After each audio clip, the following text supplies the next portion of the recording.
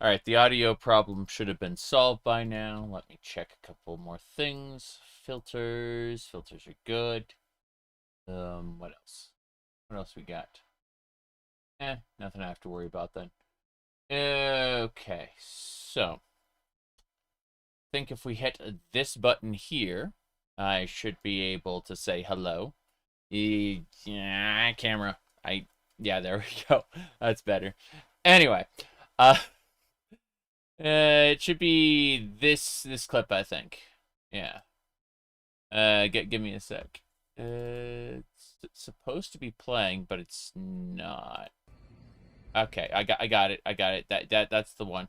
That's Benny from the famous video game Fallout New Vegas. Hope this interaction doesn't lead to any kind of fallout between us. Fallout New Vegas. There you go. That's, let me see what else we got going on here.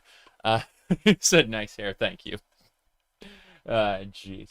It's very, very silly. Alright, you were hoping for the, war criminal playthrough. Probably not happening at this point. They've already screwed up the thing. I'll have to, like, use a prefab mod list or something. I'm unwilling to navigate through, the hell of the anniversary edition that they're using. No way. Not happening. Let's see what else we got going on here. Anyway, the hat does not, in fact, work with the headset. It's, very, very silly. But, I can't do this. Like, let's try. That's the back. Okay. So I do that, and then it can just kind of sit off to the side there. Alright. Seriously, though.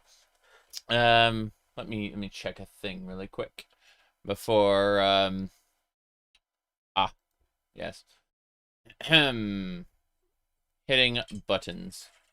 We should be able to pull this up. I'm gonna let this... Damn it. Hope this interaction doesn't lead to any kind of fallout between us. Fallout New Vegas. Yeah, put that over there. I'm just saving that for later, you know. But yeah, ignore that. Let's have a look. Oh boy, get more notifications when you're signed into Chrome. It's great. Fallout New Vegas. Let's do that right there. Let me see. You said, you were thinking Bethesda couldn't possibly make this a PR nightmare. It was an easy layup, you imagine. Yeah, exactly. No problem there. It is pretty bad. Yeah. Let's see what else we got going on. Okay. Yeah. Ads. That's because I'm not logged into the Nexus. I gotta log into the Nexus using my cell phone here. Hold on. Let's see. Oh no, I don't even have my username and password set up. Well then, let me fix this. Hold on. NexusMods.com, Fallout New Vegas. And then, here we go. So it's called, there you go. Okay, I'm signed into the Nexus now. So everything's fine. I'm signed in. There is no issues here. I know for a fact these are safe for work. Yeah, there you go. Everything's fine. No problems there. Let's see. Yeah, that works. But, so, yeah, everything's great. I'm gonna pour some coffee really quick. Fresh coffee! Okay. As I was saying, today we're gonna be working on just finding some Fallout New Vegas mods. I've got a fresh Tale of Two Wastelands set up here. Wait, hold on. Let me try turning on the compositor. I want to see if that works. Yes, we do have jiggle physics on our windows now. Excellent. I was gonna say that I have a fresh thing. It just we're not using Betha and ILOL, but yeah, the Yup patch is brand new. Everything else is just standard fixes along with Tale of Two Wastelands. So we're looking for Tale of Two Wastelands compatible mods, things like that. That's what we're going to be poking at today. Is getting this going. The Femboy Vulps is of course required for our playthrough. No question about it. Let me see. Is there a version of him without his hood on? There we go. You see he's got his little cat ears in his hair. Yeah. That works. What else we got? Yeah, don't ask about that. You said more jiggle better. Yes. Anyway. Otherwise, everything looks good. Burned the profligates of Nipton. Yes. AI generated Benny. I mean, isn't it like a rush to sleep with Benny? That's like what people speedrun these days. Can you make him a follower as well as a cat boy? I probably I don't know if we're gonna side with the Legion. Probably not. I'm thinking we'll do a Mr. House run this time. I was considering getting the ending where I kill Mr. House with a golf club. It's called A Man Chooses, a Slave Obeys. But yeah, that's a special little thing. Let me see what else we got here. Okay.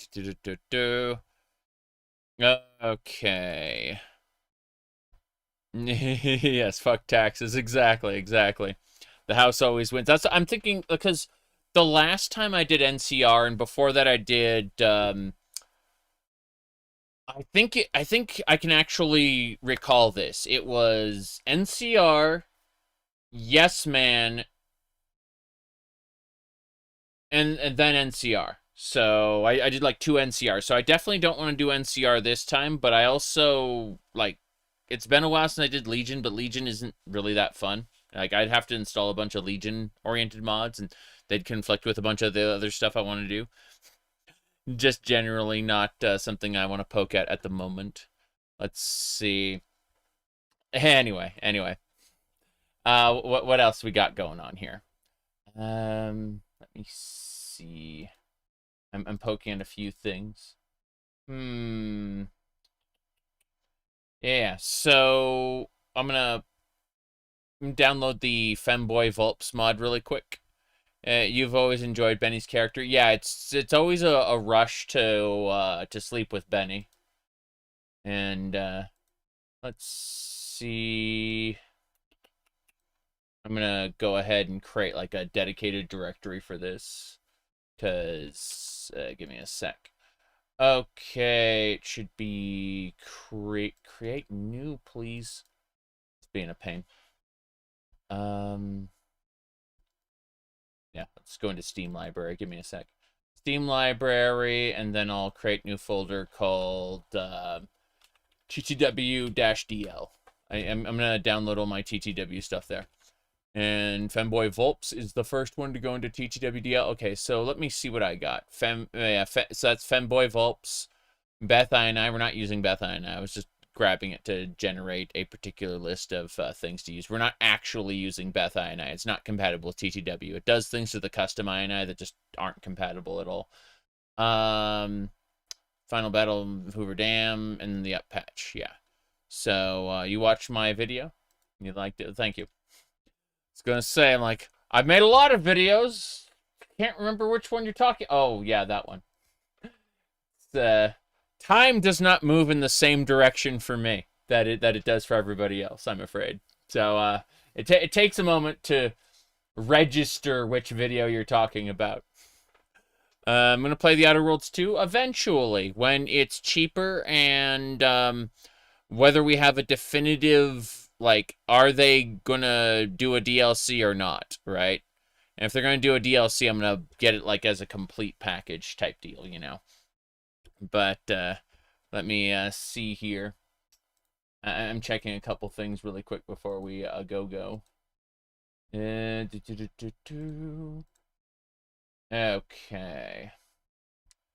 Yeah, a lot of people have been talking about the well, what do you call it?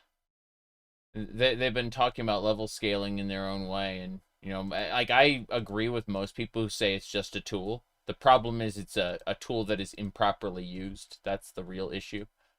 Let me see here. Getter Wilds. Yeah, yeah. Let's see. Give me a sec. So what we as far as the video goes, the most funny question I keep getting from people is they keep asking, why is Hector there? And because this is what the thumbnail looks like, right? They keep asking why Hector was there. One person said, "That's a very unfortunate pose." They really haven't seen my live streams, have they? Anyway, yeah. So Hector here, what do you call it? People are asking like, why is he there? And then they delete their comment, just over and over. Is time a social construct? No. No, time is pretty consistent for other people. It just isn't for me. Let's see here. It is really funny. Anyway. Let's see. So yeah, we downloaded the Femboy Vulps mod. That's already taken care of. Like, we don't have to worry about that. Let's keep. I'm gonna go over to my Discord. I need my Discord server up. It's hiding somewhere. Let's see.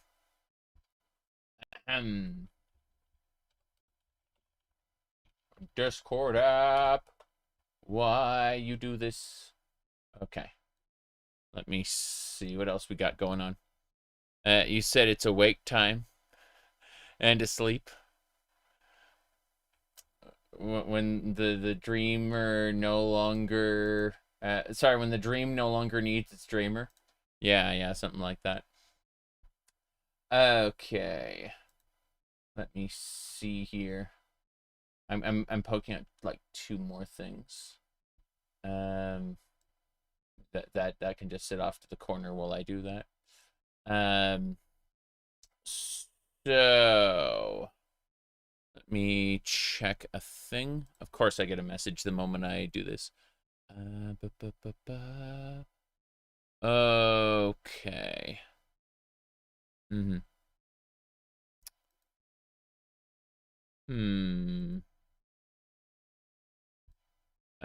Oh, wow. Looking to the future, eh? Oh, wow, yeah. The Fallout 76 is really trying to sell this, and they're really trying to sell this emote for 500 atoms. That they knew what they were doing. That's what everyone agrees on. I see. Anyway, I wouldn't know anything about logic like that. Certainly not.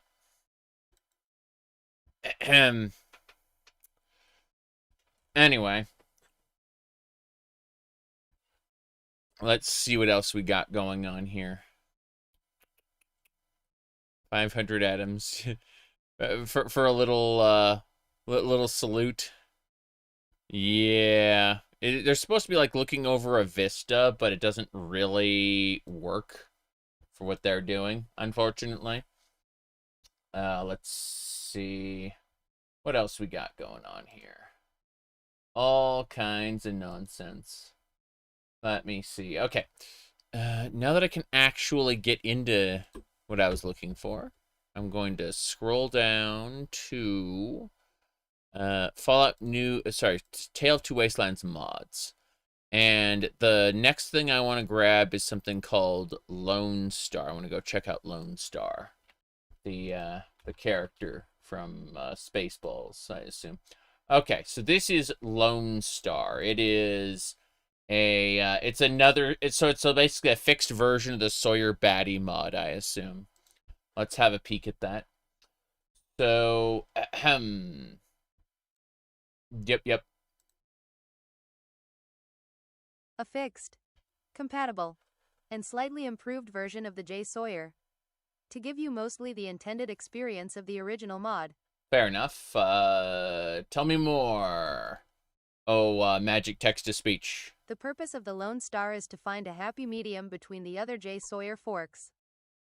Unlike Vigor, this fork is not trying to find balance between the original mod and the vanilla game. Correct. Although Lone Star has all its functions, which can be configured, but at the same time, it's not trying to expand the content of the original mod like J Sawyer Ultimate Edition. I want to see about the Ultimate Edition. I was looking at what Sawyer Batty FNV was trying to achieve, but it has not been updated since its release in 2022 and, accordingly, is currently outdated due to changes in new versions of Yup. Provide a fixed, compatible, and slightly improved version of the J Sawyer, to give you mostly the intended experience of the original mod. Okay. So, but this is TTW, right? Yeah, it's Fallout New Vegas TTW. So, let's go over the highlights really quick. Whoops. So much for that. Try again. Highlights. Less health. Less carry weight. Less max level. Less HP for healing. Less loot. More XP needed to level up. Armor overhaul. Perks overhaul. New Stimpack variants. I like loot, and I like carry weight. So, let's see here. Ghost People Flesh. Scorched this. Looks interesting. Courier stash item locations. It's the different packs. Fair enough. I like those courier packs being moved around. See, when you log into New Vegas for the first time, this is my headset now. When you log into New Vegas for the first time, you get all of the DLC packs instantly, right? As soon as you exit the guy's house, the doc's house. And unfortunately, that unbalances the game dramatically. You're just given tons and tons of weapons right from the get-go. And that does not lend itself to a balanced playthrough, basically, at all. It's quite bad, actually. So I usually use a mod that will change that up, right? In some way. And so it's interesting that this one would just do that, like, straight from the get-go, you know? But what we need to do is we need to look at potentially maybe the FO mod for variations, Mojave Raiders. Yeah. So,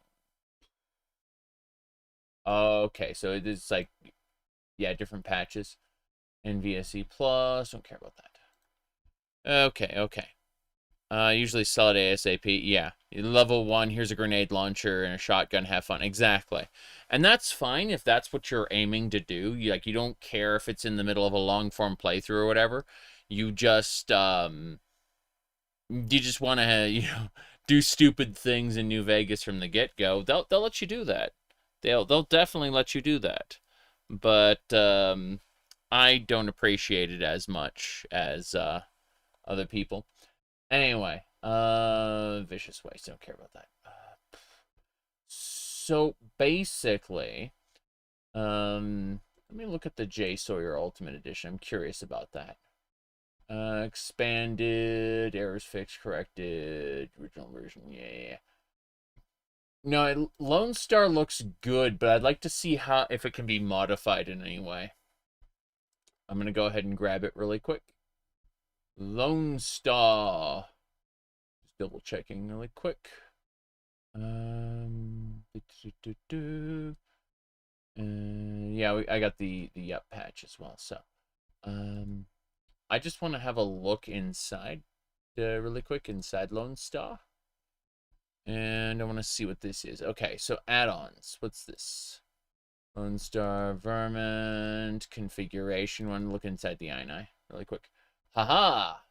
You can change the carry weight back to vanilla. You can... Let me see. This is what allows you to wear it without training. Okay, it looks like we can change some of these things back. That'd be fine. The courier stash, definitely want those distributed to the Mojave Wasteland, add to inventory, or disable.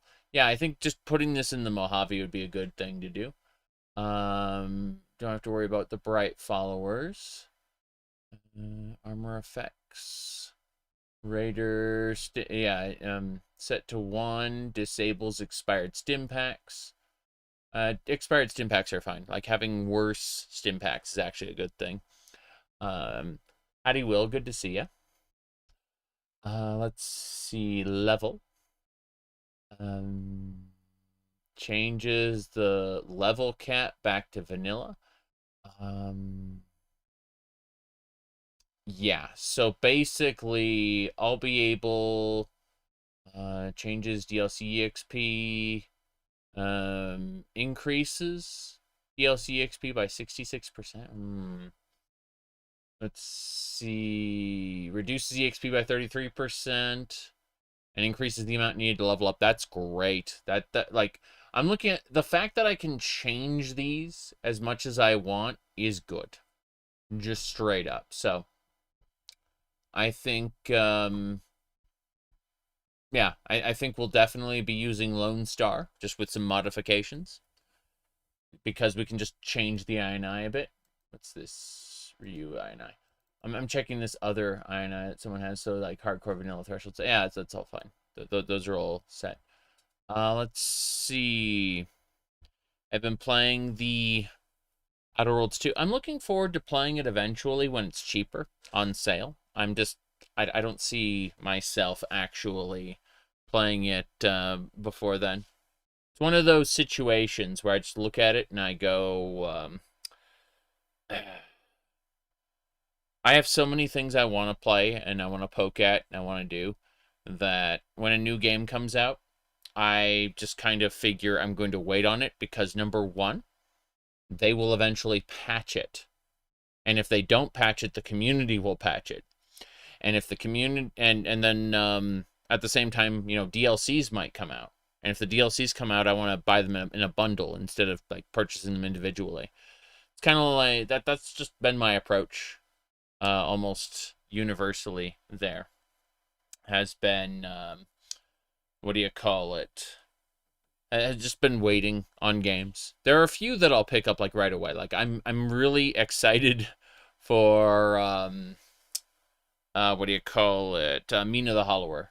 Unfortunately, they removed the Halloween release date, and there's a reason for that because it's not out yet. You know, originally they were going to release Mina the Hollower on Halloween, and that made a lot of sense. But I'd rather it be good rather than it be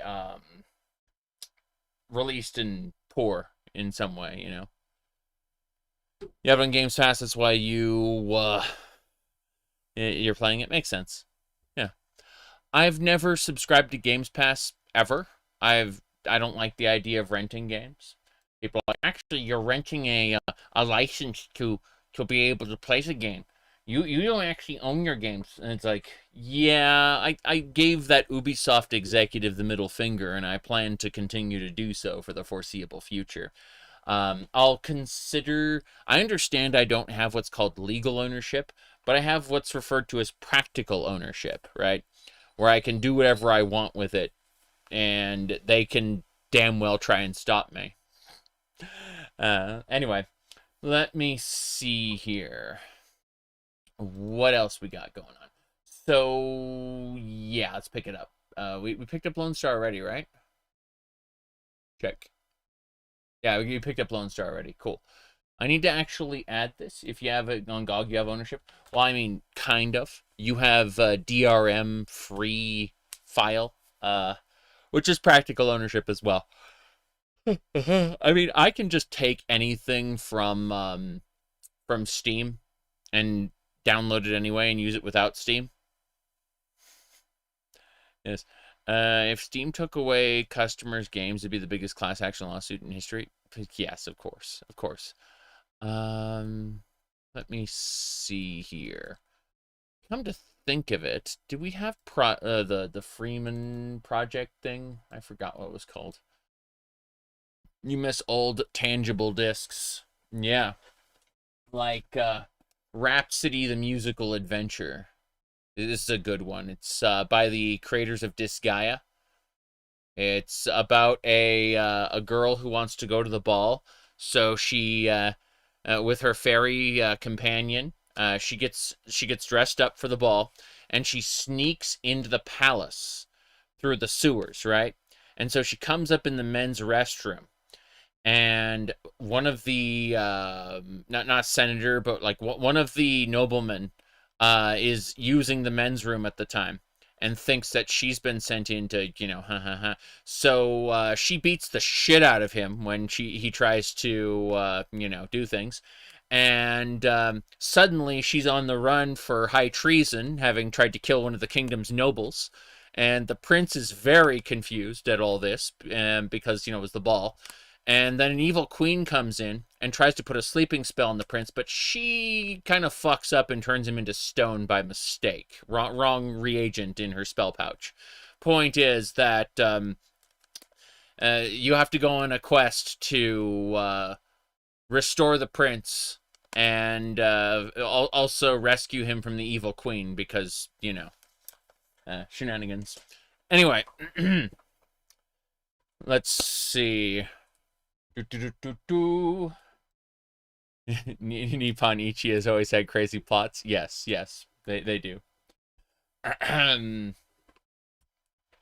Yeah, physical copies though. I got this Japanese cartoon here called Angelic Layer. It's pretty good. Had that for a long time. Angelic Layer's good. Yeah. People like, I want an action-oriented show that isn't shonen. Angelic Layer. There you go. It's not shonen. Anyway. Let's see here. I'm still looking. Okay. I need to actually create a document here. Let me see. Anything else I need?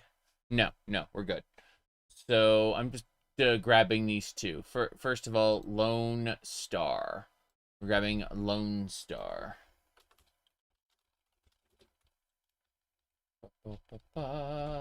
Good. Lone Star is grabbed. Then I also need a different one. It's called, yeah. I just want to make sure that we got this. Okay, so yeah, we got Femboy Vulps here. Everything's fine. Yeah, okay. So I just need to copy the URL for Femboy Vulps. Good. That's set. Am I still doing Vampire the Masquerade Bloodlines? In the fullness of time. In the fullness of time. I'll put my teeny tiny little hat back on and we'll play more Malkavian nonsense. Alright, so we got Femboy Vulps added to the list, and we got Lone Star added to the list. This is good so far. Yeah, everything looks good. What else? Still checking. All kinds of nonsense is what I call most of this. Let me see here. Yes. Think that's about it. Is that a real mod? Femboy Vulps? Yes. Here, hold on. We'll pull that back up for you. Let me pull it up. So yeah. There it is. Okay. Yeah, not that one there. There's a good one. You can see right there. Here's the... like, this is when he comes out without his hood on, when he comes to meet you on the strip. You can see his little cat ears there. Yeah. What exactly does it do? Why, that should be obvious. That should be obvious what it does. I mean, don't you... Yeah, there you go. Okay. Yeah. See him blowing that kiss? There you go.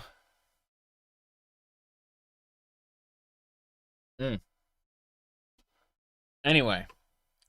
Point is, we got that one and we got Lone Star. So that's a good start.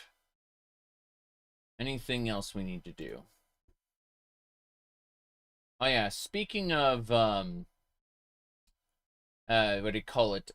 Femboys. I'm probably going to change my cat boy to a cat girl in Final Fantasy XIV at some point, because I looked at the like the different outfits. There's still a handful of like really good glamours that are, you know, unfortunately male, female, you know, type deal. And I also kind of looked at like I mentioned like this particular top. What do you call it right here? Like that one completely different for female characters as opposed to males. So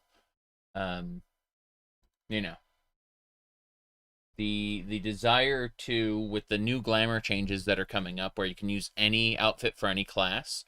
I looked at some of the red mage outfits, and specifically like dedicated red mage outfits. There are some where they have like skirts as opposed to like pants, and so I'm looking at those like, I want to mix and match those, you know. Anyway, so that's the one reason you almost always play female characters. Yeah. The outfits are good. Exactly. All right. The moment I oops, let's see. Hold on. Grabbing a thing. Where was it? Okay, scrolling down. Oh, jeez. Add the Tale of Two Wastelands one. Ah, here we go. Okay. It was this, yeah. The moment that I posted that original one, just someone replied with a cracked egg. I was like, God fucking damn it. Why you do this? Why you do this? Yeah. Okay. Moving along. What we need to do here is I'm going to grab another picture. Not picture, sorry, another mod for us to look at.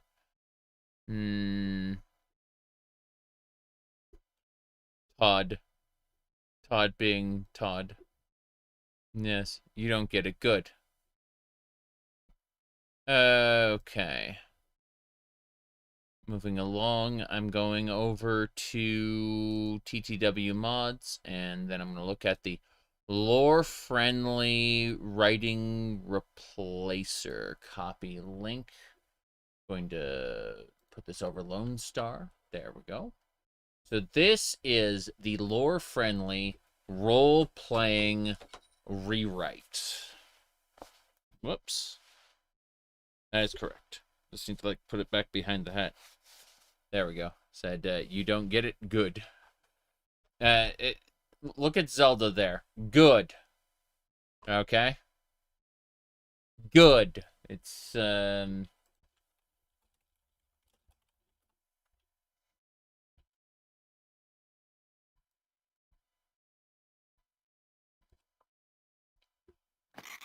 You've killed me. Good. that one's actually that one doesn't capture the true essence of Zelda up here. Like this is the true essence of Zelda up here, not this one. This one is depressed. Let's see.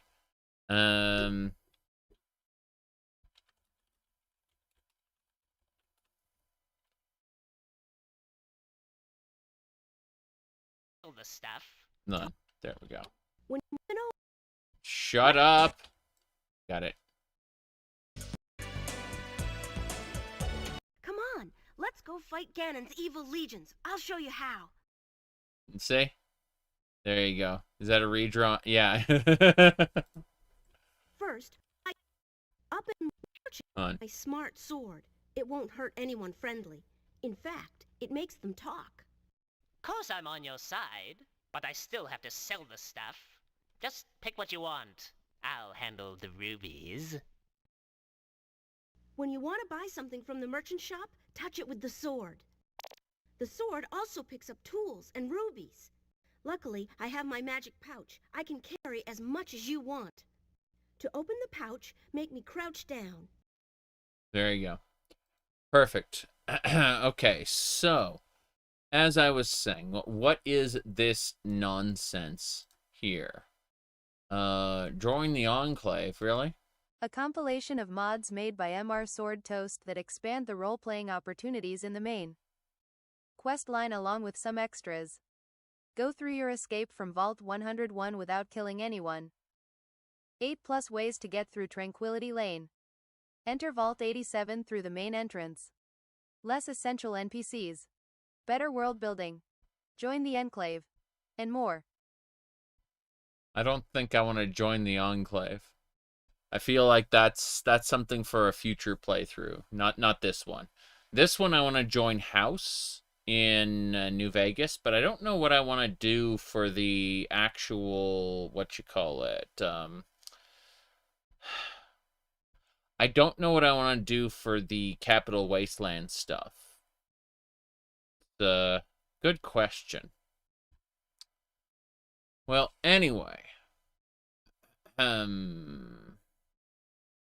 let's listen to some of these really quick. Vault 101. You can now tell your dad you won't kill the Radroach with your BB gun and he'll be proud of you and respect that decision like you'd expect. It's now possible to kill Amata, Stanley, and everyone else in the vault while escaping. And lose the ability to ever go back to do trouble on the home front. You can also get through it without killing anyone. The only guard who will attack you is Officer Kendall. You can convince Amata to distract him now. And the scene with the Overseer and his security is tweaked so that you can go through it without killing anyone. Very good. Megaton dialogue options to ask why the town was established around a bomb with good justifications. A more sensible reason for Tenpenny to want to blow up Megaton and much more lore expanding. Dialogue choices. The ability to kill Moriarty without anyone caring. And Gob will take over. Vault 112 and Tranquility Lane. There's like 8 new outcomes for this quest. No, seriously, it's a ton, and Tranquility Lane is perfect now. See the original mod page. Almost the whole mod is included except for some dialogue that DIEO also adds, and I didn't want these mods to conflict since I use it myself. I see.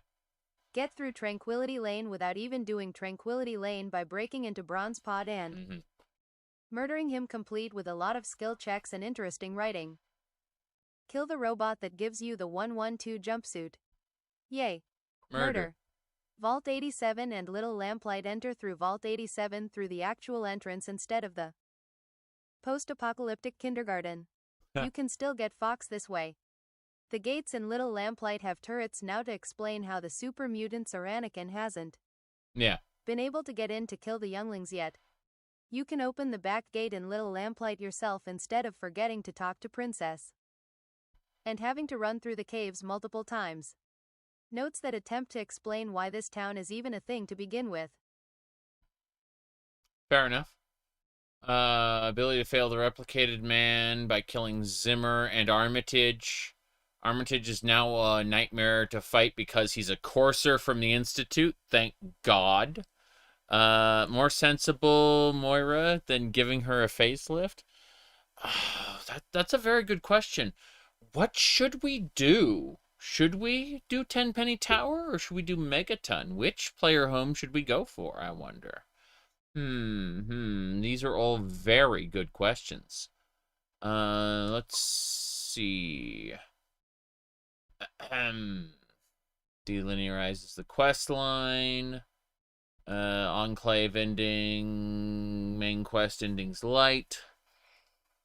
Mothership Zeta is completely overhauled. Huh. I see. Mothership Zeta enhanced is light. Yeah. This looks good. This looks great, actually. Anyway. Tenpenny would probably be better to do as an OnlyFans cat girl. Jeez. But yeah, we'll be terrible people in the capital wasteland, I think.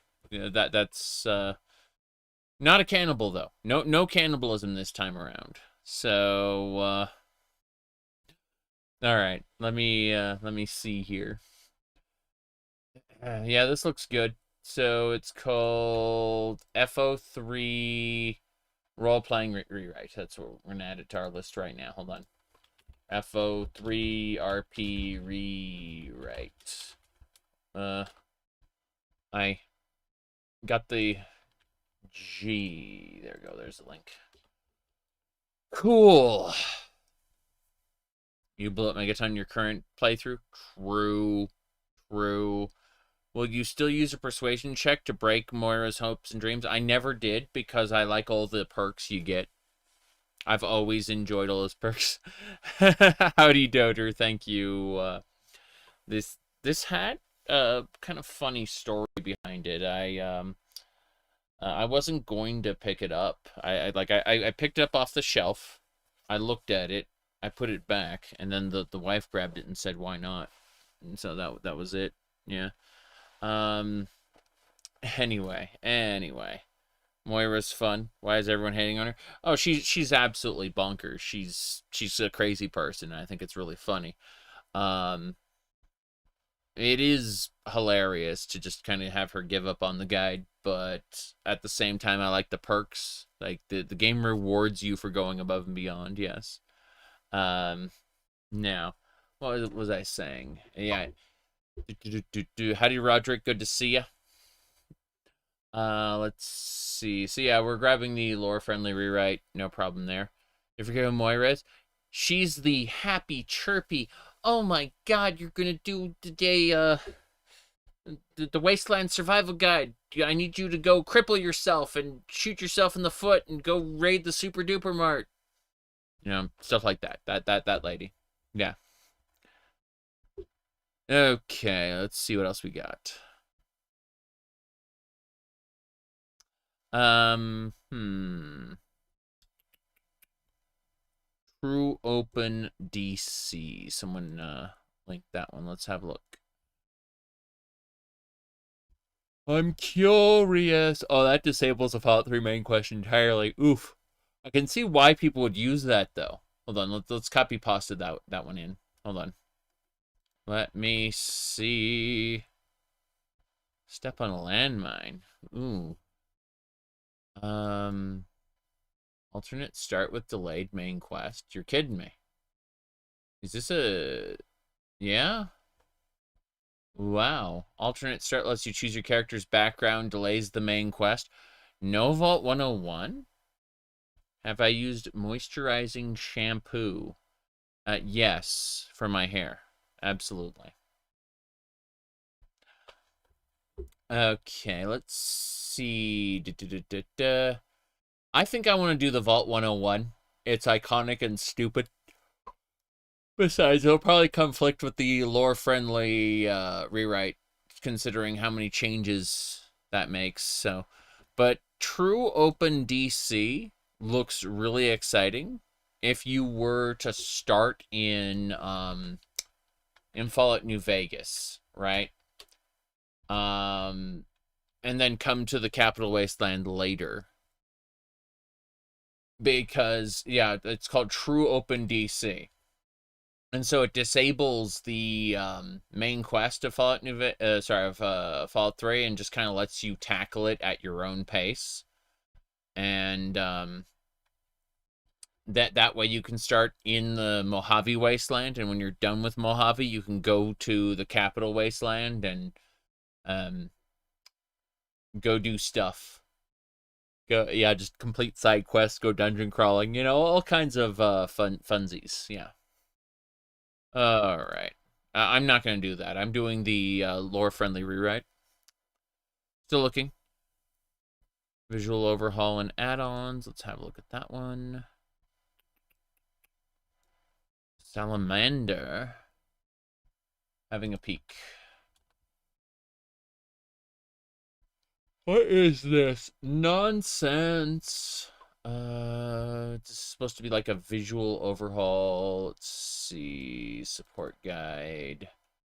I don't understand. Do it. Double checking. Okay, so this is supposed to be like some visual overhaul. Why is it so many mods? All New Vegas an old game. No, thank you. That's all I had to know. Not worth the trouble. I mostly want a basic loadout. Oh yeah, we need to get acquired immunity. This is important. Oh no. Someone linked a different one as well. Hold on, let me pull this up. Okay, everybody. So we did acquired immunity during our last run, where we're able to eat the baby. That's a mod, by the way. It isn't actually part of the base Fallout 3, you know. But it is pretty funny. Someone in the same thread linked another one, and I'm going to go look that up really quick. Hold on. What is this? Eat your mom. Oh no. You see your mom's corpse.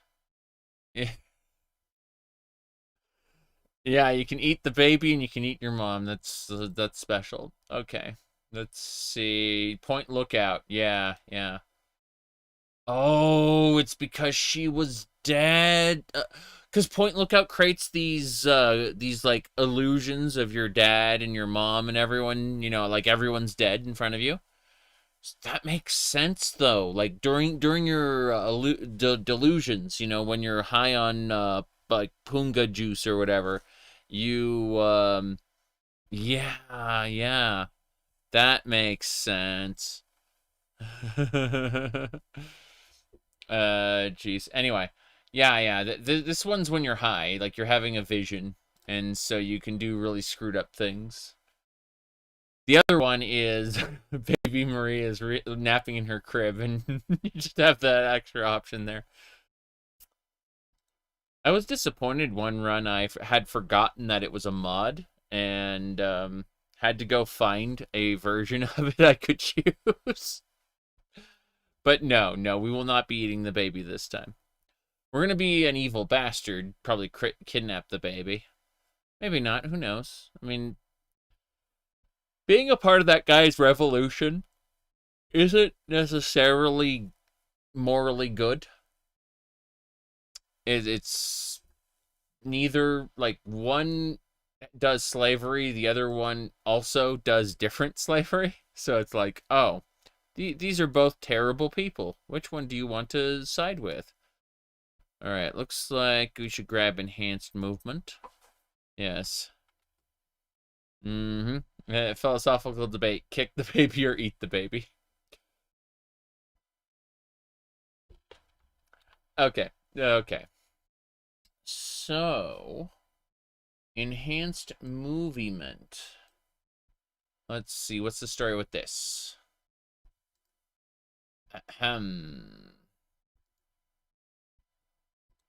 AIO movement expansion. Featuring movement bug fixes. First-person diagonal movement.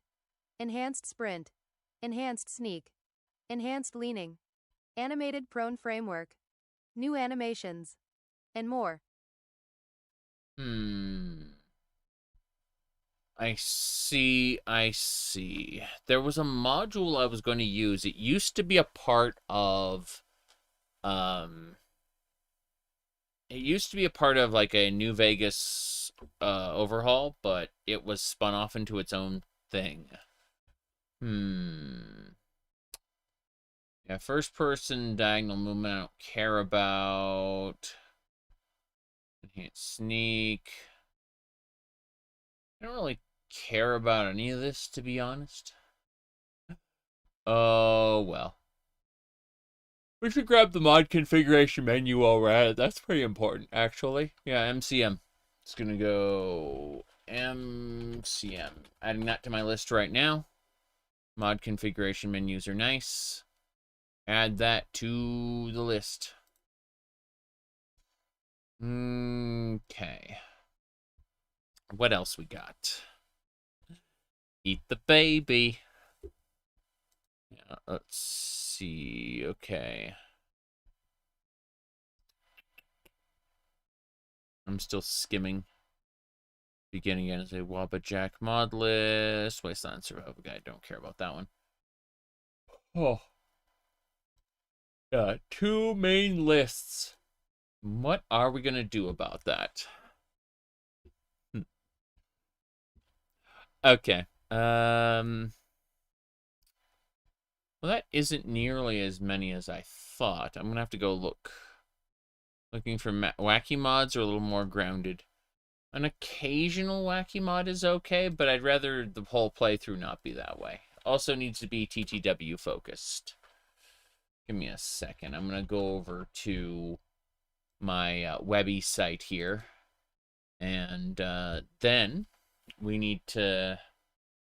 Yes, we need to get back to Stardew Valley again soon. This is very important content.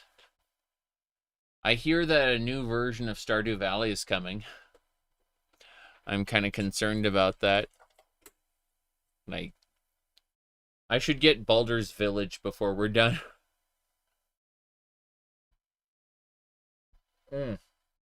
Baldur's Village is a good mod.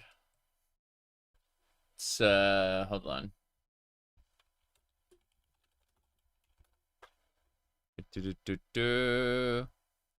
Concerned ape.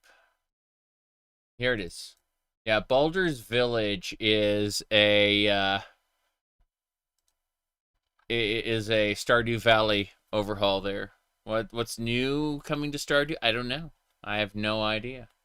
But as you can see, it's perfectly normal content there. Yeah.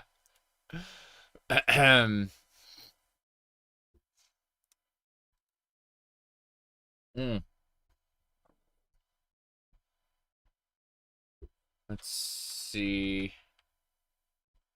Yeah, that is pretty dramatic. Okay, we scroll down though. Let's see.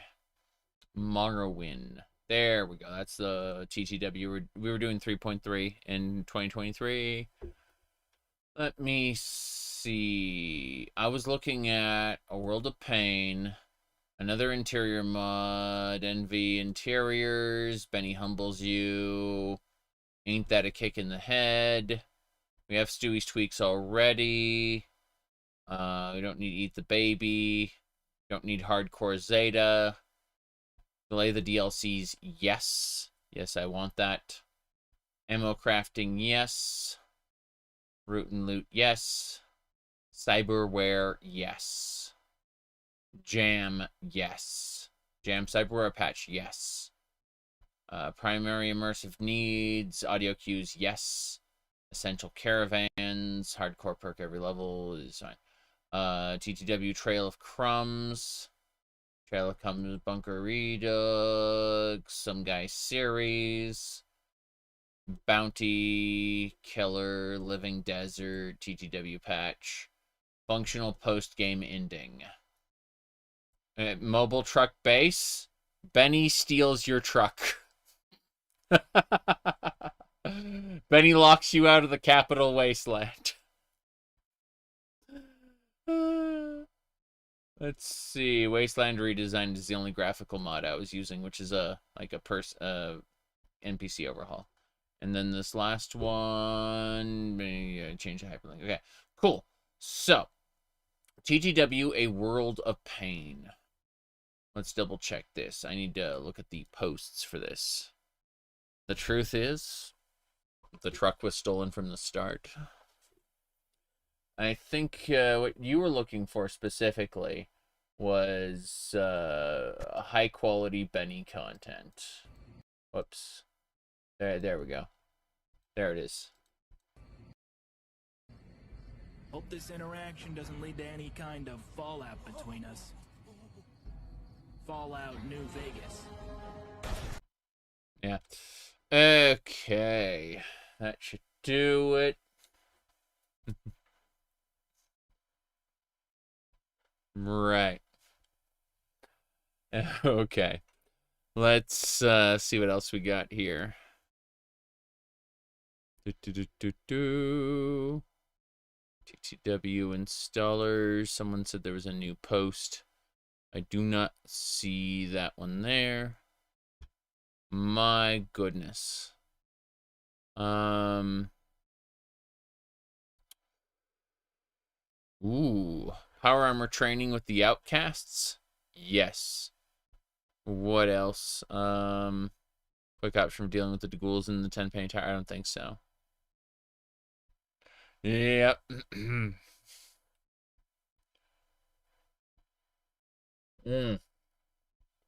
Yeah. So let's go back over here. This was mod is updated for 3.4. Yes. A World of Pain. That's it. Cool. Adds many intense and unique locations to the capital wasteland. New items. 4D storage. 2 companions and a couple of quests. 4D. I definitely like 4D. Okay, it's built from entirely from vanilla content. Yes. See the Fallout 3 description. Sure. Let's go look at the developer and see what. Yeah, Roy Batty. Go figure. Okay, Roy Batty. Thank you. It's a World of Pain TTW. Cool. The only issue with the World of Pain that I want to do in New Vegas is it occupies the station, meaning you can't get back. Yeah. You think the screen isn't showing? It happens from time to time. It's just a World of Pain. There's like a single screenshot here, like, ooh. It just like, it adds new dungeons. That's all. Like, adds a whole ton of new dungeons. There's really nothing to show off here, but I would like to look at Roy Batty's other mods, since he's kind of obsessive about, Fallout. Ownerless trash. Makes trash cans and dumpsters ownerless, so you don't get bad karma from looting. Correct. Yeah. Trash and vending machines. Thank you. What else? I got that one. New Vegas Killer. 3 years ago. When was it last updated? I need to sort these by not date published. I need to sort them by last updated. Yeah. And then 80 items. Cool. Tabs, yes. Chromium browser. I have 32 gigs of RAM, and I'm going to use all my 32 gigs of RAM. Thank you very much. Did you know they're rainbow RAM? They shimmer inside the case. Let me see if I can take a picture of them or something. Hold on. It's going to be filthy, but give me a sec. I'm going to really quick turn on my camera here, and I'll make a quick recording. Okay. Let's see. Yeah.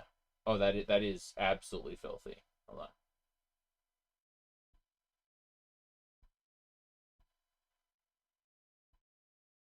Yeah, my case is open right now, and there's dust in there. Don't worry about it too much. Just, what do you call it? Fuck.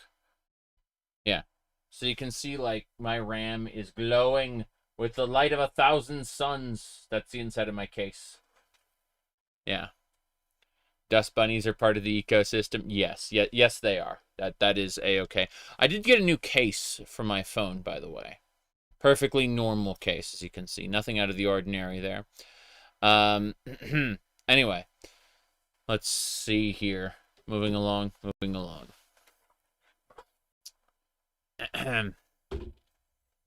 Yeah. Let me see what else we got. This is quick start. That skips Vault 101. No problem there. Yes. Looks like a book cover or a chest. Yeah, well, the side buttons, like, as you can see, the side buttons look like part of a chest, exactly. That's kind of the look, you know. But yeah. Let me see here. Alright. The regulators. You can join the regulators. We're gonna be evil, though. We're gonna blow up Megaton and be part of Tenpenny Tower this time. Last time, we were in, what do you call it, Megaton. But, yeah. Let's see, TTW, no faction armors, removes the New Vegas faction armor system, no. Let's see what else we got. Yeah, Trail of Crumbs has been updated, go figure. Another interior mod, yes. Compatible with TTW and... Okay, it is compatible with TTW interiors and A World of Pain and the regulators. Neat. TTW Wasteland redesigned. Oh, cool. Yeah, we're definitely gonna do redesign. No question about that. Anything else? Gek exterior. Restores Fallout 3 weapon degrading repair overhauls the difficulty of the game to be a harder progression. And sorry, harder experience, slower progression. I'm not doing Sawyer Batty. I've replaced that with something else.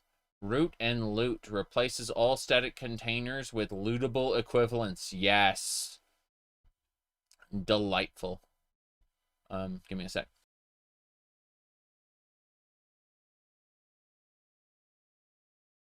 Okay. So let me check a thing really quick before... I need to step away for just a moment, but we'll be back and continuing. There's a lot of mods to go over. I'm just looking at Batty's mods right now. Roy Batty. Yeah, we're just looking at his mods first. Then we'll go look at some of the other ones soon afterward. But be right back just a sec. I've been at this for an hour already. Jeez.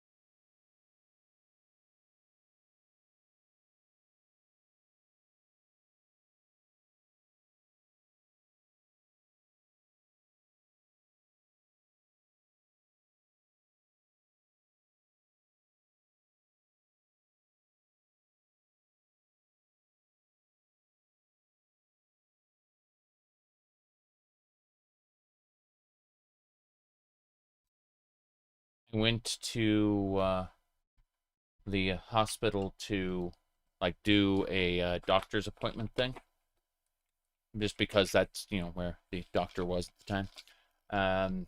Anyway, not really related to any major health problems, at least in the beginning.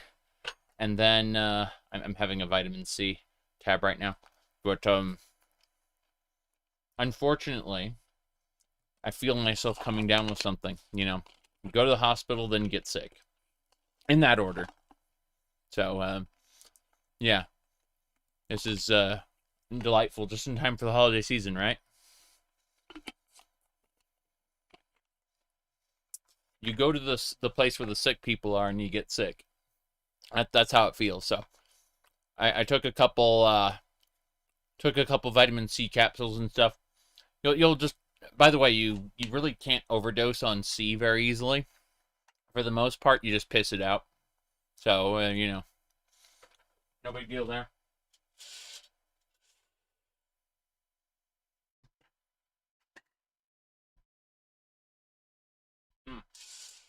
Anyway.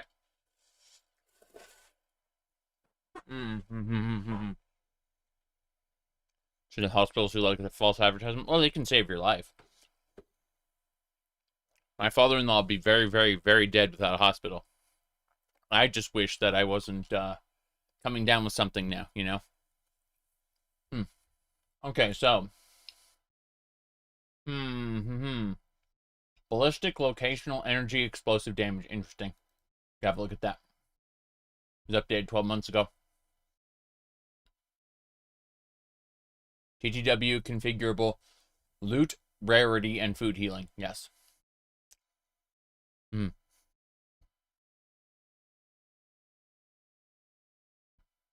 After going through vitamin deficiencies, we'd have them slightly higher than the minimums. Yeah. I understand. Gotta be careful, though. You can overdose on vitamin D. And on certain B variants as well. No. Okay. Gonna put this on.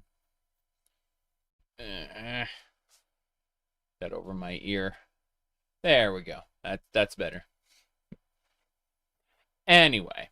And of course, the hair is always wrong now. It's great. Yeah. Anyway, so as I was saying, let's have a look. We're gonna grab some of these. So ownerless trash TTW makes trash cans and dumpsters ownerless, so you don't get bad karma for looting. Yeah, makes sense. People aren't gonna throw away things like. Excuse me, you aren't allowed to have the piece of trash. So ownerless trash. And then ownerless vending machines as well. It's a TTW specific thing. They knew what they were doing in New Vegas and didn't actually like have people claim ownership over garbage. But Fallout 3 was just kind of like, this cell belongs to Bobby, and Bobby owns the trash. He throws it away, but he will not allow anyone else to have it. Okay, ownerless vending machines. The vending machines are all, like, trash as well, so. Yep. It's a simple tweak. Tweakity tweak. There we go. We all protect our trash cans, so you believe. Trail of crumbs. Trail of crumbs. Here we go. A trail of crumbs, fun. Exciting and challenging quest featuring 10 forgotten locations and nearly 4 hours of gameplay asterisk. Asterisk. Okay. Trail of crumbs. It requires Tale of Two Wastelands. It's true. True. Let's see. Yes. No big deal there. Ahem. All right. As I was saying. Been a divide. Game pricing reevaluation. What are you talking about? Games like the $60 standard came later, right? For the longest time, games were like $80 to $90 in price when they first came out. And then over like the next 3 months, they'd go down in price to around like $60 to $40, depending on their popularity, right? $40 was considered a sure sale, but you were trying to get people who were like trendsetters, the first to try, first to buy. You were trying to get them with your like $80 to $90 initial pricing. That's how games used to be. And well, they aren't that way anymore. But they're getting there. They're slowly getting there. Yeah. They just want to set that price permanently, you know? Nah, not that one. Let's go with the... I'm looking at the different ones. This one will do. This will do. Yeah. It can go unseen for quite some time due to the black background. Anyway, let's see. Before they told you it was the disc distribution cost. Majority of games are digital now. Yes, well, they aren't really that expensive. Like the cost of producing discs is insanely cheaper than it used to be. Yeah. Yeah, now it's $100 and get this non-collectible collectible. Yeah. When they raise prices, they'll make less money because the market is largely static. Yes, well, what'll happen is more people will buy indies. And what's interesting these days is indies sell... I'm going to unplug the mouse. There we go. Indies sell through the same digital marketplaces as AAA games. Meaning AAA has to massively, and I mean massively, commit to a marketing budget, or like cheaper indie games are just going to edge them out of the market. Like, if someone knows nothing about two games and one is $10 and the other is $80, they're going to buy the $10 game. They're going to risk it sight unseen on the cheaper game. That's why like these giant marketing budgets exist, so that the kids will go, "Mommy, can you buy me the Grand Theft Auto game?" And then the mother goes, "I don't know. That sounds kind of that sounds kind of violent." "No, it's just in name." Okay, sure. You can have the Grand Theft Auto game, little Timmy. Let's see here. Trail of Crumbs, yes. TTW interior mod, yes. We're grabbing that one. Ooh. TTW, another interior. Yes. Got it. Yes. Trickle down never economics. Unfortunate, but true. Let's see. Wasteland redesigned. I see. Well, this is okay. Yeah. The Wasteland redesigned. Yeah, Project Beauty. Wasteland. Sunny Smiles, Cass, Sarah Lyons. Yeah, we'll do this one. TTW Wasteland redesign. I'm not really interested in graphics mods, but having all the characters look slightly more human, slightly less Oblivion potato is good. It's a subtle touch. Yes. Let me see here. Gonna tell me something to get an opinion? Oh no. Let's see. Got that one. Rogue. I'm pretty sure I got Rogue already. Restores Fallout 3. What's this? Oh no. Want a more difficult, brutal gameplay experience? Not really. This is your mod then. I made various tweaks to everything to give it weight. Slower leveling. More brutal debuff effects. No fast traveling. No healing from beds and many other things listed below. This mod is intended to be used with hardcore mode on very hard difficulty in tandem with Bleed-In. Sawyer Batty to give you an FWE-like experience in Tale of Two Wastelands. Yeah, I don't want that. Thank you. Root and loot. Very good. Just add no playing the game to that list. I've changed. No, you're supposed to play the game for like 5 minutes, get killed, have to reload and repeat the process. And then have notifiers that you're hungry, thirsty, and tired as you lose an arm and go, that arm is gone for good unless you use the special mutagen.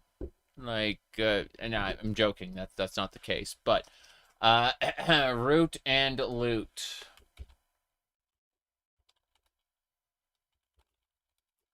Root and loot. This one's pretty cool.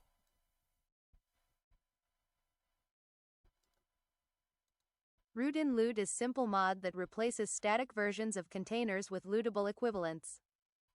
Static containers replaced include corner desks, metal desks, wood top desks, hotel desks, school desks, trash cans, vault dressers, vault lockers, small hotel desks, Nuka vending machines, ant refuse piles, dumpsters, safes, briefcases, wooden crates, small wooden crates, Zeta crates, enclave containers.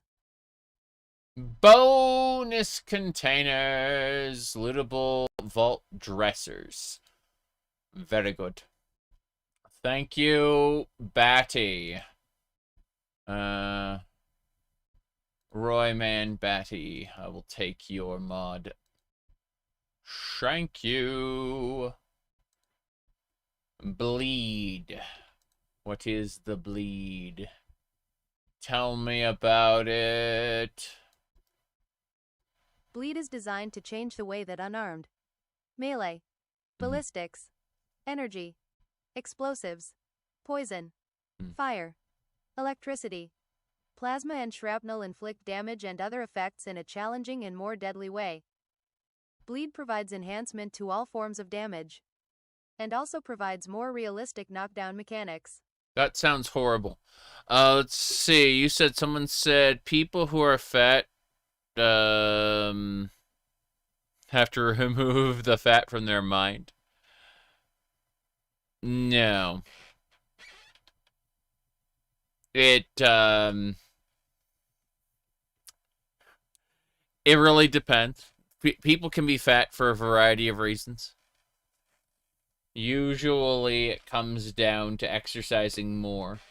I know people like, well, you just have to eat less. Like, no, you have to exercise more. And usually that involves eating the same amount, just different types of food. No, I'm afraid that there is such a thing as eating addiction, as opposed to, like, you know, alcohol or tobacco addiction. But yeah, it's different. I'm sorry. Like, you have to eat to live. There's And if you want to stay healthy while exercising, because people say, oh, you just need to exercise more, you need to usually continue to eat while you exercise. Otherwise, you find you either can't exercise or you develop a medical condition for being malnourished. Yes. Okie dokie. Anyway. Eating less or starving sometimes works, but it's not as healthy. Yeah. You are what you eat, old people say. I see. Well, I mean, I am absolutely a fan of a peach. Yes. So, there we go.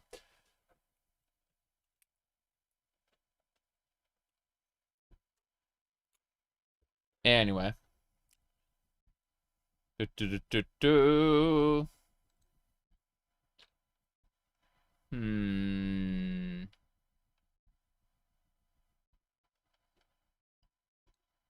me see what else is going on.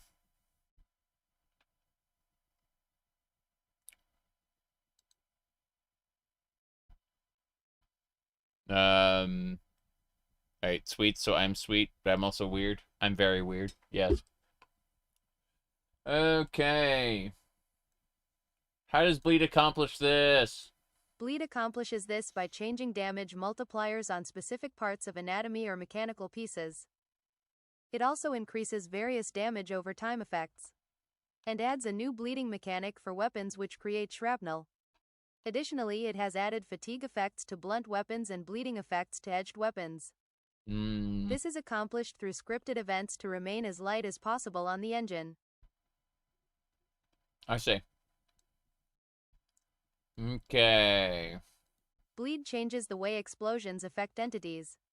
It makes explosions more deadly, changes the force applied, and also changes the radius. Bleed changes multipliers on specific body parts to significantly increase the damage inflicted. Bleed increases damage over time effects of electricity, plasma, fire, and poison. Bleed adds shrapnel and bleeding damage to some explosives. Bleed adds fatigue damage, to blunt weapons, both melee and unarmed. Bleed adds bleeding damage to all edged and bladed weapons. Bleed adds crippling effects to all critical hits. What type of player is Bleed designed for? Only you can answer that. However, Bleed was designed to enhance the roleplay aspects of some weapons so that ballistic or traditional energy weapons are not the only choice. Playing as a pyro, demo or berserker and using poisons is now much more feasible. It was also designed to increase the effectiveness of melee, unarmed, ballistic, explosive and energy weapons. I don't think so. I don't think we're gonna be concerned about that right now. It's kind of nice, but I'm gonna give Bleed a pass, I think. TTW configurable loot rarity, let's have a look at that. Oh yeah, I've seen this one before. It allows you to set the rarities yourself, which is something I really like. Makes things really fancy. The mom eating kind. Yeah, there is a mod for that. There's a mod for Eat the Baby in the pit, and there's a mod for Eat Your Mom in the Point Lookout when you're having the delusion, I think. That's what it was. It was, yeah, when you had the delusion. Alright, let's see. Explain. This is a modular port of Project Nevada's loot rarity and food healing settings. Made specifically with TTW in mind. Awesome. Completely customizable values, just like PN Rebalance, all appropriate ingestibles healing.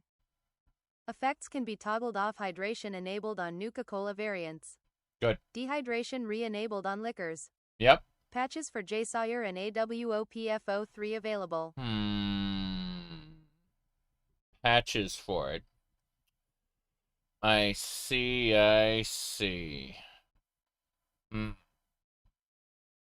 when there are so many amazing new creations for Fallout 4.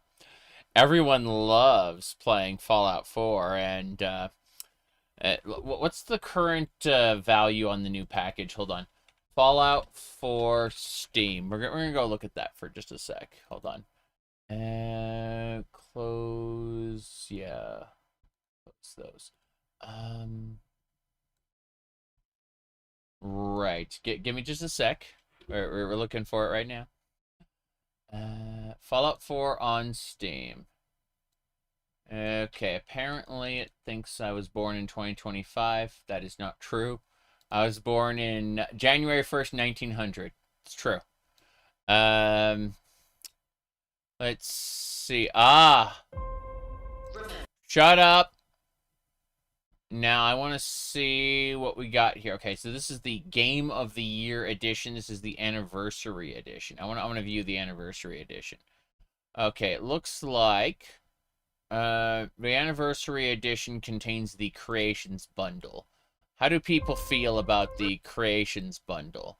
What are the general thoughts about the Creations bundle here? Oh no. Oh no. Look at that. What a shame. What a shame. Yeah. Okay, let's see. I like how they have like a Fallout avatar there. In a Fallout background. They have spent their 13 years on Steam dedicated to Fallout. And they're like, nope. I created over 100 Fallout 4 mods. Free and functional. Stay this package. Disgrace. Insanely broken. Buggy. Does not even account for actually owning most of it. You have to double check it, download it, everything. Because it will ironically not download the items added by itself. And unless you want to download 168 things manually, one by one, I suggest uninstalling and installing the game again so it decides to download things. Disappointment by the power of 2. Yes. Ahem. Oh, wow. The Creations bundle was a huge waste of time. Played a fresh game, 10 hours, saw no difference. Refunded the next day. Save your money, mod the game yourself. Steam has denied my refund. Very upsetting.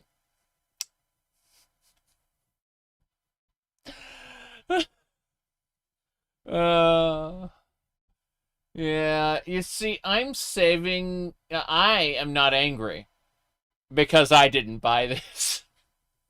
And I don't see myself buying this anytime soon. So you know how it is. There's no getting around that. Yeah. My goodness. Yeah. Anyway. No chance of me buying that.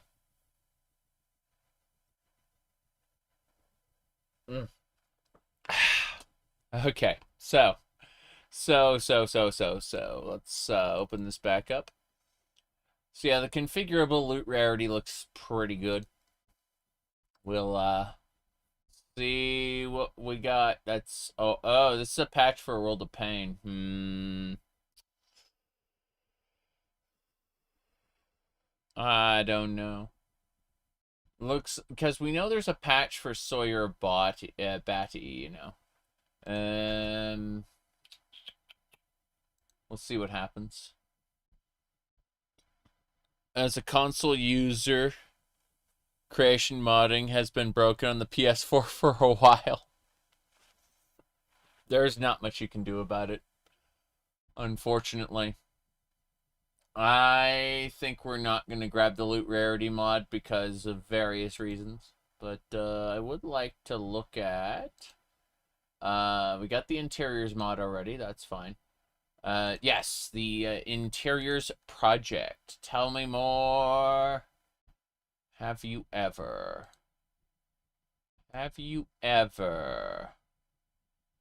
Oh no, just these right here, yeah. Have you ever been exploring the Mojave Waste? Thinking to yourself there's just nothing out here to investigate? Mm-hmm. If so, this mod is for you. As the sister mod to Fallout 3's DC Interiors project, NV Interiors promises to bring many of the elements you've come to know and love into Fallout New Vegas. I also hope to add more depth and features as my modding skills progress. I see. This installment of NV Interiors opens up 24 new explorable buildings in. I'll be continually updating with new, unique interiors. Wasteland Edition version 1.0 locations in buildings. I mean, continually updating until 2019 from 2011. That is a good run. Like, that is a solid commitment. I'm impressed. Let's see. Working modded adult. No. That's good though. That's good. Yep. It gets crowded fast. Yes, it does. I'm okay with this though. I'm trying to add. I need to get the Capital Wasteland stuff really squared away, I think. So this one is the Interiors Core. And this is the Combo Edition, which merges everything. Good. And these are the optional versions, or optional, like, texture packs and stuff I don't care about. So it's these two specifically, yeah. It's that one, and this one. Huzzah. Huzzah, huzzah, huzzah. Okay, next, Interiors Remastered. Requires the original Interiors project. Tell me more. Dash. All interiors, items, NPCs that did not fit the game have been removed, edited. Mainly, all the new lewd magazines. Naked hula girls. Gnomes, these were very funny. But they also exist as a standalone mod, so I was fine removing them. And the 52 card pickup quest. About 30 interiors have been removed. These interiors were either too weird, I'm looking at you Ghoul Strip Club in Searchlight, or pretty much useless, some of the small boxcar train interiors since they had nothing of value. Right. Dash. If you want to keep all of this stuff. Alternatively, check out Simple Cell Save Bloat Fixer. Dash. Built-in compatibility with FPGE thanks to a very uncreative username. The NV Interiors Core version 2.1.1 file from the NV Interiors project is required for this mod to function. I see. Yeah. If you want to keep all, I need to remove the naked hula girls for sure. Let's see what else we got. I'm gonna go look.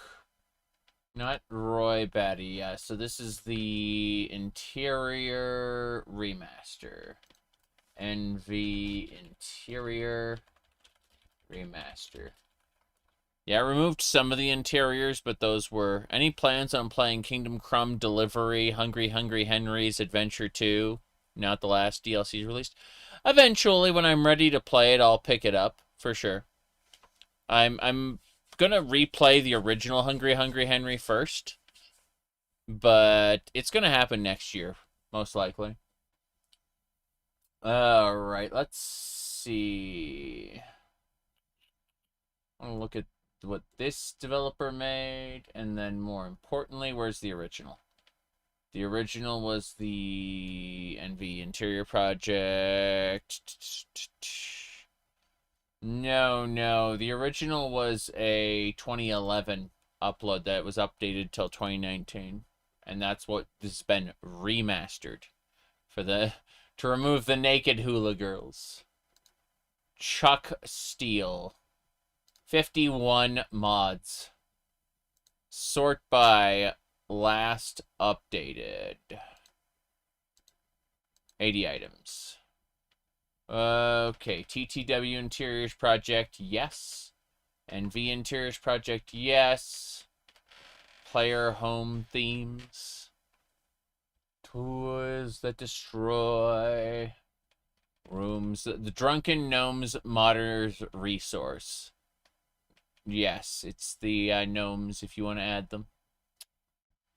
Let's see. Yeah, there's nothing I need here. What other games did he make mods for? Fallout 4. Freaking love it. Love that I keep changing what I'm wearing on my head as the stream progresses.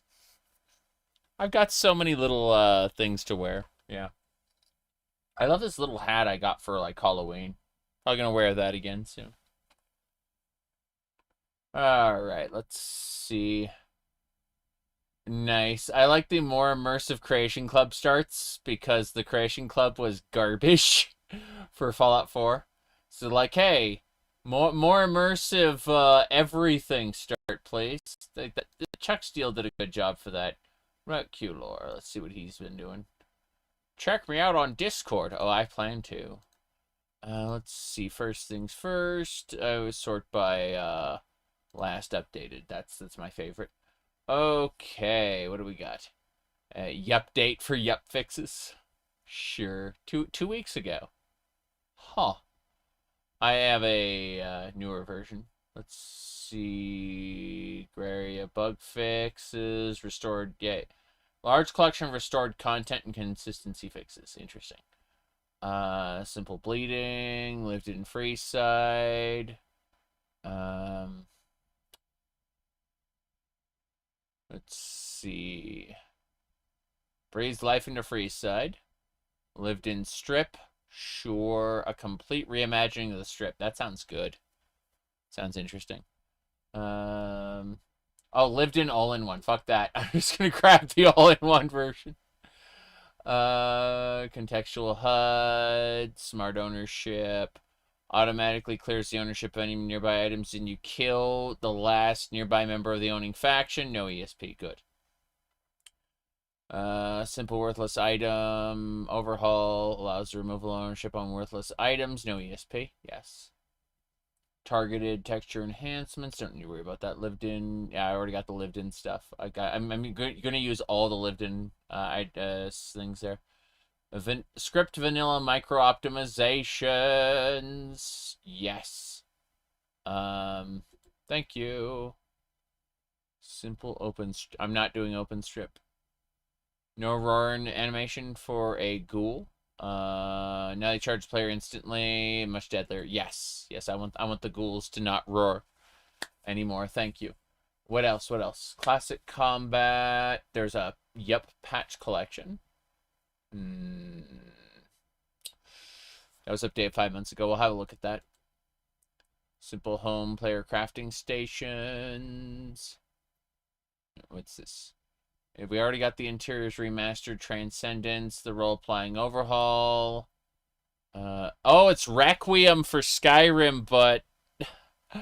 Oh, no. I see exactly what that is.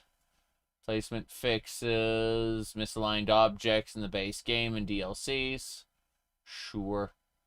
Fallout 4 survival mode. Disables manual / autosaving. Sleep is the only way to save. Terrible. That's something I mod out of Fallout 4. I don't want to mod that into my current one. That would be bad. I do notice some problems, though. Give me a sec. I'm going to go right-click, properties, and then I'm going to change this to BG. There we go. Okay, cool. I was a little concerned with how fuzzy-wuzzy things were getting, and I changed the thing. Yeah. Someone really likes Vault 22. A lot of people love Vault 22. But we're not going to worry about that. Better drinking glasses. Lock those doors. If your door's unlocked in a post-apocalyptic wasteland isn't a good idea. I see. Let me see. Lived in Novak. Progressive difficulty makes damage multiplier scale with the player's level. Interesting. So, like, enemies will get stronger as you do. It does level scaling to New Vegas. Who would ever have thought? Who talked about level scaling recently? Definitely not me. I definitely didn't discuss level scaling recently.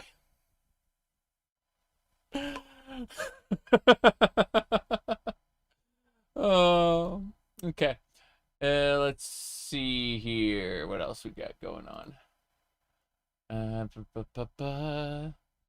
You blew it up. Yeah, exactly. Exactly. Oh, no. That is pretty funny, though. Okay.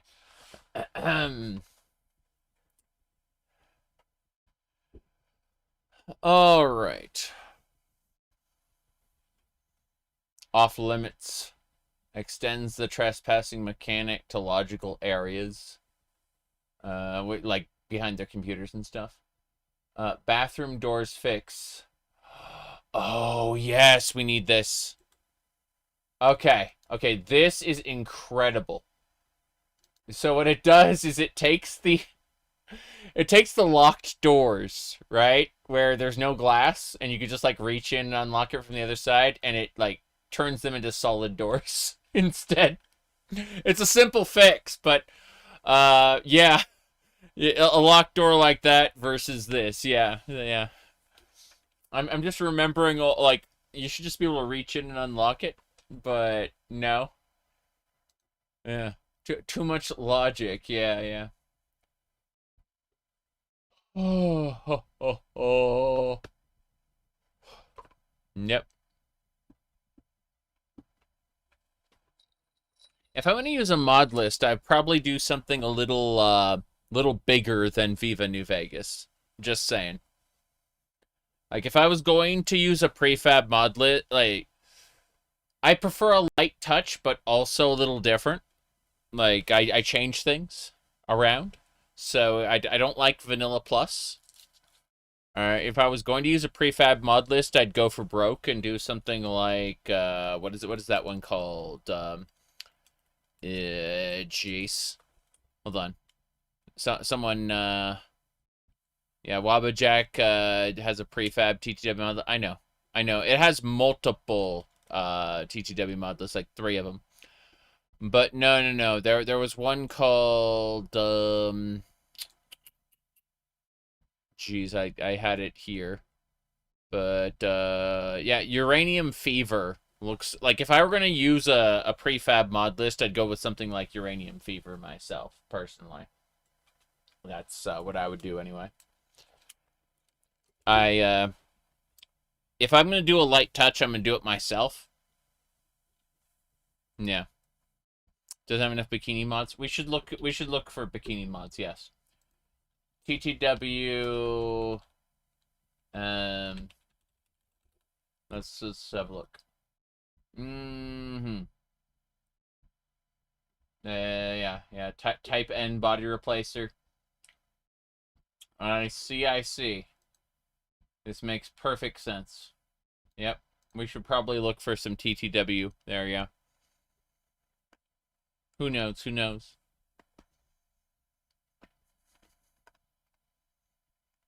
You need cat girl mods?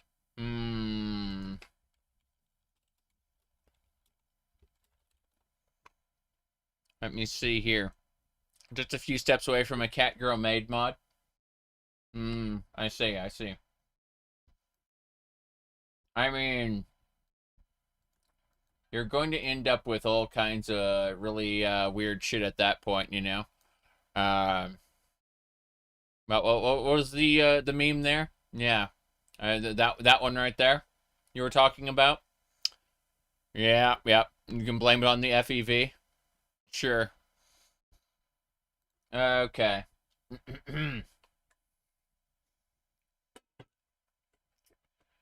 Let's see. Cat girl made VTuber model. Wait. You said coming soon. Hold on a second. Do you not know that's already a thing? Because, you said coming soon. Like, that was It's like a couple years ago. I'm sorry. You're a little late on that. Yeah, that happened years ago. I'm on version 2 of my model already. Yeah. Here, let me get versions 1 and 2. There. Hold on. Give me a sec. I'm scrolling down right now. It's gonna take a moment. I'm drinking coffee while I do it, because, you know, why not? We're getting there. I have a lot of things I post because I'm a crazy person. So, you know. Let me see. That is a lot of posts. Okay. We are so close. There we go. Cool. All right. Here was my original avatar that I used. I say that it immediately, like, black. There you go. Okay, this was the original avatar I used. This one was given to me by a friend, right? And then this one I built with the help of that friend, which, you know, people are like, well, that looks ugly. It's like, it's not supposed to be chibi. It's supposed to be slightly more masculine and, you know, awkward looking. So, someone else referred to it as clocky, lol. But the point is, yeah, this was the original version, and this was the version 2. You can see that we, like, custom textures, obviously, but also hair physics, because LOL, why not? Leaning more into the boy and femboy cat girls. Yeah, something like that. Yes. You got it. Yeah. You think you saw the original and just deleted it from your brain? It happens. I mean, it's not very important, is it? Like, let's see here. Put some hair on that chest. I see. Anyway. Well, let me see what else we got. What was it? Yeah. But please, no version 3. Oh, with the longer hair, you're slowly morphing into it in real life. I mean, let's see. You were talking about. Oh, we already went over the Steam reviews. We already did that. Yeah, that happened already. Hold on. So what you wanted specifically was, you said you need a version 3? Oh, I'm sure that'll just be like real life shit, right? You know.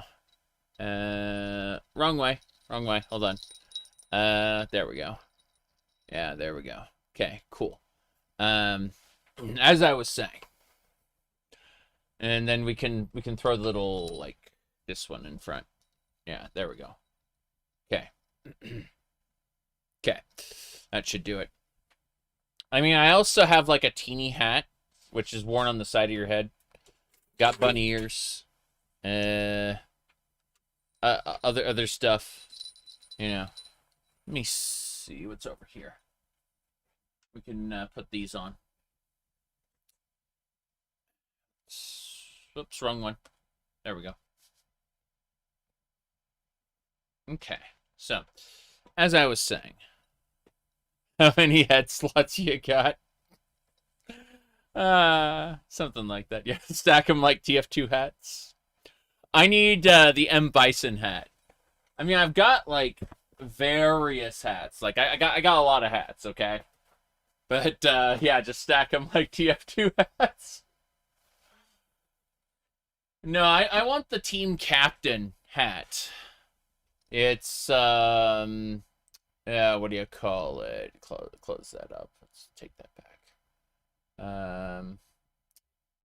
Here, hold on. Oh, is that the one right there? Yeah. That was the one there.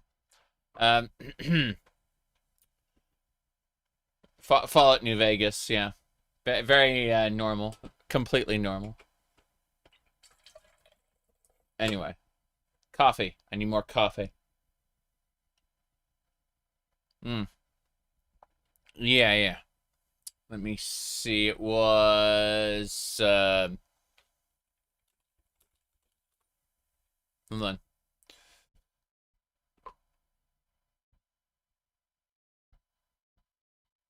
Yes! Yes! There we go. All right. But purely as a joke, you say. People keep asking me like questions like, "Are you X or are you trolling?" And like, has it ever occurred to people that you can troll in any state whatsoever?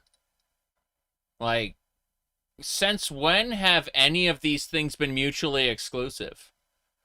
What's to stop you from trolling the fuck out of people regardless? Yes, I'd have to reenact the meme if I got the hat. It's true. I want the M. Bison hat, though. Seriously, I want that hat. It's Team Fortress called the Team Captain. To Wiki. I'm going to go to their Wiki page really quick. Hold on. Wiki Fortress. Here we go. This is the Team Captain hat. The description on it says... We pull open the... Can I really not copy that? Okay, fair enough. Here we go. Our lawyers said yes, yes. That's it right there. Okay. Yeah, I definitely want that hat in particular. Dress up like a Shadaloo dictator. Why not? Our lawyers said yes, yes. Okay. Seriously, though. What else we got? That's probably the best description to come out of the description contest. Yeah. It's better writing than anything in Starfield. Starfield has good character writing. Unfortunately, it has terrible everything else. And so the good character writing is like, okay, so they're describing shit. Where does that actually happen? The things that they're talking about, because these worlds are like a box with some NPCs in it, and then like an apartment complex. Like, they will have intricately written social relationships between these different NPCs. Like, where did any of that happen? This world is tiny. Anyway, let me see. Vigor is a J Sawyer 4. I don't care about that.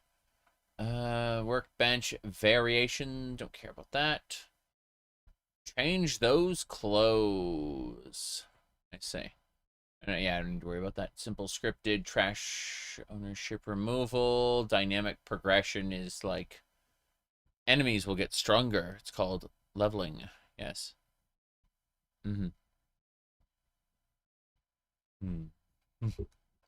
Okay. My goodness. Yeah, I mean, it's funny.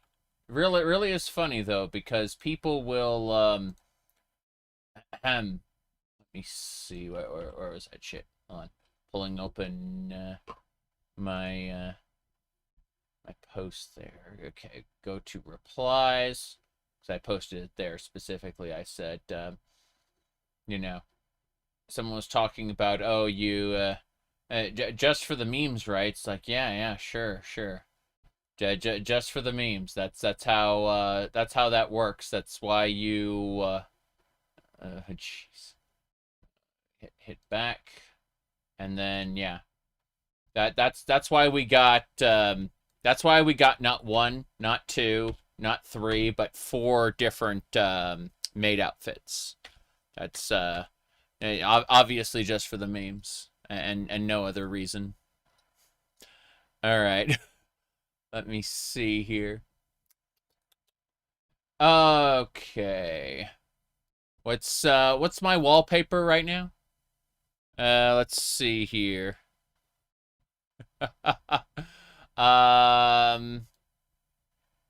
My wallpaper is currently a soy phone, but she's been modded too. Yes. Anyway, let's move on. Onwards and sideways. So, well,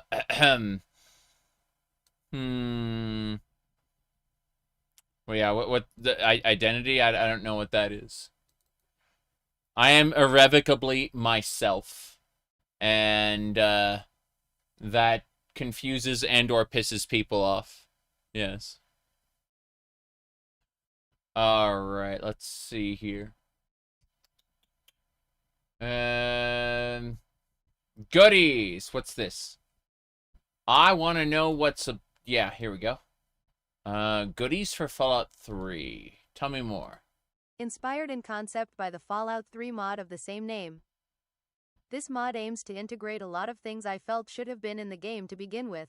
Mm-hmm. I've taken care to keep everything as in line with vanilla as possible with the goal of creating something that feels seamless with vanilla. Many of the features are also configurable via the included ini file or mod configuration menu if using MCM Extender. MCM Extender. I'll break down the feature list into categories. Restored content. Base game. That is a lot of restored content. Forwarded the fixes to that change. Fair enough. Integrated content. And the base game, Fire Ant Clutches, some Dead Money stuff. Yeah, so this affects like all the DLCs. This is really nice. Let's go. Let's look for Goodies TTW. Gonna try to see if there's a Goodies TTW. Here we go. Okay, Goodies, Patches, TTW, and more. Let's have a look at that.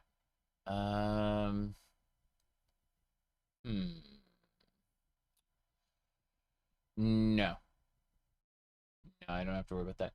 Okay, we need to see about A World of Pain. A World of Pain.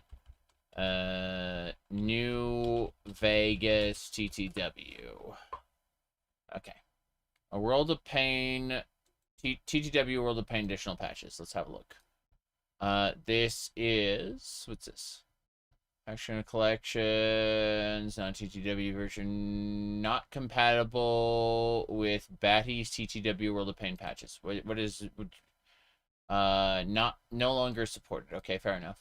So, when was this updated? 2020? No, thank you. Get out.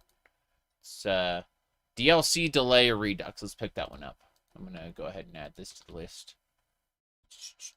That's priority. My priority should be going through the ones that I already have. So, DLC delay redux. Yeah, that one looks good. Good. You said black background's easy on the eyes. I understand that. I really do. But I have a theme going on. If we go to like my main desktop, you can see what I'm talking about. Like there's this is Tamamo, as opposed to this Tamamo, and as opposed to this Tamamo, right? It's a different Tamamo, but it generally follows a theme, right? You know, similar to the soy phone meme. Yeah. You said boobs and butts theme. I mean, I do like those things, but no. Now then, let's see. Someone's asking about a thing here. The current theme. Here's a Princess Zelda, so you can compare there. Yes. There you go. Yeah. There's a Princess Zelda. And here is a Samus Metroid. As opposed to a different Samus Metroid. as opposed to an Akane. There you go. Yeah. All perfectly normal content. Anyway, as I was saying, let's get going. DLC Delay Redux. Let's download that right now. Yes. The second Samus one is incredible. Yes, but it's actually reflected in-game. That's the funny part. Like, here, hold on. You'll see in a second. Hold on. I'm gonna go over to here you go. And grab this stream. This stream in particular. Wait for it. Need the same one of Ranma. Yes. I didn't remember Ranma being like very important. You know, not like being very formative for me. And then, like, despite me not remembering Ranma being very important, I went back and looked in some of my storage containers. I have, like, 50 Ranma comics, like, just straight up there, what do you call it?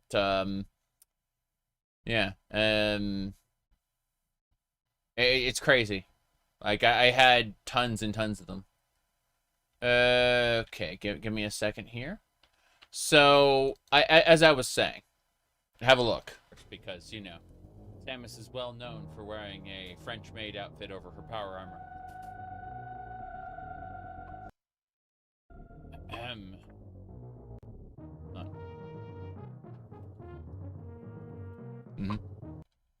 There you go, hold on. Keeping them separate. Yeah. Alright, let's go this way first. Spikes. Or not spikes, grapple. Grapple point. Oh, that's one spot there. Yeah, so point is that it's a randomizer that randomizes the rooms. It's true. Whoops. Now I'm dead.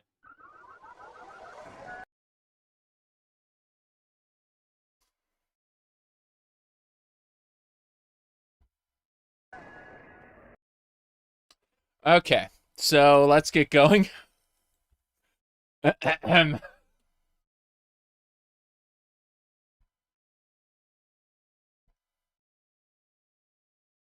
Yep. So, as I was saying, goodies. Yeah. Yeah, goodies. Looks pretty nice. I'm going to add that to the list.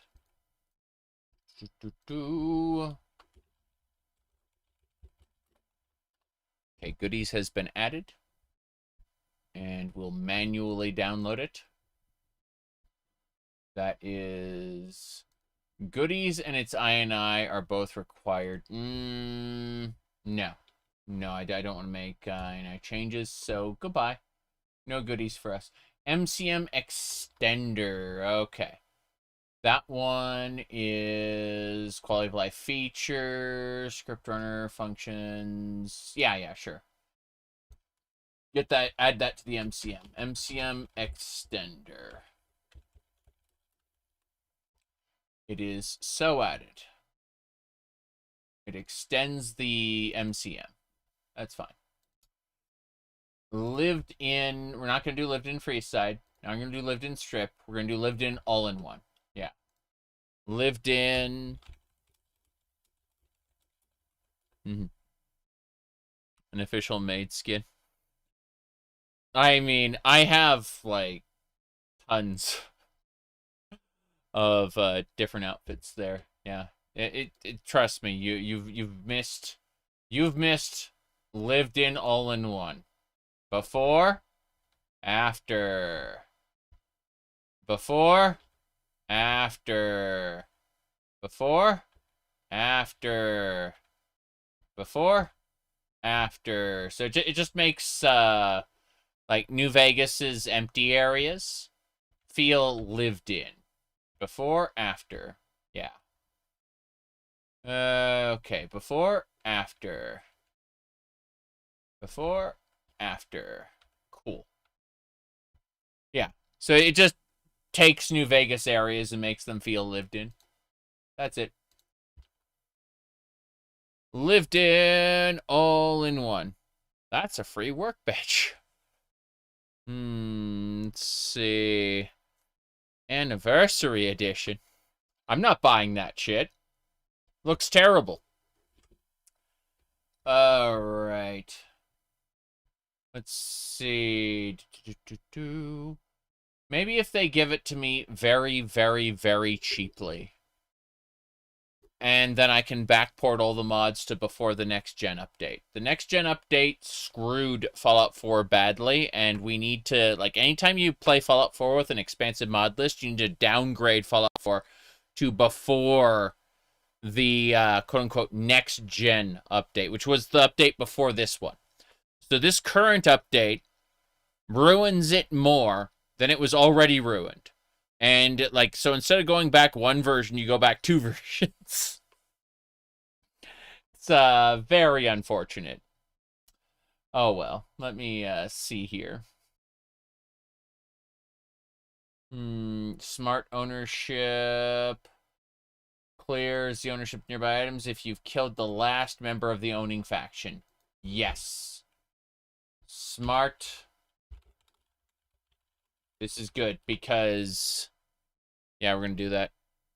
The problem there is playing Fallout 4. I actually like Fallout 4 to a certain degree. I like a lot of open world sandboxes. I just don't like it as much as Fallout 3 or New Vegas. In this case, we're going to be playing both Fallout 3 and New Vegas as a part of Tale of Two Wastelands. You'll buy it if Todd makes it 16 times better. You mean 16 times the detail, right? Adding 16 times the detail to it would be A-okay. Mod that removes loading screens. And free set it causes lag. Oh, that's unfortunate.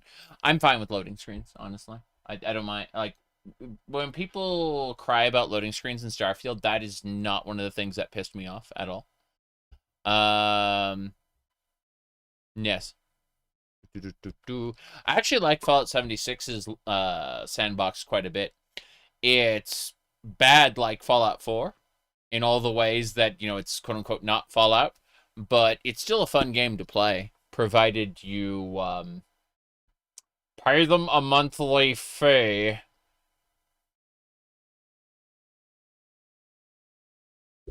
What'd you miss? About 3 different head configurations. I had, what do you call it? I started with a hat on, then I switched to a different hat, and then I switched to, what do you call it? Just like a little headband. Then I switched to, what do you call it? A bow. And, now I've got cat ears and a floofy brim. All right. Yep, the ears suit me. Thank you. Okay. Later, I figure a different stream I'll wear the hat. This is a hat that's made to be worn on the side of your head, like over here. It's fun. I like it very much. Let me see here. Smart ownership. Yeah, I gotta add that to my list. Give me a sec. Smart ownership's been added. Double check that it's downloaded. It is not downloaded. Okay. We're gonna grab that really quick. You said put it over one of the ears. I don't think that's gonna work. Yeah, I really don't think that's gonna work. Let's see. Let's break Fallout 4 again situation. It doesn't exist. No, don't worry about it. So, hold on. Start over here, and then, yeah, that way. It's got to go, like, over there, and then, yeah, like that. See, it'd be put on like that. You put the hat on to the side, and it's definitely not, like, It's not configured properly. is the answer, yeah. You forgot there are Nick sounds in Skyrim? Yeah. There's a creation for that, for sure. But, yeah. So, the ears work. The ears have little bows on them, you can see. But, yeah, everything's fine. Causes your Fallout New Vegas to crash after playing 5 minutes. I have no idea. I am not a tech support expert on that. I am, in fact, one of the worst people to ask about diagnosing problems. I assume that you'll want to get a crash logger. Like, go look for a script extender crash logger, right? And then read the crash log after it's crashed. Because you say that it crashes so hard you can do nothing but hard reset the computer, it sounds like you actually have a hardware or an operating system problem. Yeah. That's, yeah. I don't know. Okay. Because in theory, if the game crashes on its own, it shouldn't be taking down everything. Simple, worthless item overhaul. Okay, what's this do? Tell me. What? This mod allows for removing ownership on any worthless miscellaneous items, allowing the player to take them without incurring karma or reputation loss. Unlike worthless item ownership removal, it is highly customizable and does not take up a plugin slot. Really? This mod also includes my other mod, Simple Scripted Trash Ownership Removal, as an optional, enabled by default, feature. Cool. So, in other words, yeah, it's really good. That's really neat. The standard INI enabled. Let's see. Yeah. Let's go. Simple, worthless item ownership overhaul. That looks good. Interestingly enough, what other skybox are you using? Vanilla. Exciting. Let's see. It's nothing exciting. Yeah. So, all right. Simple item overhaul there. Smart ownership overhaul as well. Vanilla script micro optimizations. Tell me more. Flow control. Every block all the time. I see. Every frame a story. Faster functions. Will this solve all my performance issues? No! Alright. Script optimizations. I love that. Will it solve all my problems? No! No, it won't! Hey, John. Good to see you. We're just spending some time putting some mods together for fun. You know how it is here. In fact, I will link this to you. Here we go. Get ready, John. Hope this interaction doesn't lead to any kind of fallout between us. Fallout New Vegas. There you go. Everything's perfectly normal, as you can see. Okay. Vanilla script micro optimizations, already got it. No problem. Yep. Next up is better ghouls, no roar animations. They don't just sit there and roar at you. They will, like, actually run toward you and try to kill you right off the bat. They don't just sit there and go roar, do little animations, right? Should be fine. So better ghouls. Let's grab that. I'm gonna add that to my list. Give me a second. Better ghouls. Yeah. It just eliminates an animation. Pretty simple. No problem. Okay. No rar. Why so serious? All right. Next, what do we got? The Yup Patch Collection. Okay, here we go. These are all, so the Living Desert. Bam. That's exactly what we needed. Simple currency, root and loot. Yep. This is exactly it. So, Yup Patch Collection. Yup Patch Collection. Good. We added that. No problem. Whoops. Well, that wasn't what I wanted to do. There we go. That's better. So yeah. Yup, patches. Where are they on the list? Could be files. Yeah, just one of them. Sure. Grab it immediately. I said best weapon in game, boxing tape, and a shit ton of chems. It's true. I'm trying to think. Like, there are, the Deathclaw Gauntlet is pretty good, but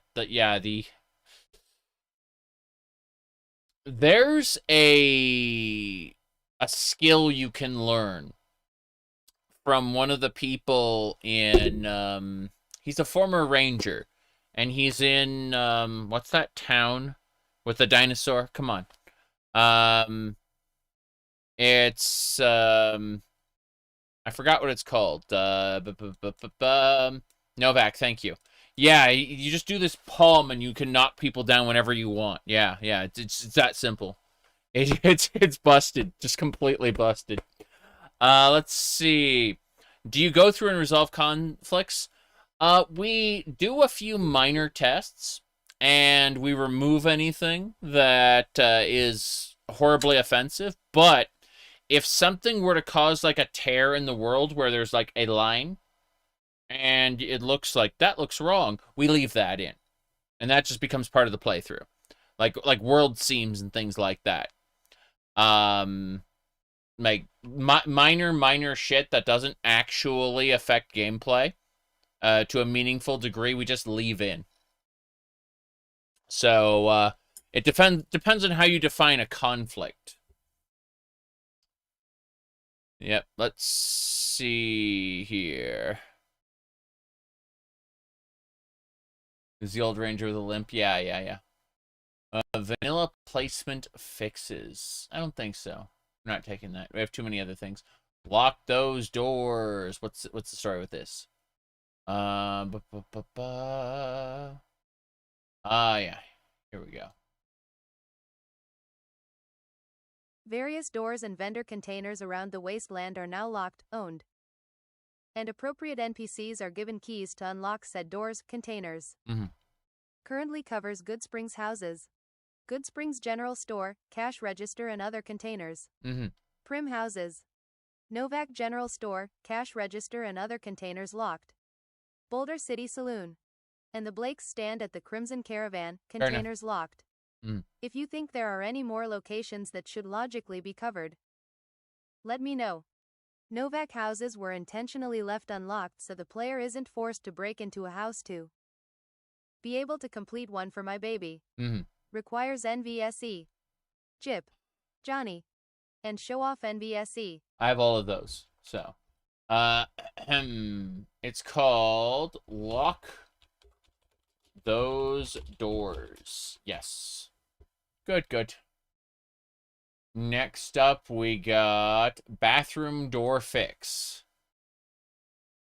That's super important. Imagine if you you get to a room and you should just be able to reach in through the window and unlock it, but you can't. There you go. So it turns into just a metal door. Yeah, that's all it does. A simple fix for a very stupid problem. Bathroom door fix, yes. Bam.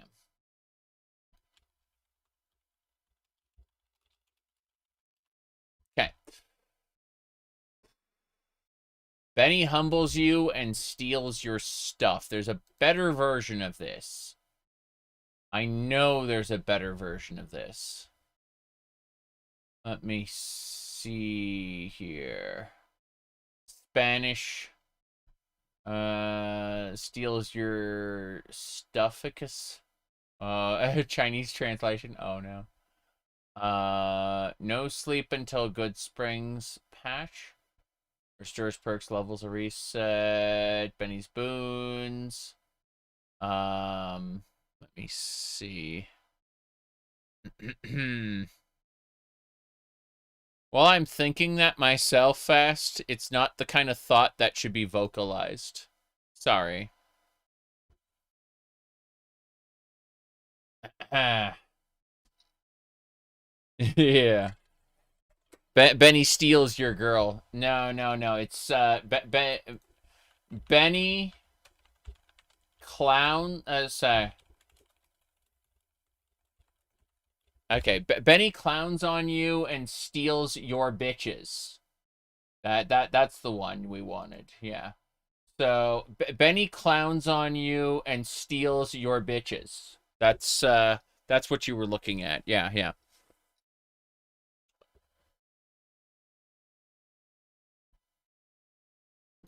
Okay. So, as I was saying, what else we got? So, yeah, Benny humbles you and steals... Oh, yeah.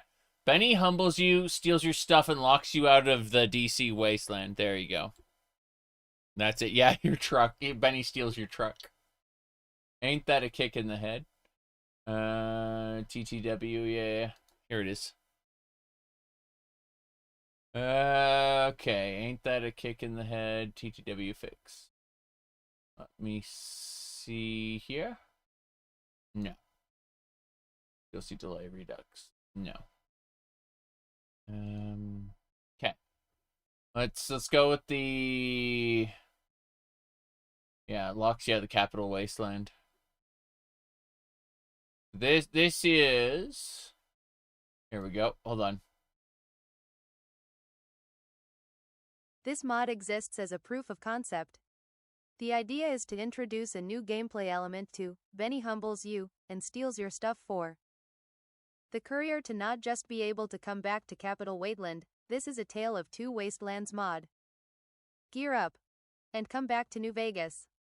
Ideally, a more creative modder should be able to improve on this idea. For me personally, this is just enough. I'm not going to go back. I'm sharing it for others to enjoy. I'm not going to go back, so it's not a problem. Let's go. Benny humbles you. Okay, so Benny humbles you and steals your stuff. This is probably the version we're going to be using. I'm going to check, though. This is the original Benny humbles you, which we don't have to worry about. Benny humbles you, no sleep. I'm going to go look at those specific mods. Benny humbles you and steals your stuff was updated October 9th. Okay, so Benny humbles you and steals your stuff. Let's go look at this detail. Benny humbles you is fantastic and super important to a TTW build that still involves the player engaging with the Mojave's early game. Even with weapon requirements system, which I consider crucial to game balance, I still felt that my gear was way too good in the early game. Oreo improved upon that by obfuscating the player's gear to prim and behind skill requirements. But I wanted something that was more about Benny. Yeah. The guy who shot me and had the unimaginable opportunity to loot a player character. Nah. As in the original. The level, skill, and karma resets are all optional. And a number of new config options have been added. The perk removal option has been removed due to intense difficulty in attempting to ensure proper and smooth functionality for all perk situations. Yeah. Steals your stuff conveys, by means of an off-screen lackey, your gear to a locked, by key, safe in the top's presidential suite. To get your gear back, track Benny down and take the key off him. one way or another. If you crucify Benny, either kill or activate him to get the safe key. I forgot you could. I remember now. Like he's in in front of Cottonwood Cove, like just yeah. If you crucify Benny, I remember that scene now, but I had forgotten about it until like right here. Yeah, Cottonwood Cove. That's where it is. Yeah. Okay. Hold on. Let me look at this. All caps in the player's inventory are permanently removed when gear is stolen. Yes. Your starting gear that Doc gives you has also been overhauled. Since you're not getting your old gear at that point, Right. it's all balanced for the early game to be special plus tag skill dynamic, Okay. and generally be items that Benny and his cohorts reasonably may have skipped looting off your body. Mm-hmm. In contrast to the raison d'etre of this mod, you can actually toggle off the gear stealing. Right. Optionally, you can also keep holdout weapons only. Your companions are fired and sent to their DC or NV waiting locations upon transition, color, to mitigate the exploit of just giving them your stuff. If you use PTWB's loot assist, there is a setting that will transfer your stash contents to the safe as well. Okay. BHYSYS will still function perfectly fine if used without loot assist. Okay. If you use dynamic level stat choice, there are settings to reset your tracked level and chosen stat bonuses. Mm-hmm. The file works just fine if dynamic level stat choice is not used. Yeah.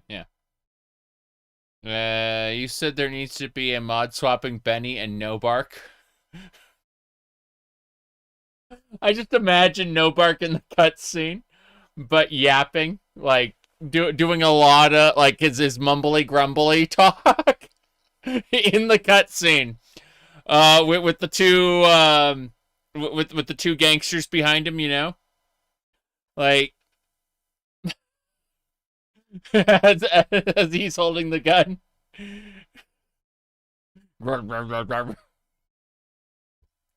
Jeez, that'd be fucking funny. Wouldn't that just turn Benny into Alex Jones?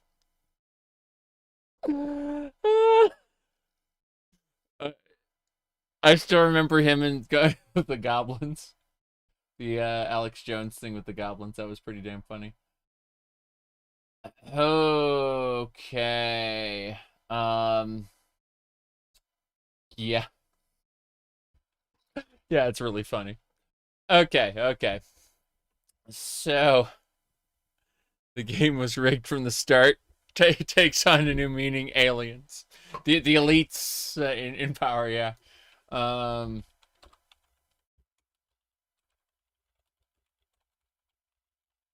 Yeah, I mean, it makes a lot of sense, though, if Alex Jones explains Evangelion, right?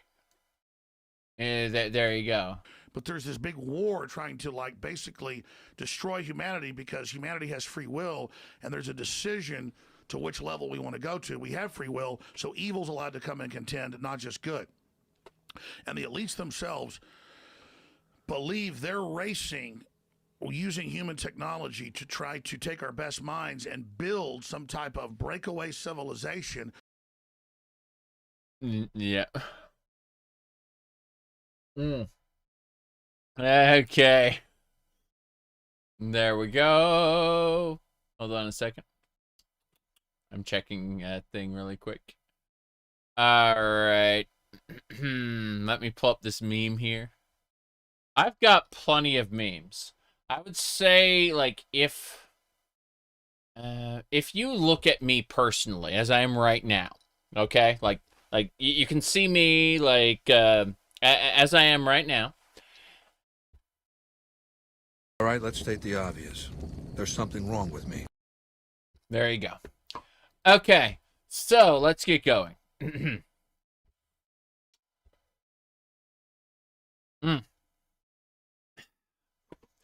Anyway, moving along. So, complete reset. All your skills will be reduced. There we go. No problem. It's not an issue. Right. Now then, let me see here. Yeah, IT. Nice, nice. Let me see. What's this one? And if you do drugs, you go to hell before you die. Please. Right. Anything else we got here?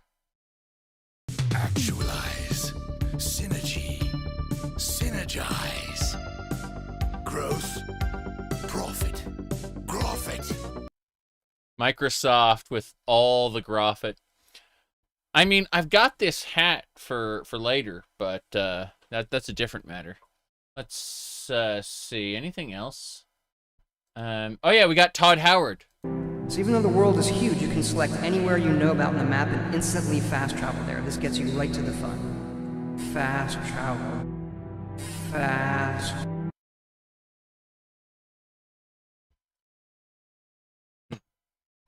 Okay.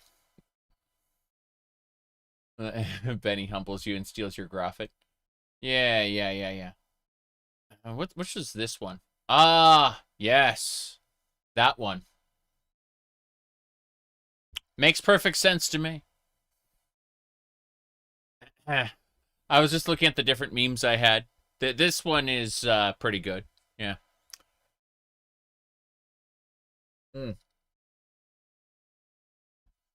Let's see. Anything else? Okay.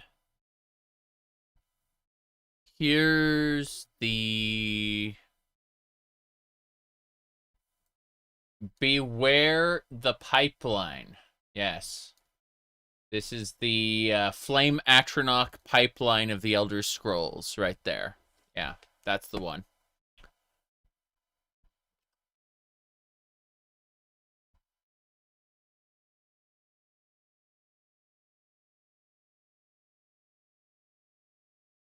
Okay.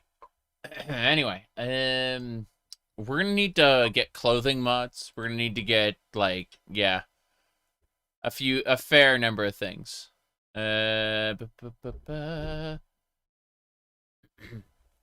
Everyone's telling me to downgrade to next gen. There we go. Yeah, so 2 steps back instead of 1. LOL. Okay, what are you modding? No idea. Said skimpy bikini clothing mods? Maybe. Sounds about right. Definitely gonna need to get some form of outfit system. But we're going to grab Benny humbles you and steals your stuff. That's required for any TTW run. Basically, when you make the transition from Fallout 3 to New Vegas, Benny shoots you in the head, takes all your stuff, resets you to level 1. That's how it works. It's a good mod. Straight up. You're going to refrain from eating people this time? No cannibalism. We are, oddly enough, we're going to be a bad person, but we're not going to be a cannibal.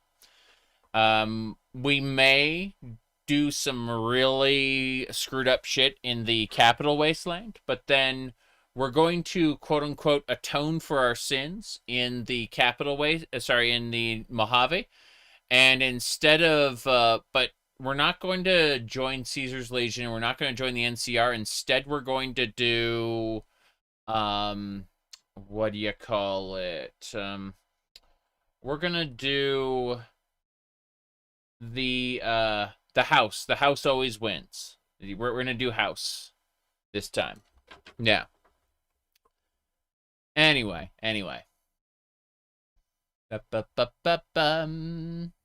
So Benny humbles you and steals your stuff. Gonna make sure we have that. Gonna put that up like at the very top. Benny humbles you and steals your stuff. I'm not going to install the truck, so Benny steals your truck. Doesn't need to, worry about that. Script stuff in the capital Wasteland. Yeah, exactly. All right. Let me see here. Any mods that expand child slavery? I mean, we can probably look at something. Here's the real problem. The Capital Wasteland has a slavery mechanic, but I don't think any of the slavery expanding mods are like good for TTW.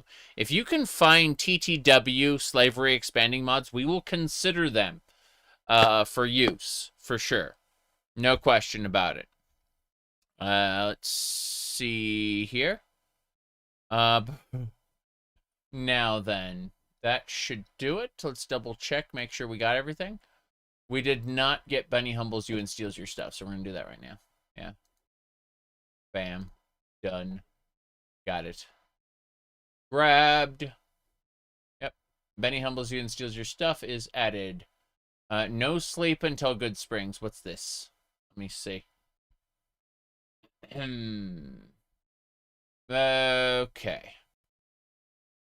Encountered this issue in the Capital Punishment mod list since it has no sleep until Good Springs.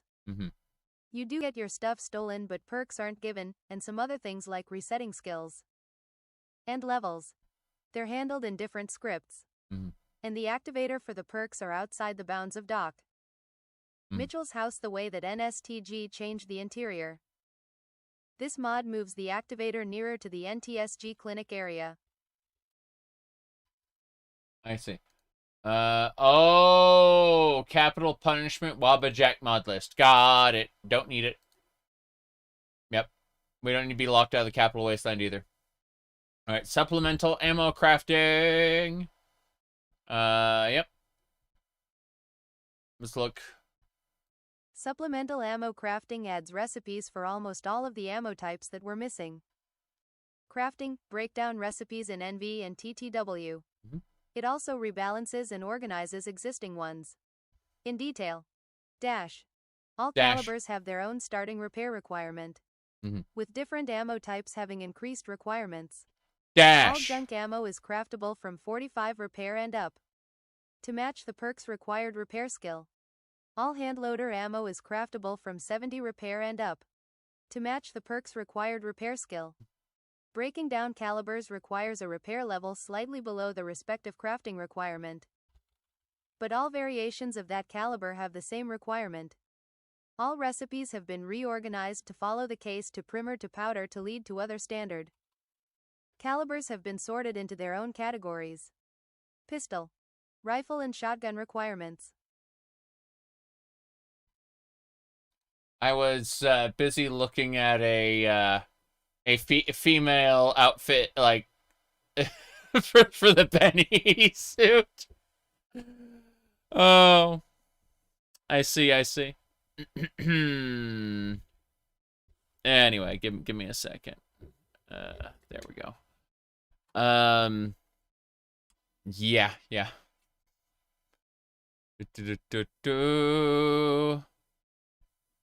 Bulk shipping. Oh no.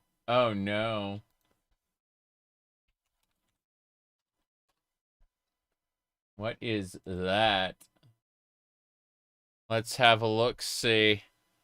It's fair and balanced. Quality of life.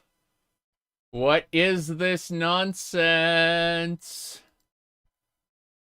This mod allows you to carry and use multiple Paradise Falls slave collars since having just one is a waste of time. I see. I'm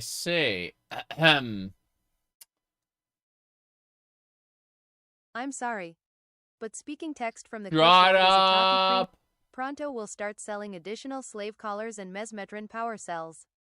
Use these additional collars to enslave multiple targets and collect a multiplied reward from Grouse. Yes. No karma law. you can turn on. I don't think so. I think we're gonna lose a lot of karma. I think regulators are gonna come after us. TTW reputations. And reliable mesmetron hostility. What's with that? Let me look at it. Okay. Hold on. The mesmetron's vanilla crime function is such. 2 seconds after the collaring dialogue completes. The NPC, as they run away, sends out an assault alarm, which is what initiates hostility with that NPC's allied factions. This occurs based on the NPC's location, not the player's. Okay. This results in some frustrating inability to reliably collar targets while in secluded areas. Without having allied faction members initiate combat with you when they next see you. That makes sense. This small tweak simply changes the scripting to only send out the assault alarm if the player is detected by any NPC, other than the one that got collared 2 seconds after the collaring dialogue finishes. Makes sense.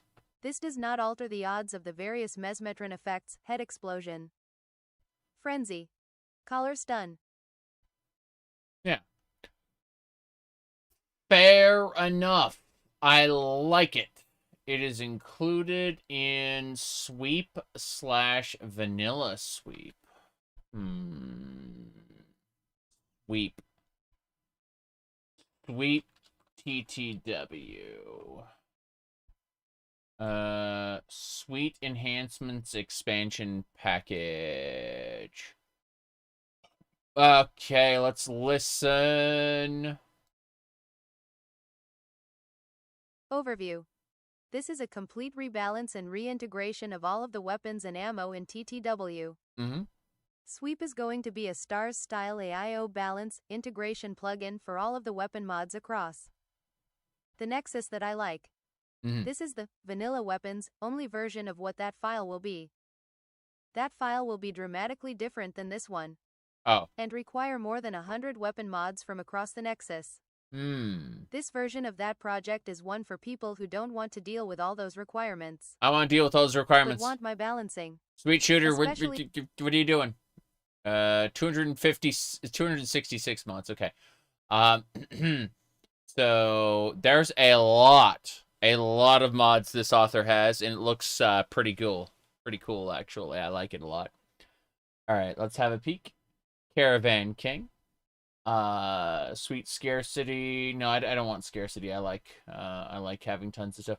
Universal Water Bottling Patch. Gonna look at that.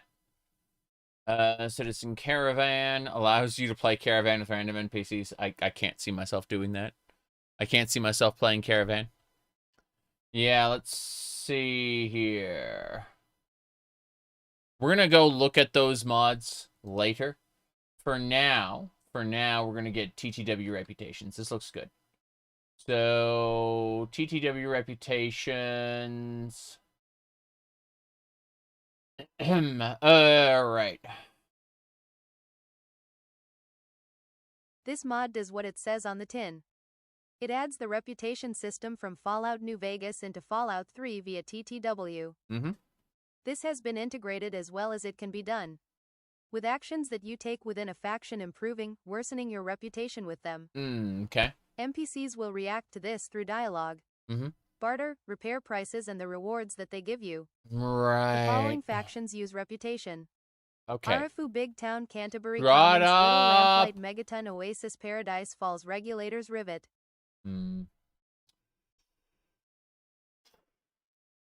I can't... I can't see this actually working for us. Yeah, we'll drop that. But the Mesmetron, reliable Mesmetron hostility looks great. This one was contained in Sweep. I want to see about Sweep before I do anything else. Let's search for SWEP. Sweep. Sweeping stuff. There it is. Sweep. The expansions one is interesting. Let me have a look at that. So it says sweep / vanilla sweep. I'm like, wait, what? But seriously. Okay, let's keep going. Caravan King. Flare gun expansion, real durability. Nah, I don't want to have a weapon completely destroyed when its durability hits 0. I want it to be repairable, obviously. Dogmeat must survive, yes. Loathsome Road, Nuka Karma. Nuka Karma, let's see. A karmic reward for your nuke choice at the end. I see. Sweet config prescriptions. No. Repair kit. Clarity gives you a readout stats, how effective the repair kit will be before usage. That's neat. What else? Survival fast travel restriction. No. Bobblehead business. Let's see. Relocation retrieval quest for bobbleheads. Interesting. My name's XP for karma. Gives you XP when you lose or gain karma. Interesting. Read accuracy preset. There are 13 pages of mods from this guy. Let me look at something really quick. Okay.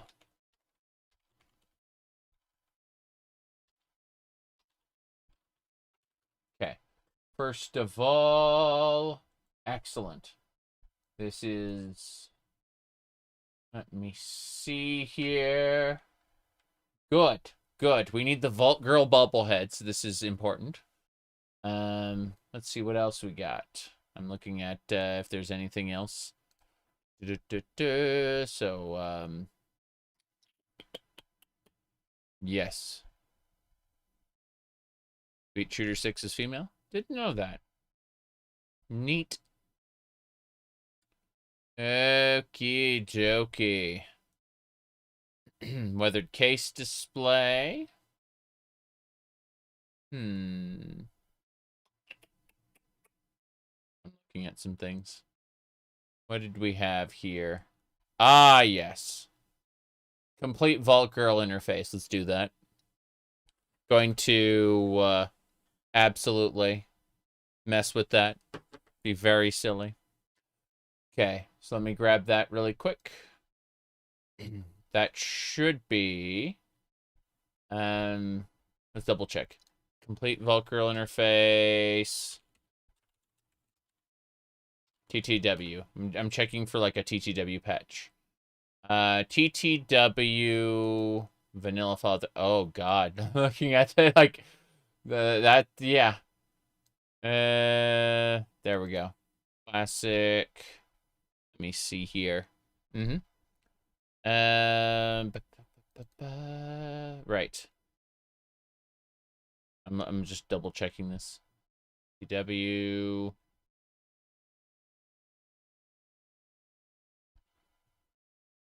That one's pretty good. Just double checking to make sure all of the stuff is included. Upscaled. Complete Vault Girl interface version 3. Someone said, so the one I'm looking at is 2013. Pretty sure we can find something a little more recent than that. Let's have a peek.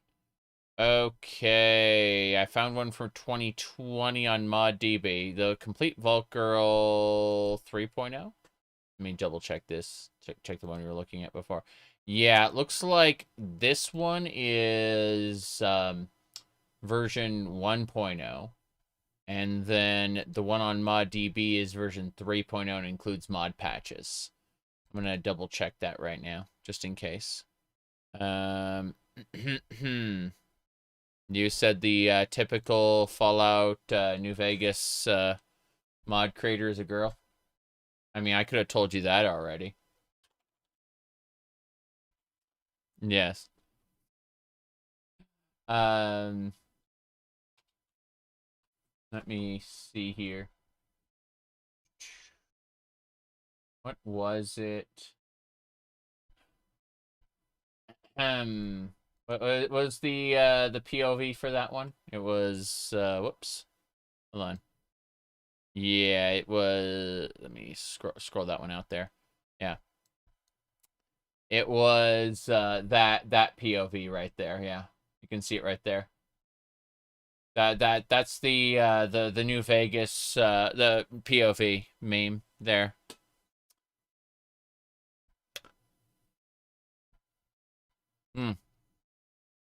Anyway,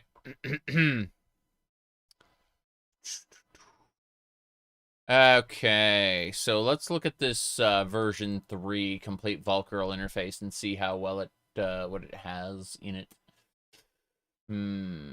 That's version 3.0 there. Yes. You'd like a total Vault Girl conversion overhaul. That's just it though.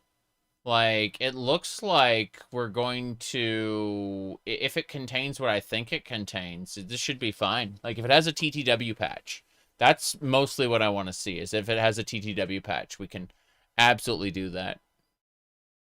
I mean, let me see. What was it?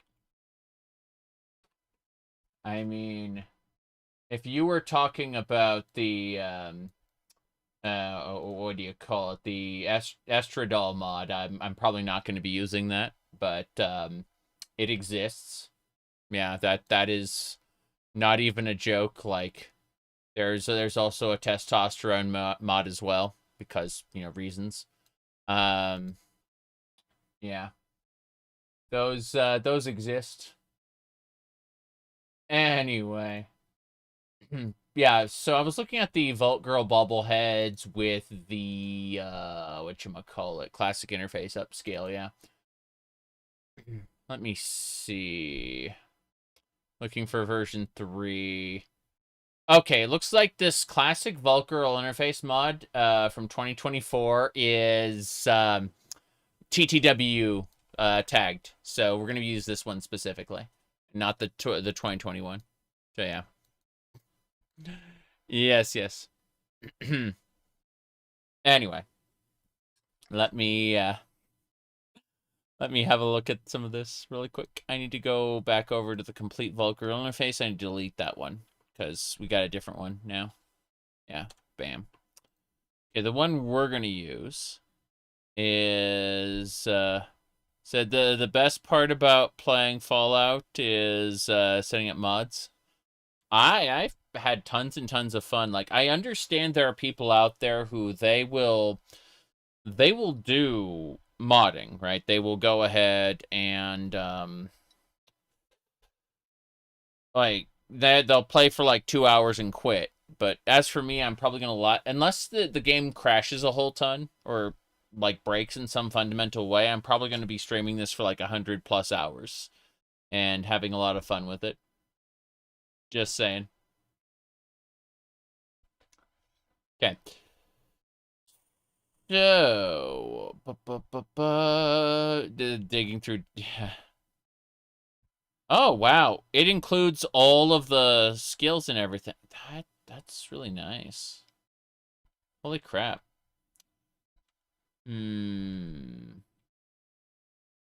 Okay, fair enough. That's my favorite. Seriously, like right there. Yeah. Okay. Here, hold on. Just gonna go ahead and just without context go, yeah, that's Fallout in a nutshell. Okay. There we go. I pasted that there. And I'll here. Good. I went ahead and I posted this specifically to to both Twitter and Blue Sky because I could. Yes. All right. As I was saying, we're going to grab that, I think. Let's double check it really quick. Canon Vault Girl interface. Luxury. It's a port of the icons and interface. And, okay, it requires the Vanilla UI Plus with the Vanilla UI Plus Vault Girl patch, Vanilla HUD, or the Vanilla HUD remaster. I think I'd rather go with the this one here, and then interface organizer. I don't think so. May work with modern patch darn as well. I don't think so. Canon Vault Girl icons, Fallout 3 style. No, I don't have to worry about that. I think we got the other stuff. May work with TTW. It turns out it does. Yes. Let me check it. Okay, so let me see here. Okay. Let me just go check. Labor of Love. Yes. There you go. Okay, I went ahead and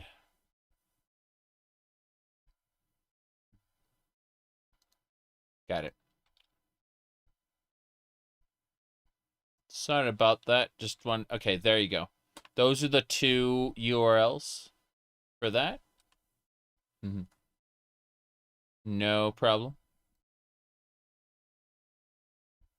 Anyway. As I was saying, now that I have everything set up. What's this? Okay. Yep.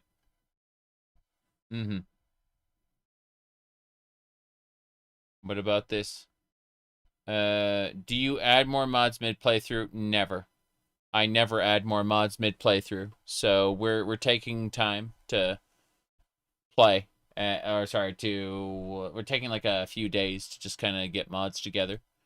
Figure out how we want it. Test it. And then play. In that order. Yes. Let me see here. Anything else? Yeah, nothing major. Copy those right there. And then delete. Good. Anyway. Distractions aside. Let's see. Post reserve. Someone said 9 out of 10. You can tell some of the icons were rushed. It doesn't matter. Yeah, this is it. I want to hear exactly what the title is. Tragiverse's complete Vault Girl interface La. TTW Vanilla FO3 and Vanilla New Vegas compatible. Classic Tragiverse interface upscaled Pip Girl. Pip Girl. Got it. Alright. So, 1024. That's fine. Grab that. What does it require? Okay. UI plus Vault Girl HD patch. Got it. We need both of these. We need the vanilla. I'm gonna go ahead and add all these to my mod list in order. So, all the way down here, it should be called Vanilla UI Plus. Then download it. Yes. Vanilla UI Plus New Vegas. Thank you very much. It's gonna pop up.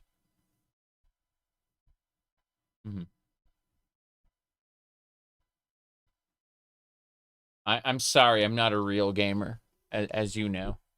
I'm a fake gamer who streams video games. Sorry, only valid UI replacer. I don't know anything about that, Ray. What we're trying to do is we're trying to get the Vault Girl interface set up. Yes, a fake gamer. Yes, with these cat ears. Okay. Jeez. Insane is what I've called all this. Insane.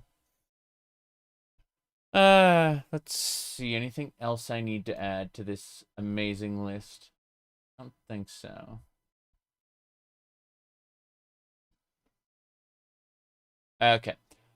So, we got the vanilla. Now we need the vanilla HD plus. Without compromising the original style. I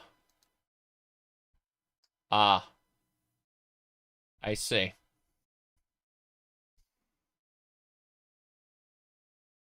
I see. Isn't this, that man's Original character, do not steal.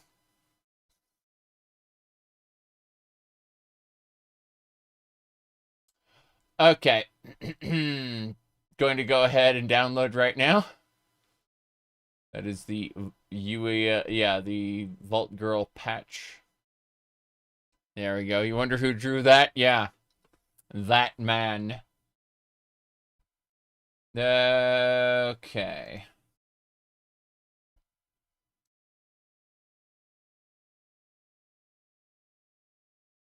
Yeah. Kind of terrifying. Okay, let me go ahead and add this.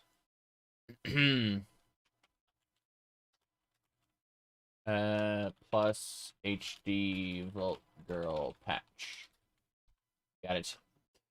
Next, we close both of those and Vault Girl Classic. Do it. Good. Classic. Vault Girl. Yeah. Classic Vault Girl. Good. Should do it. Yeah, you don't want to know about that person. That person draws things that would piss people off. Let me see. Moving along. I remember when I was doing a Pokemon Crystal Clear run, I was running a Ditto. Someone linked me a very interesting and terrifying comic by that particular guy with Ditto.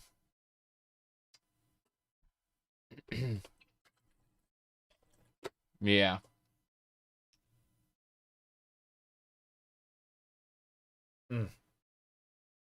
Coffee. Yeah, it's porn. That's all I'm saying.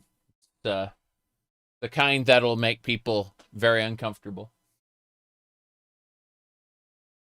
Anyway, coffee break. Oh, I got say whole pot of coffee. It's 15 cups of coffee, keeps it hot for 16 hours. Good stuff. Yeah. Anyway, Dogmeat must survive. Let's see here. ESP free. This small mod just makes Dogmeat essential until he initiates dialogue with you for the first time. For use with mods that alter his health to be more in line with the other dogs in the game. Or that which increases the power of the generic weapons the raiders around him can pull from. Yeah. If installed in an ongoing save, this will make him essential until you activate him again in that save for the first time. Especially free. Alright. Especially free. ESP. Yeah. Dogmeat must survive. Good.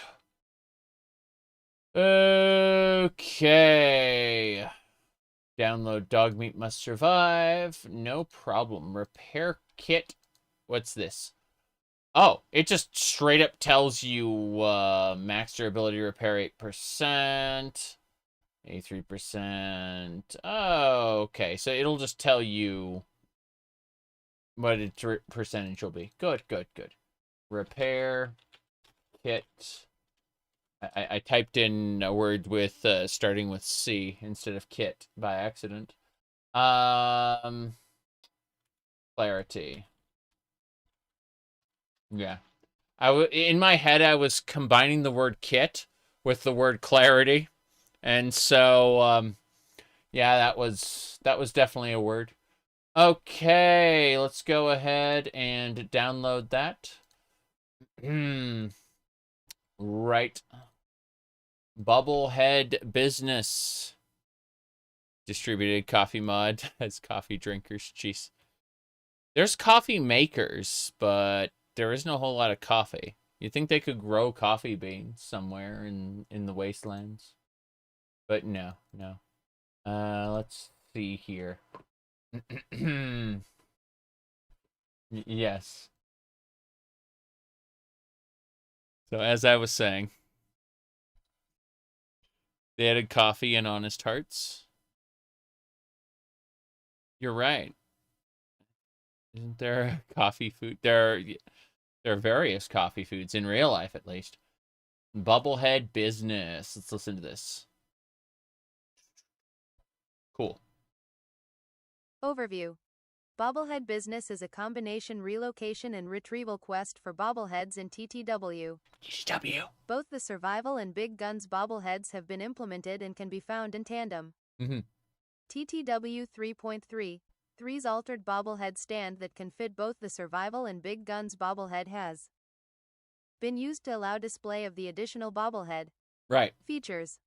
The quest must be started by interacting with the Vault Tech mainframe in the Vault Tech HQ, and it will occur in 2 phases. The first being special retrieval, and the latter being the skill bobbleheads. Cool. Bobblehead relocation has been transposed from the very well-considered TTW bobbleheads relocated by Kalash 96, as I like those changes. And any relocation of bobbleheads with a retrieval quest must be either merged or made a requirement. Right. So the changes have been included. This is good. Straight up TTW. Wait, what's this? Compatible with collectibles. I used to use the collectibles back in the day, but no. This should do it. Okay, it should be called Bobblehead Business. Good. And collection relocation. Good. Let me see here. That disables the medicine bobblehead in the cave at the quick start. No. Let's go with the normal one. Fair enough. Coffee is your primary way of staying warm during the winter. I understand that. I really do. The last few streams, I was wearing a skirt, and you know the meme was you don't need pants for the victory dance, but it's currently very, very cold, and as a result, I did not switch when I got home today. Just wearing khakis. Let me see here. What do we got? Shoot. Yeah, Bobblehead Business looks good. I want to see about some other Bobblehead mods. Give me a sec. I'm going to search for, like, Bobbleheads. And we'll have a peek under mods. View all. Yes. You're wearing car keys. Car keys. I have two sets of keys, yes. A cold front, it's like 65 degrees out, freezing for you. Oh no.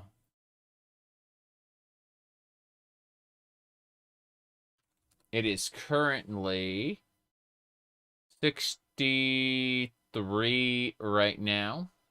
It's going to get down to about 39 tonight. It's not that cold at all.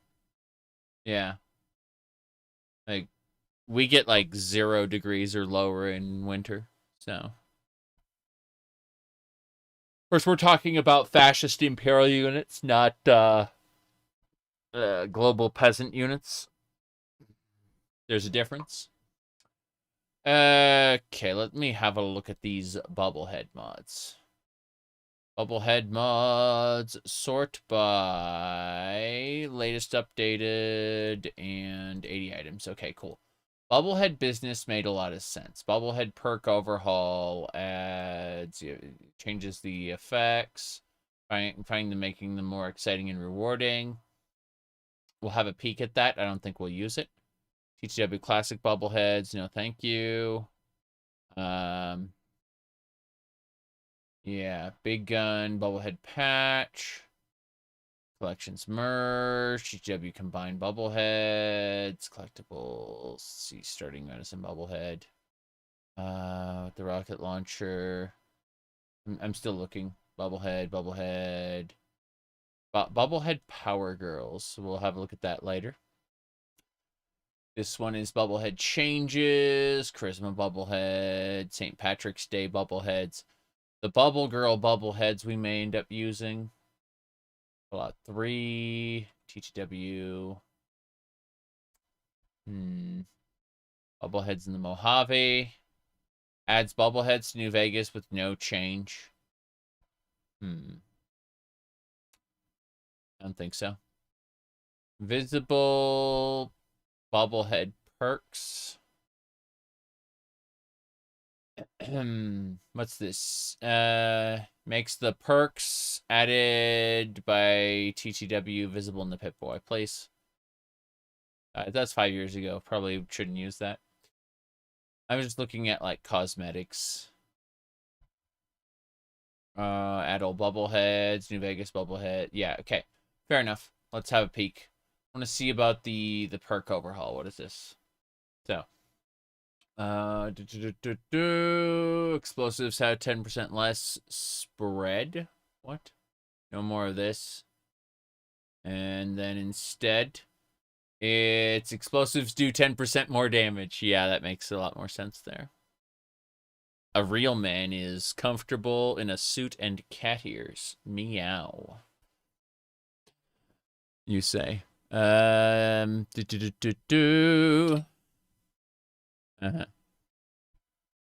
Okay, so current Bobblehead collection. Yeah, so this looks pretty good. Busted, in fact. Yeah. I'm gonna just leave it alone for now. Let's see, what are these? Oof. Incredible. What about this one? Yeah, so I think we'll go with the Vault Girl Bobbleheads. Yeah. These look pretty good. What are the types?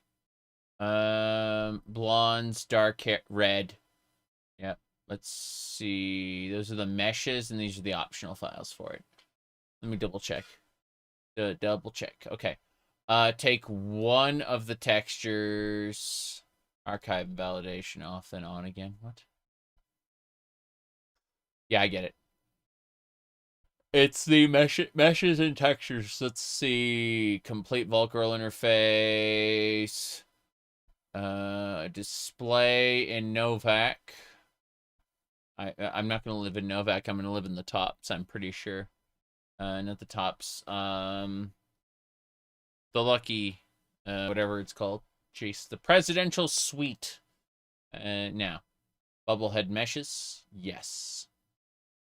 And then Bubble Girl dark hair. Yes. Dark red. Please. Thank you. They never made a safe for work replacer. Yeah. That's one interesting thing is there's a porn game called like Midnight Castle Succubus that I stream on occasion because they have a safe for work mode. Like, they straight up remove the boobies from all of the main bosses that have them and remove all of the sex and just leave it as a Simon's Quest game. It's a really good game. I like it a lot. You know, when they have safe for work modes, I rather like them. Yeah. Anyway. Let's see. We got what we needed. That was the Vault Girl Bobbleheads. I'm going to add that to my list. Hold on. Vault Girl Bobblehead. Good. And that should do it.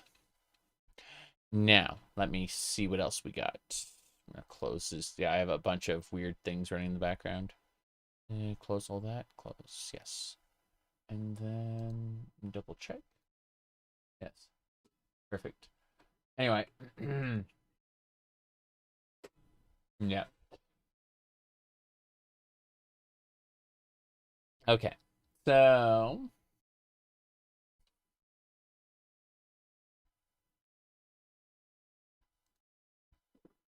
Anyway. Close that one. Visible Bobblehead perks. I don't think so. It's accept it. What's this? Universal power? No. We'll just close those up. this? Sweet universal water bottling patch. Okay, what universal water bottling? Let's have a look. This looks great. Okay. Let's have a peek. Water bottling? Completed it, mate. As the name suggests, universal water bottling adds a truly universal, lightweight, and compatible system for filling empty bottles from any water source, even ones added by other mods. Yeah. This is a cut-down and vanilla-style re-implementation of the same feature provided in Water Overhaul. Water Overhaul. I say, vanilla-style, since this mod adds no new items nor edits any existing forms. Makes sense. Usage is simple. Hover your crosshair over a water source, a sink, a puddle, a lake, whatever, and press the grab key. You will be provided with a prompt asking how many bottles you want to fill. Use the slider to select the number. Hit OK, and you'll fill the bottles with water. No new water types have been added, except one optional. So the type of bottled water you get from a source will be determined from the radiation level of the water. The 3 possible water types are purified water, see unclean water section below, dirty water, or irradiated water. An additional mass purified water recipe has been added to allow you to purify irradiated water. Although the conversion rate is slightly lower than for dirty water canteens, this mod also adds an optional expandable water canteen system, enabled by default. I haven't added any new canteens, so obviously this only covers the Vault 13 canteen from the Courier's Stash DLC. However, other modders can easily add new canteens, see the compatibility section. If enabled, pressing the grab key on a water source will first fill all your empty water canteens. Okay. Unclean water. Let's listen. Unclean water. This feature is enabled by default and aims to balance the abundance of radiation-free water in the Mojave. All unclean bottled water items have an unclean effect. So do I. Which causes -1 end for a short period, just like raw food effects. Instead of getting purified water from radiation-free water sources, you get a new clear water item. The effects of clear water will match those of purified water, except that it also has the unclean effect. This means you can't just collect all the bottles at Goodspring Source and mass-produce purified water. True. You can purify clear water using the vanilla mass purified water recipe at a 1-to-1 conversion rate. If this option is disabled, you will get purified water from clean water sources instead. Nah, unclean makes sense. And purifying it through a system. All right. Okay, let me read this. You will not receive bottles from drinking items. I had to think this one over for a while, but I decided this was the most vanilla approach. Despite the logical inconsistency, in the vanilla game, you don't receive bottles from drinking any items, even from water crafted using the cactus water recipe, which actually requires a bottle to craft. Yeah. This approach also helps to somewhat balance your ability to mass produce water. I found that if I started to address these sorts of logical inconsistencies, I would just drift towards completely recreating Water Overhaul and its universal bottle system. I see. If you want to receive vanilla empty bottles, use food scraps. If you want a comprehensive set of balance changes, check out Water Overhaul. Okay. Let's see. Food scraps. And then this one is food scraps gives you a bottling system. Okay, so wait. Yeah, sorry. Water Overhaul gives you the bottling system. Food scraps gives you returns junk items you would logically get from ingesting things. Got it.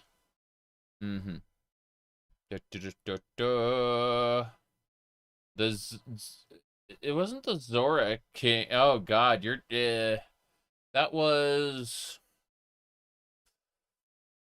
burp. Ocarina of Time. I barely played that compared to Link to the Past, and all the Game Boy games. Played tons of those. By the way, I recommend everyone try the Ancient Dungeon. So, if you ever played Binding of Isaac, you may notice something. The Binding of Isaac, their dungeons look a lot like classic Zelda dungeons. The thing is, Legend of Zelda, the Ancient Dungeon, takes the original Legend of Zelda game and turns it into a roguelike, where you go through an endless, not an endless dungeon, but like, you know, a series of rooms that just go further and further down. And it, kind of crazy. Yeah. It turns it into a roguelike. The original Legend of Zelda. Anyway. Let me close that right there. Yeah, it's called Legend of Zelda: The Ancient Dungeon. Let me check a couple more things first.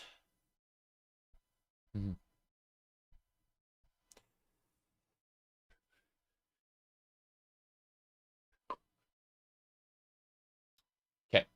First things first. We're looking at the different types. Okay, so yeah, water scraps make sense. Like you'll get bottles and things. Meow or meow? That's a very good question. Anyway, let's see. What do we got going on here?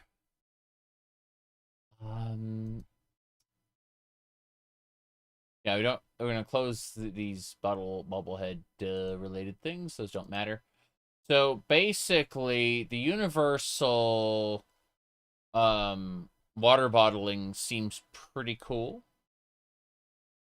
So does the food scraps. Like, use those in tandem, where like those seem like they'd work well together. But let's look at water overhaul and see how it compares. I'm curious about this. So let's see. Irradiated, good, bad, terrible water. Universal water bottling. More rads. Consistent recipes. Famine integration. Hold on. Yeah, there's no TTW support that I can see. This was last updated January 2025.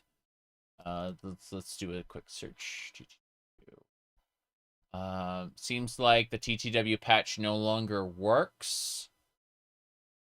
Got it. Yeah. Why not my mod push the win buttons? Yeah. Okay. You said water bottling is great. Well, Fallout 4, like, it is insane that they place so much emphasis on survival and recycling things, and yet when you drink water, you just like shove the whole water bottle in your mouth down your throat, like.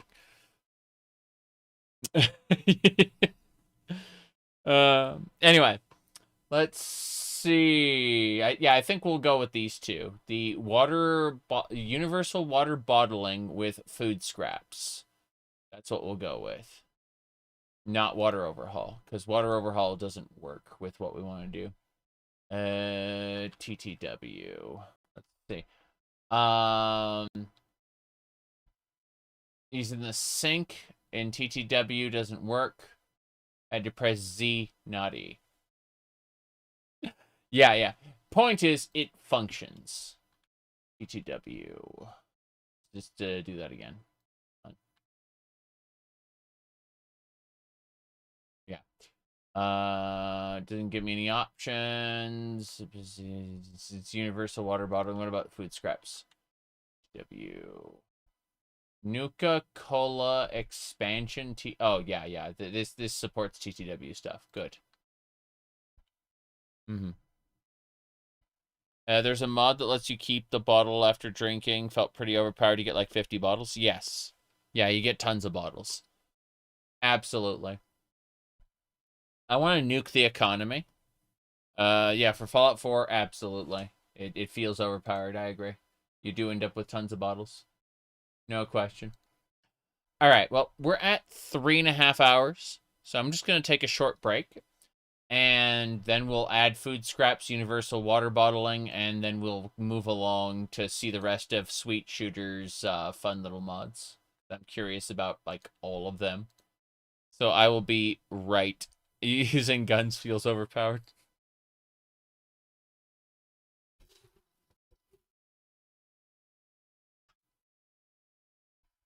You know, it's funny.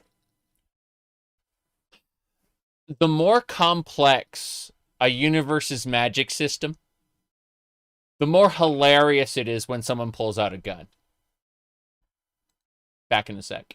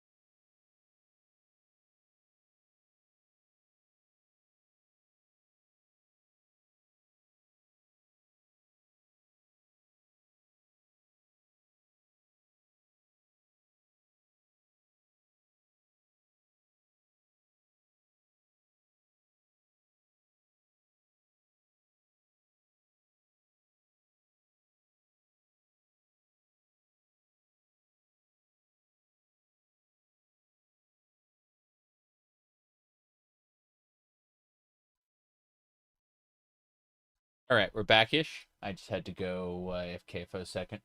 Everything should be fine. Let me see here. Femboy, I don't know anything about that. All right, let's continue.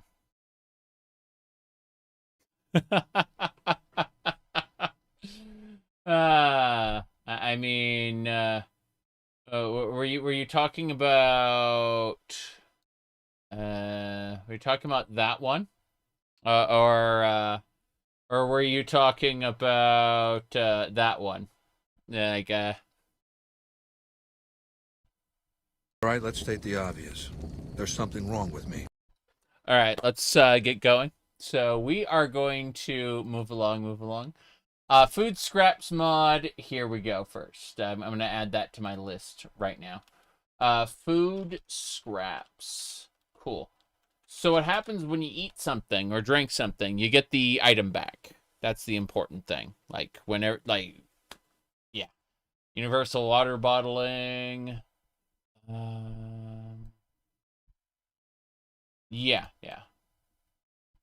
It refers to the correct item. Good. So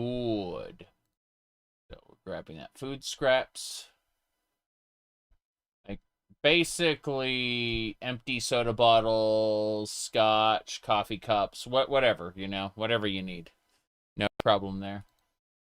My goodness. But Let me see here. Oh. Hold on a second. Someone was asking a question. Let me have a peek here. Like, if we scroll down, I mean, what was it? Because, like, say if we, like, really scroll down, like, no.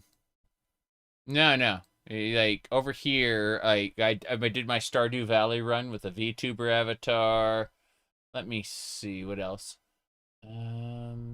Because, yeah, I had my cat ears 10 months ago. Yeah. Let's see, yeah. That was, 11 months ago. Yeah, we did a wig 1 year ago. Like right there, you can see that one. Yeah.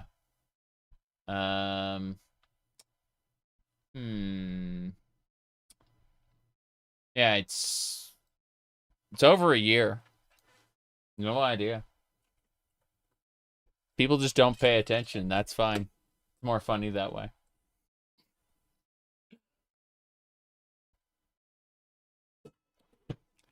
To think, like, we're coming on 2 years of shenanigans, and people are still getting culture shocked. It's really fucking funny. Okay. Let me see here. Food scraps. You need to download this. Download. Of course, when you see that my channel is over 16 years old, it's like, oh, I've been doing that. Yeah, I said it's more than a year. Yeah, I went by in an instant to you. Can't help that. As I said, I have a very different relationship with time, where people will reference my latest video, and I'm thinking, like, which video? Which video are you talking about? Okay, let me see here. What else? So this is universal water bottling. Okay, I need to check the TTW version of this. Yeah, it should be it's for the Sweet Shooter one. You said nope. You were still shocked when you realized that it was 11 months ago the Modded Marlin playthrough happened? Koopa, no, you don't understand. That's when it ended. I hate to break it to you, but end of year 2024.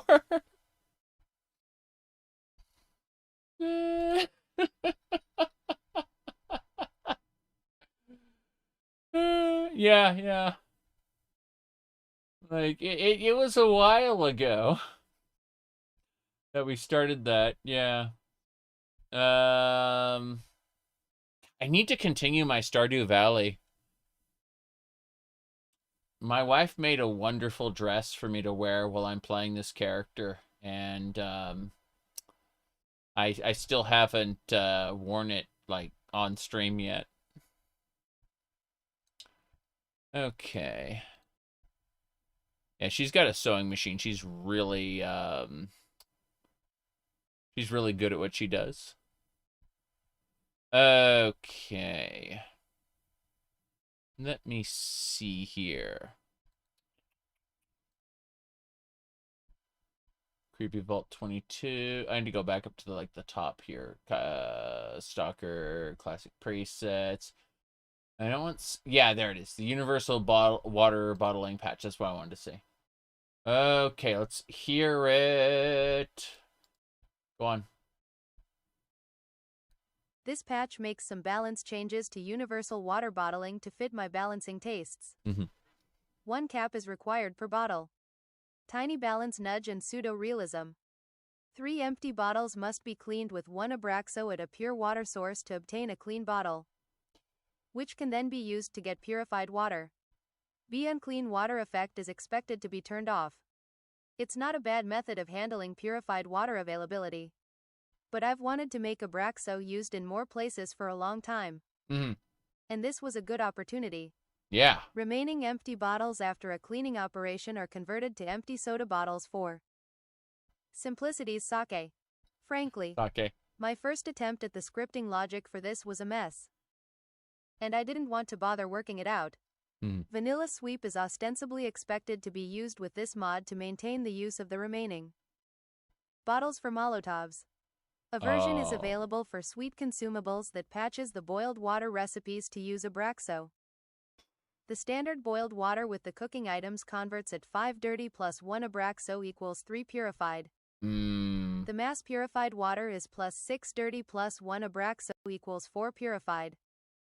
A water boiling kit and mass purifying kit can be crafted to ensure that you never accidentally use their components for other recipes inadvertently. Yeah.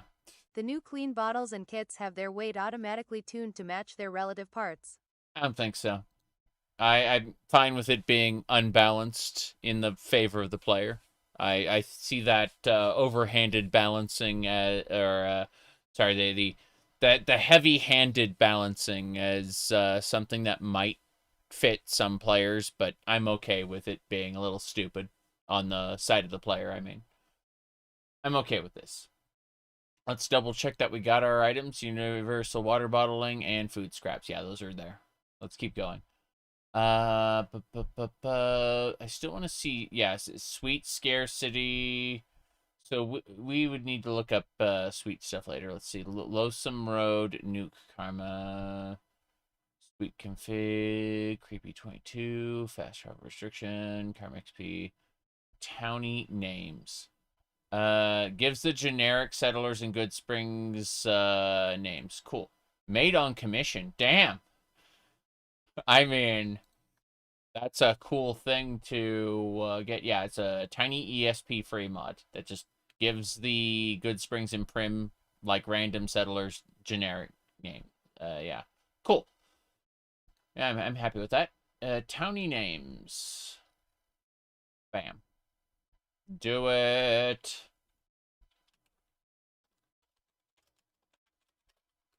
Good.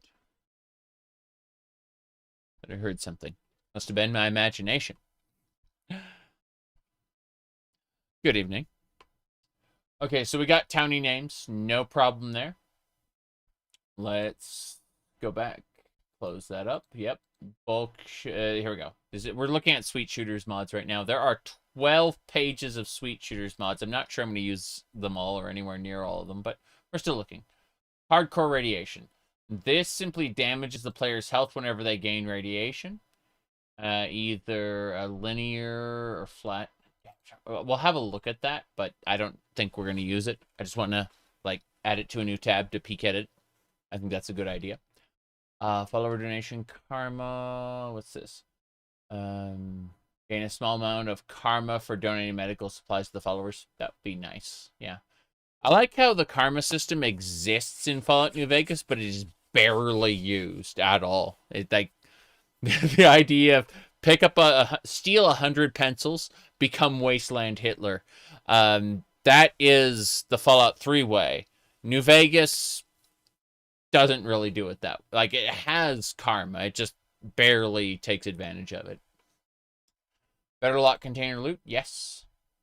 Birds of a feather. Let's see. What's this? Usable fungus stocks. I'll have a look at that one. Bypass tools. Lockpicking, drill, and hacking module. Interesting. I mean, if you didn't want to do the mini games, that makes a lot of sense, actually. I'm okay with the mini games, but it's interesting. Is this Halo red and this one gold? I just noticed, like, the here, hold on, let's zoom in. Yeah. Yeah, this Halo is yellow, this one is red. Yeah, red Halo and gold Halo. How strange. I wonder if there's a reason for that. Okay, anyway. Let's go back. Force entry is a good one. Just bash the door down. Yeah, makes sense to me. All right, let's see. Equip sets. That's, I'm gonna have a look at that one. Give me a sec.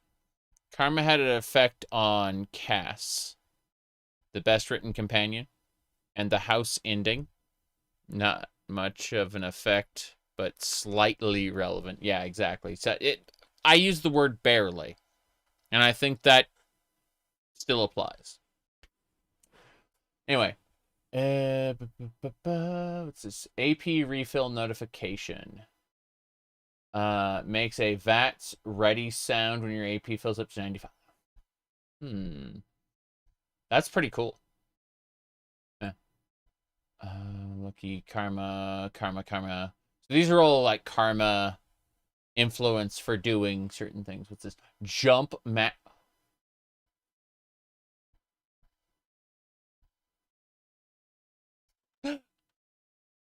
I'm just looking at the different icons, like this one versus that one. I'm like, oh, I see. There's got to be something to these icons being different that I just don't recognize. Oh well. Let's see. Okay, hands full, hacking and lockpicking. Prohibits it while you have a weapon or your fists out. Immersive minigames make the player get shocked when they fail a hack. I see.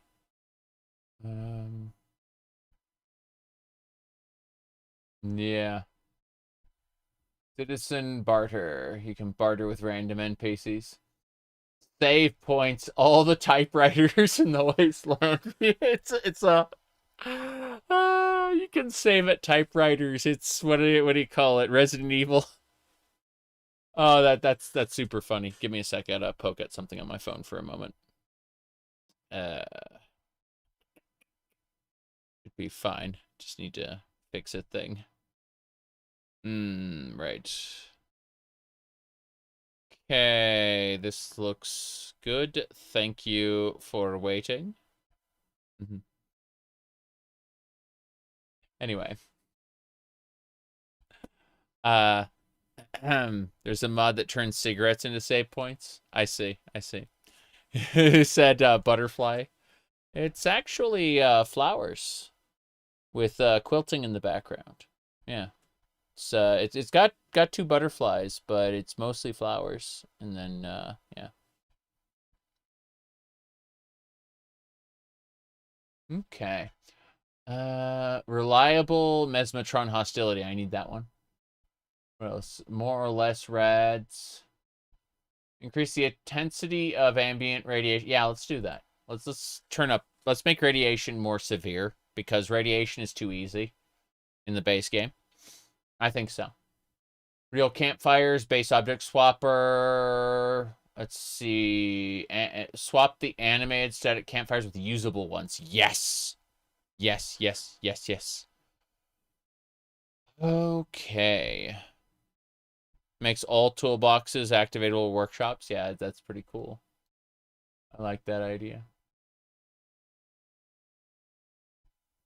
Oh, a second. I'm trying to figure something out. Let me do this. Okay.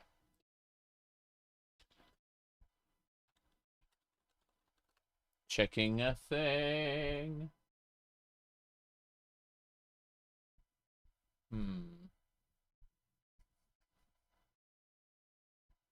Okay.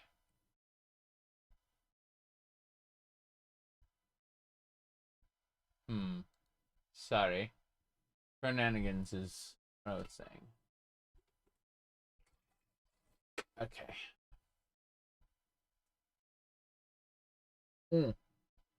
Let me see. Fallout 4's auto dismemberment of ghouls, melee weapons. ESP free causes ghouls to automatically have their limbs sever. I don't think so. That doesn't matter. No talking in the air. Camera shakes and looks strange if the player starts dialogue in the air. So this prevents her from doing so. Yeah. Enclave cybernetic perks. Gives Enclave members the implant perks. Really? That's pretty cool.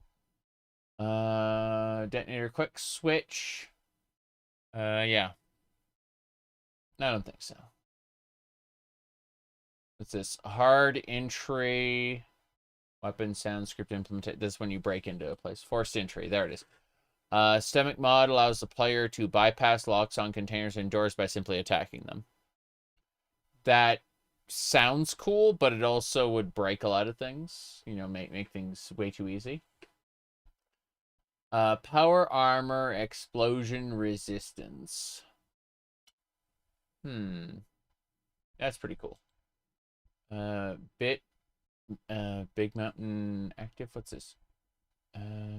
Implementation of the big mountain, which re-enables spawns once the old world blues quest is over. Oh, that is pretty cool. So you could actually go back to old world blues if you wanted to. That's neat. Spare sweet heart ammo rebalance expansion. What's this? A complete rebalance of the ammo crafting system. Interesting. We'll have a peek at that. Level up traits. Gives the option to take a trait per a variable of level ups. That sounds awful. The traits are almost always like exchanges, you know. There was a really, really cool mod. I remember it was the More Perks mod. It's not compatible with TTW as far as I know, but back in the day, I really enjoyed More Perks because what I did was I remember like there was a trait called racist, and I applied it to I picked a particular race and then changed their cosmetics so they looked like a different race. So that in theory, I tweaked it in such a way that like this character was racist against herself only, like her own race, and nobody else's. And it was like very, very interesting for the setup. It was very, very stupid. Basically, she would get a bonus of killing people of her own race, but nobody else. Like, it would be a penalty against everyone else. Like, I inverted the perk, basically. It was incredibly stupid. I don't remember exactly how I did it, and I'm certain the mods haven't been updated, so it's impossible to do these days. But I had fun with it. It was dumb. Yeah. Was that a drunk lady playthrough? Yes. Yeah, she automatically, whenever her health dropped below a certain threshold, she would automatically grab a bottle of booze and drink it. And it would do the little swirly-eyed pit boy icon. She would just, like, compulsively drink in order to heal. You couldn't control it. Like, if you had alcohol in your inventory, she would chug it. Yeah. All right.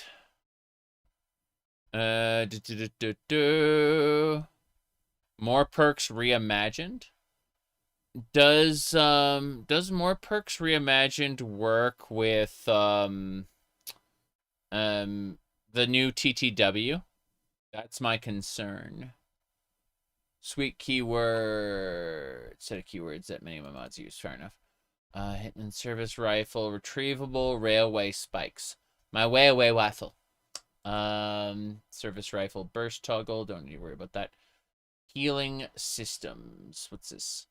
Compatible rebalancing of doctor sleep infirmary. Yeah, let's have a look at that. Robots don't dream of electric sheep. ESP restores the fatigue level of any robot creature to max on hit to make sure that they're never knocked out. Yeah, I don't want robots getting knocked out, as cool as that is. I guess you could, like, addle their circuits or something, but still, it'd be strange. Does work with TTW. You've not had issues. Cool. Cool. Creatures aren't evil. What's this? Cool. This one, because you kill a specific type of Ghoul Reaver and suddenly your karma, like, maxes out. I'm turning that off. Imagine, like, I'm going to commit all the atrocities in the world. Oh no, I killed a Ghoul Reaver. I am a saint. That we're gonna turn that off, obviously, with that. Anyway. Oh, jeez, this is really funny so far. Some rogue grenade rifles relocated. Bull bear, bull bear, bull bear. Keyword writer.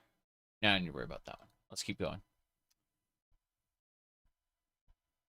I was gonna say, I looked up Sweet Shooter on Twitter, and that was a suspended account. I was like, oh. Let me see here.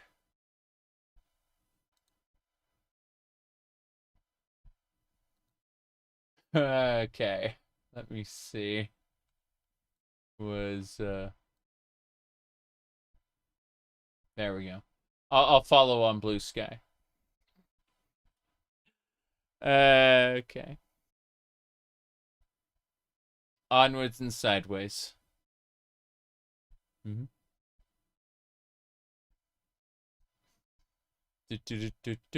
Cap name change. Switches regular caps to Sunset Sarsaparilla caps. I don't need to worry about that. Stinger, energy drink of the wastes. No. Play music script. What's this? Tiny file, triggerable script, current media locate. And I don't need to worry about that. Transponder, immersive adjustment. Rewrites messages, TTW, teleporter, transponder mod. No, I don't need to worry about that. Sync inventory reset button. Oh. I don't need to reset the sync's inventory, though. I mean, at a cost of some caps. Actually, that's pretty cool. Yeah. The sync is a area in Fallout New Vegas, specifically Old World Blues, where you can like refresh your stuff. You can it's like a player home, and you can teleport to it using a special transponder. Pretty cool, actually. Yeah, I'm not gonna worry about that right now. Go look over here. Universal anti-venom. Let's see, anti-venom to cover any mod-added venoms, yes. No stealth suit, voice, or stim use.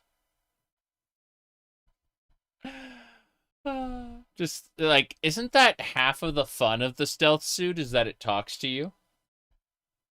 Kind of like that power armor, right? Anyway. Let's see here. What do we have going on?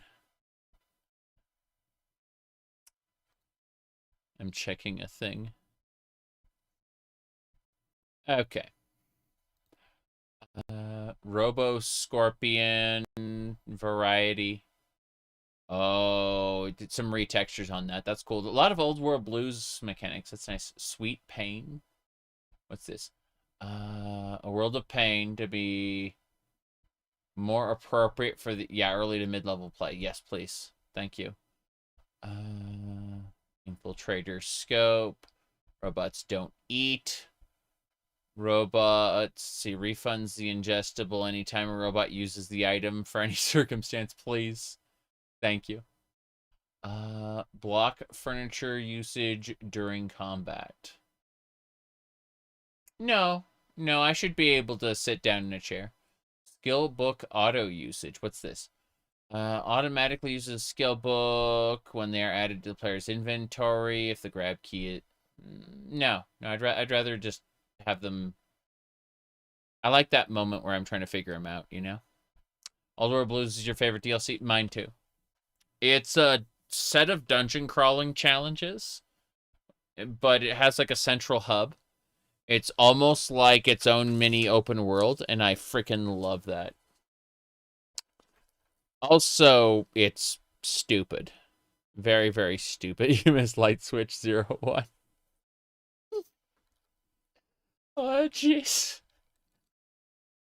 I'm just thinking about the different NPCs that are all like the toaster. I will destroy this media. Yeah, consume books.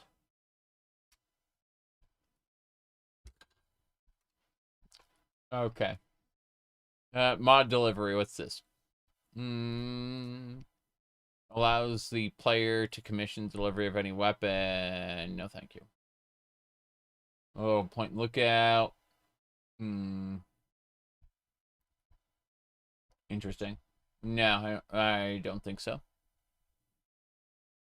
The jukebox, yes.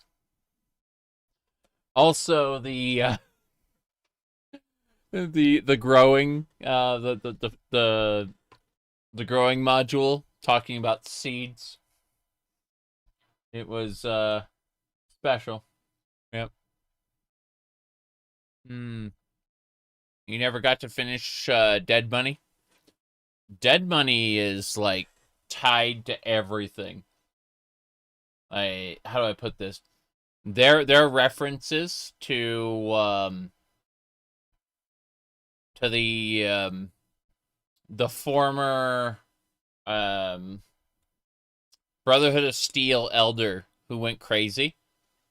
He's referenced in like the other DLCs and the base game, and Dead Money is where it pays him off. Yeah. Dead Money is honestly like, I know there are a lot of people who are invested in Bull Bear, but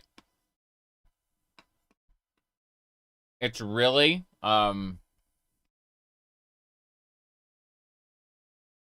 Dead Money pays off so many loose plot threads relating to Elijah. It's crazy. Okay. Message box prompt when you hit the cave in Vault 101 to ask you if you want to skip to New Vegas via train. That's weird. Let's keep going though. Manual, companion, consumable, consumption. What? Hit the grab key. Use any consumable item on a teammate while you have their inventory open. Oh, you can force them to eat. That's awesome. Okay, let me see. File not found. Yeah. Keep going. What else? Basic retrievable throwables. Yes. I love that these are all ESP free, meaning that they run off the script extender instead. More importantly, they don't consume a slot if you wanted to have a giant load order for some reason. But they also tend to be more stable because they're running off the script extender and not the base game. And the base game's engine is super unstable by comparison, whereas the script extender, it's very hard to crash the script extender. Okay. You can bleed me dry anytime. We'll have a look at that. Courier shot first, kill Cobb to start the gunfight. That's hilarious. You only completed Honest Hearts. Yeah. I had more fun playing a sneering imperialist the last time in Honest Hearts than I should have. But I do appreciate like the wide variety of options in that. Like, it's got some pretty fucked up writing at points if you decide to go with the the bad dialogue options, but all in all, like, Honest Hearts is really fun. It's just kind of an isolated campaign. It's its own thing. It doesn't really tie into the other campaigns. Whereas The Great Divide, it's not called Honest Hearts, called Fuck, I forgot what it's called. Doesn't matter. Point is, the Great Divide, like, ties into your, like, past as the courier. And also Caesar's Legion, Loathsome Road. Yeah. Then the Old World Blues kind of has a couple plot threads that tie itself into Dead Money. If you, like, pay attention to, like, all of the audio tapes and stuff. But, Dead Money itself is kind of the conclusion to, like, so many, or so much, like, loose, plot threads dealing with, what's his name, Elijah and the Brotherhood and his obsession with making it all right. Eventually, it, like, twists him to the point where he just wants everybody to die. Alright, let's see. It's why the big joke about how the NCR was gone in, what do you call it, in the Fallout TV show. Like, they're like, who canonically won New Vegas? And you see this, like, grinning Elijah face. Let's see. TTW, no free level up when leaving the vault. And no, I want the free level up when I leave Vault 101. That's important. But yeah, Sweet Pain was the one we looked at earlier. I'm going to make sure I have that. Crossbow overhaul. Simple item economy. Translation makes changes. The economy make more sense. Barter more consequential. Yes. Tactics, metal armor, gore cap fix. Hunting rifle, physically based steroids. I see. Fixer cleans NPC addictions, please. Thank you. Okay. Everything's coming up, Veronica. Yeah, yes. Exactly. No, her, the other girl's in Dead Money. Yeah. Veronica's girlfriend is in Dead Money. That's right. I forgot.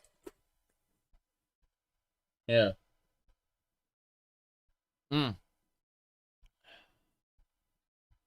Okay.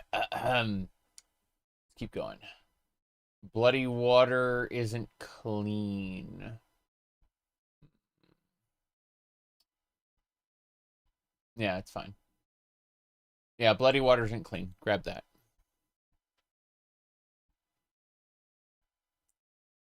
Fixed, initially disabled. Enable patient. What's this? Don't need to worry about that. Gives you a BB gun. Sunny gives you a BB gun and no end tutorial text. Yeah.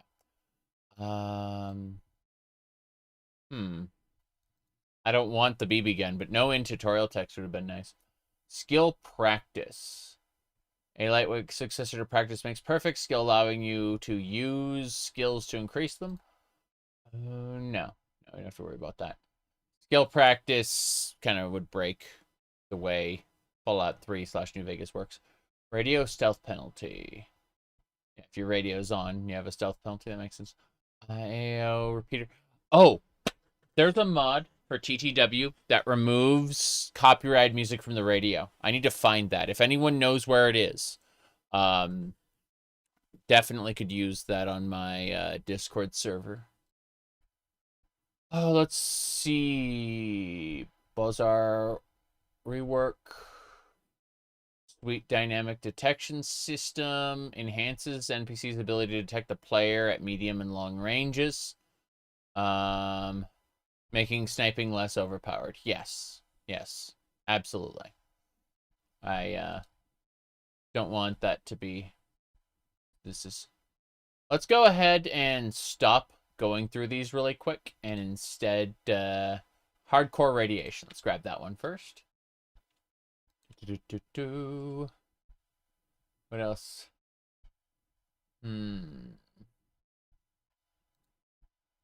Shenanigans, yes. What is that?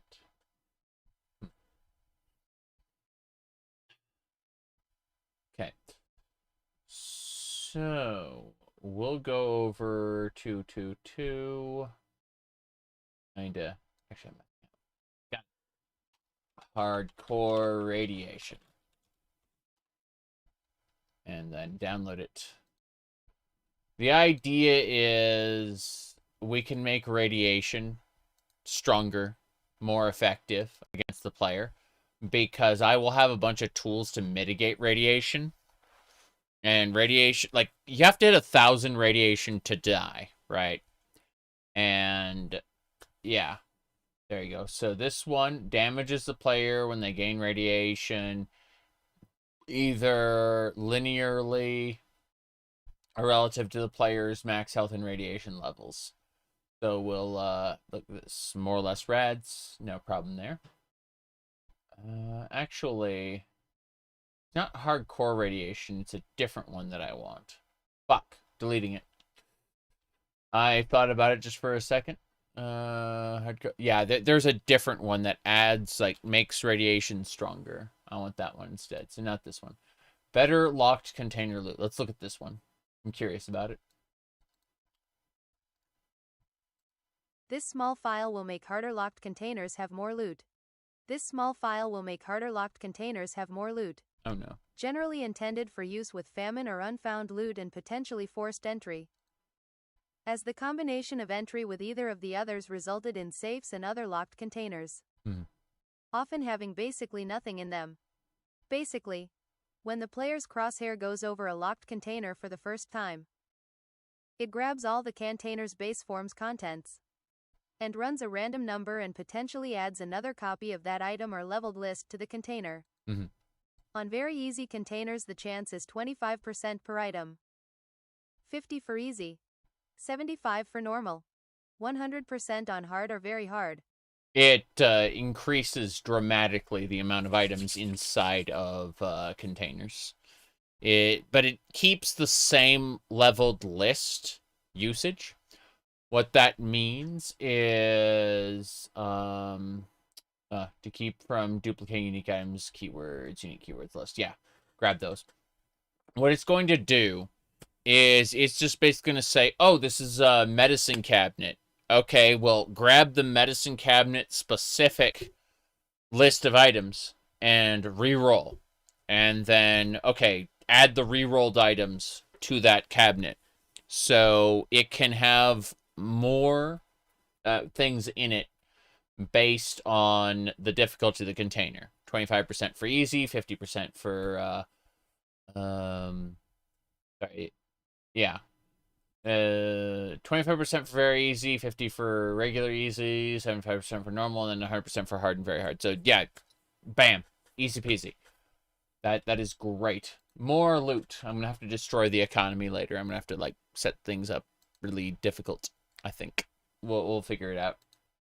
Anyway, so I'm gonna sell 1,000 pencils and get 1 cap each, and then I will have 1,000 caps. Just you wait and see. But no. Locked, yeah, better locked container loot. That's a good mod. Grab it, save it, do it. Okay. We need the others as well. Unique items, key lists, yep. Save. Yeah. Keywords. Cool. Never want that. Keywords. Download. This doesn't do anything other than adding a bunch of keywords to the game, so that it can keep track of, like, unique or mod added items. Yeah. It's good stuff. Here we go. Keywords. And unique item keywords, yeah. Whoops.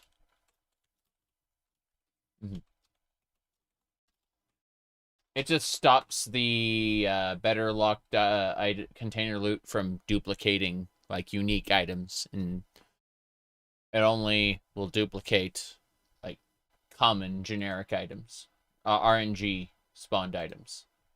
That's a good thing. Okay, usable fungus stalks. In other words, if there are mushrooms anywhere, like normal fungus stalks that can't be looted, it should be fine. My game is set to Skyrim. That's great. Twitch was being twitchy.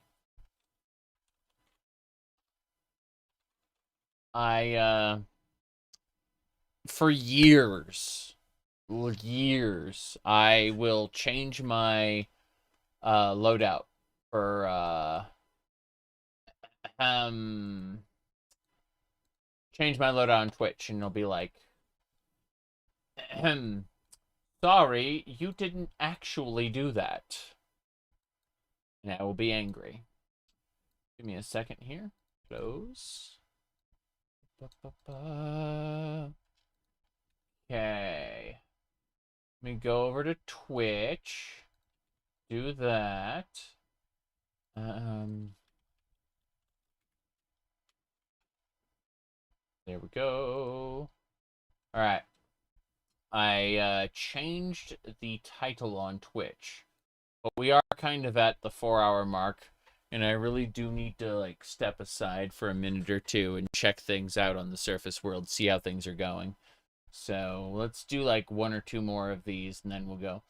Base object swapper. So basically, anytime you see a generic fungus stalks, let's just go. Let's go. This base object swapper any simply replaces glowing mushroom, cave fungus, mutant cave fungus statics with the pickable activator versions. This is a replacement for usable fungus stocks, which uses scripting to switch the references out. Yep. Which results in them visibly switching upon a save load with them visible. If memory serves, they would also repopulate upon save load, but I may be mistaken. Right. This is good. Yeah, so let's have a peek.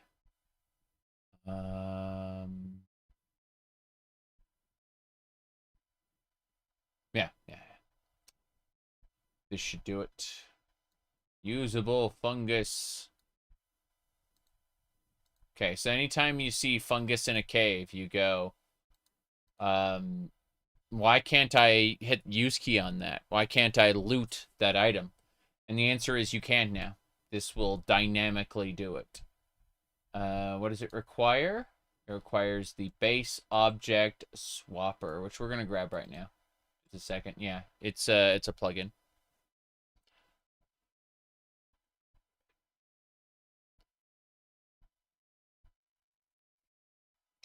Okay. Well, as I was saying, base object swapper and fungus object swapper.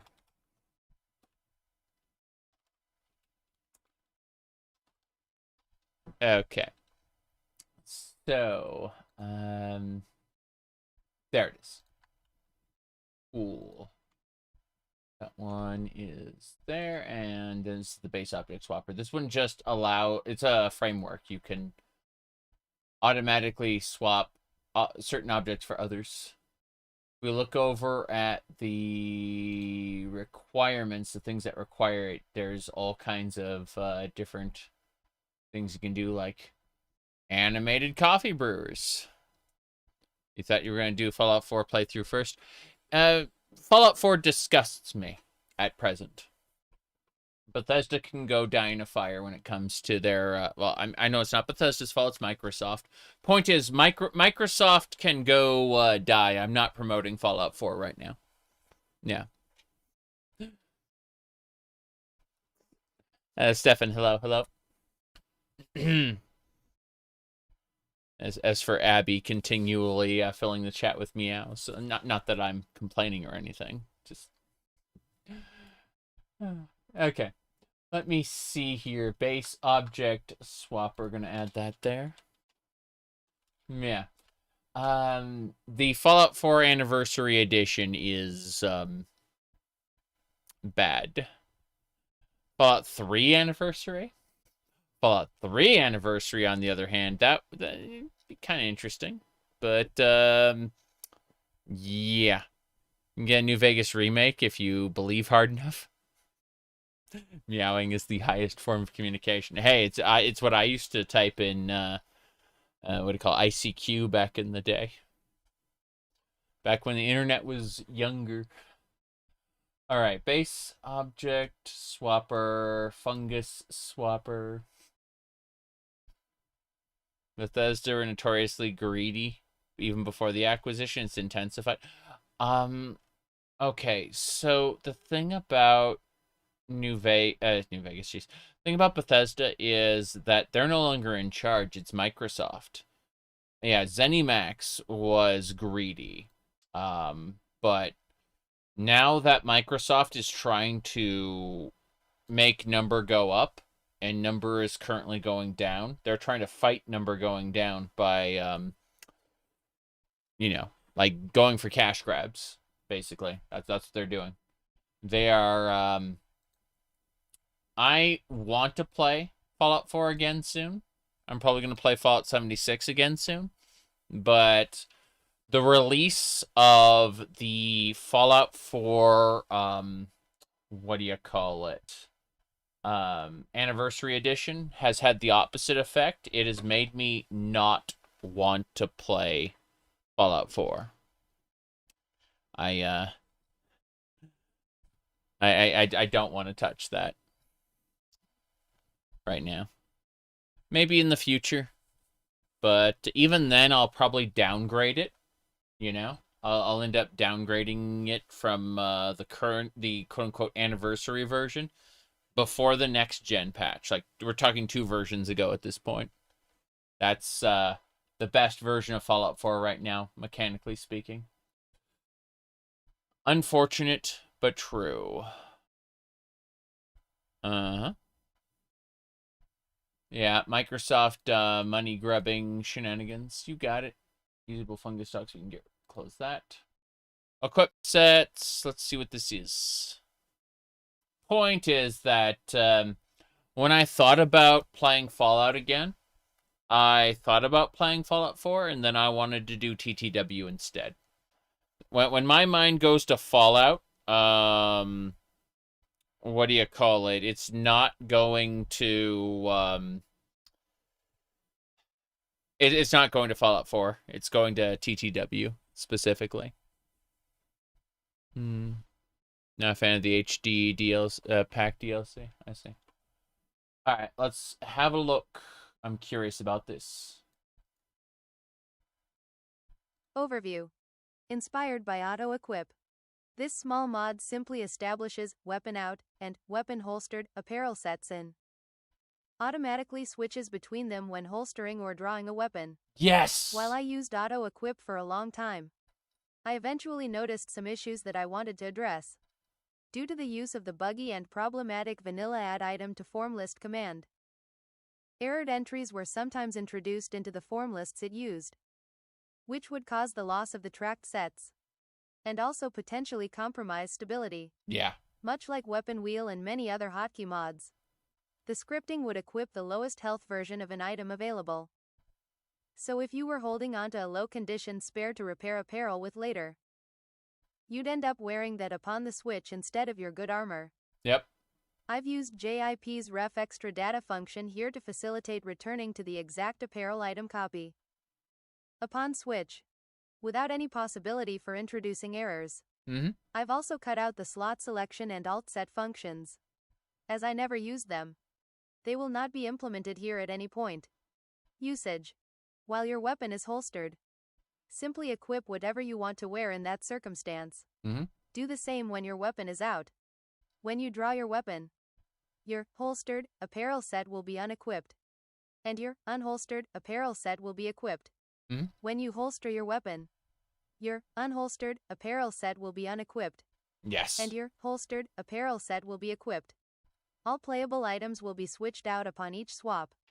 Pip-Boys and other non-playable items will not be touched. Cool. Equip sets. That's its name, and it is teeny tiny. Grabbing it right now. No question. Yeah, that's awesome. Means we get to wear some stupid outfit for when we're not fighting. And then when we pull out our weapon, it'll automatically put on our combat armor. It's going to be dumb. I'm going to love it. Let's see.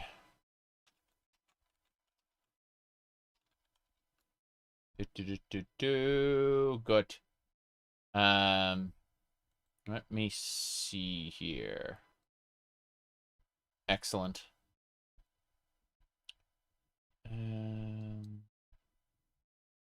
Hold on, I'm double checking.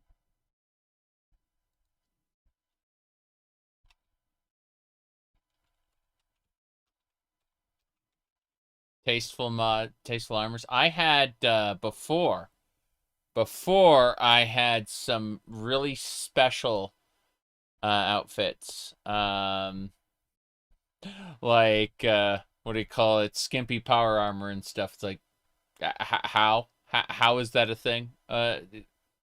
Life finds a way. But no, I'm looking at other dumb things. Just hold on. I'm gonna go to. Oh wow. Yeah, I'm poking at different things. What was it called? It was called. Okay. Type 3 conversion. Let's double check. I'm looking right now.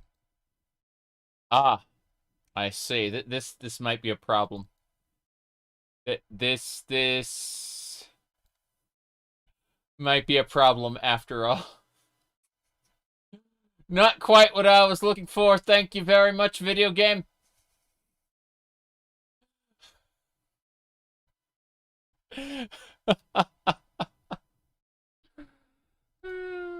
Yeah, yep.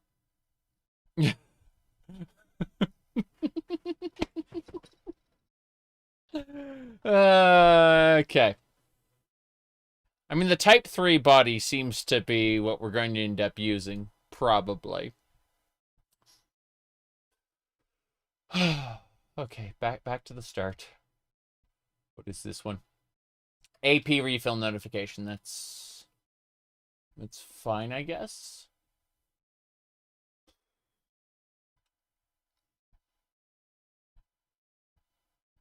I don't think so. I don't need that. Jump Sovereign. What's this? The Type 3 body, yes.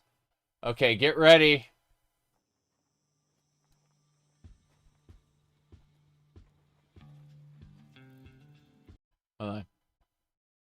Oh, wow.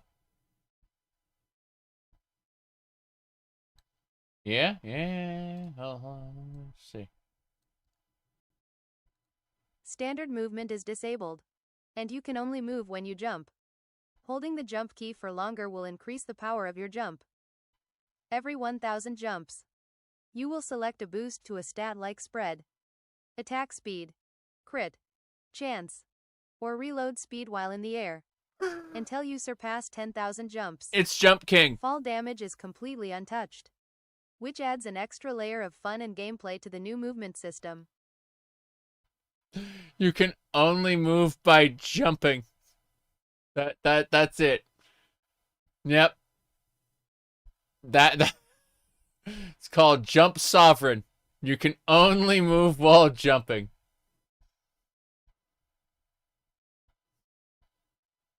Why? Because someone wanted Jump King. That's why. All right. Reliable Mesmetron hostility. Yeah, we'll grab that.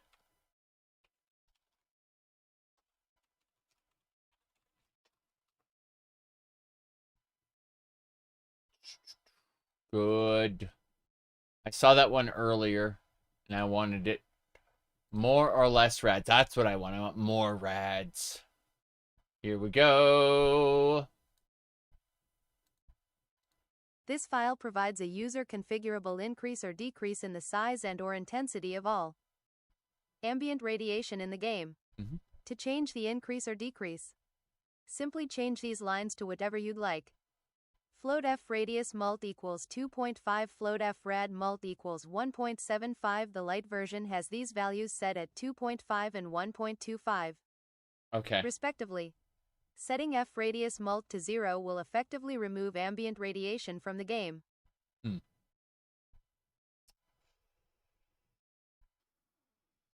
Right. That's pretty cool. So, compatible with anything that uses standard radiation markers. Got it. Yes, I want this. More or less rads. We're gonna get more rads whenever we're in like a radiation area. We're going to increase its effectiveness to rely more on, okay, radius only. No, more or less rads is fine.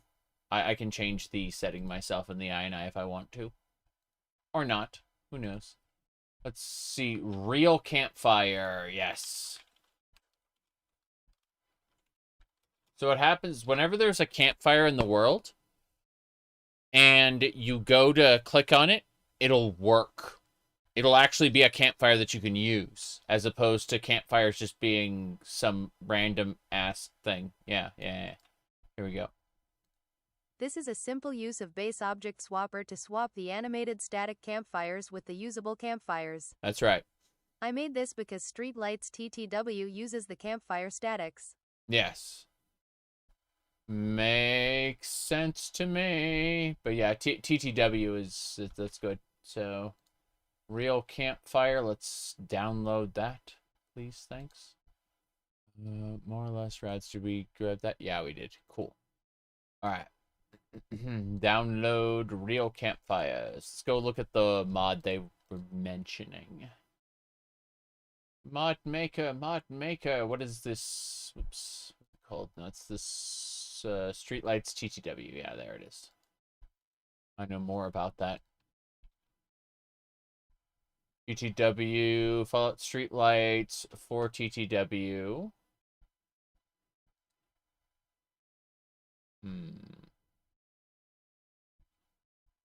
Ads, working Streetlights, capital. Nah, I don't need to worry about that. Okay, Enclave members have implant perks. That's right. Give implants to the Enclave. All right. Perfect. My goodness. Said Bethesda fanboys live under Stockholm Syndrome. Yeah, I'm not playing Fallout 4. There are people out there who are like, oh my god, there's a new update to Fallout 4. I'm going to play it. No, we're doing TTW. Tale 2 Wastelands. It's Fallout 3 and New Vegas combined into a single game for fun. That's what we're doing. I looked at the Fallout 4 update and went, I'm not touching that game. Go away. All right, let's see here. Yeah, Enclave members have implant perks. Looks really interesting. Let's go for that one.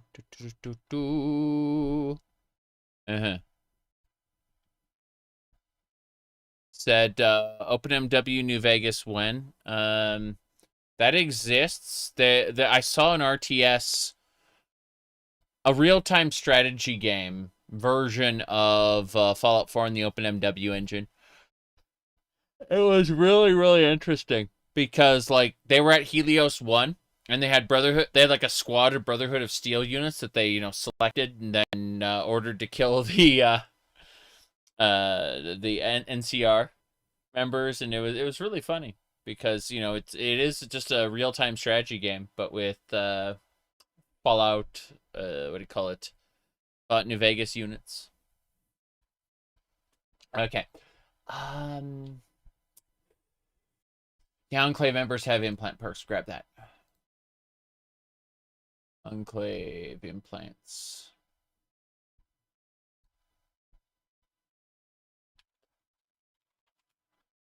Do it.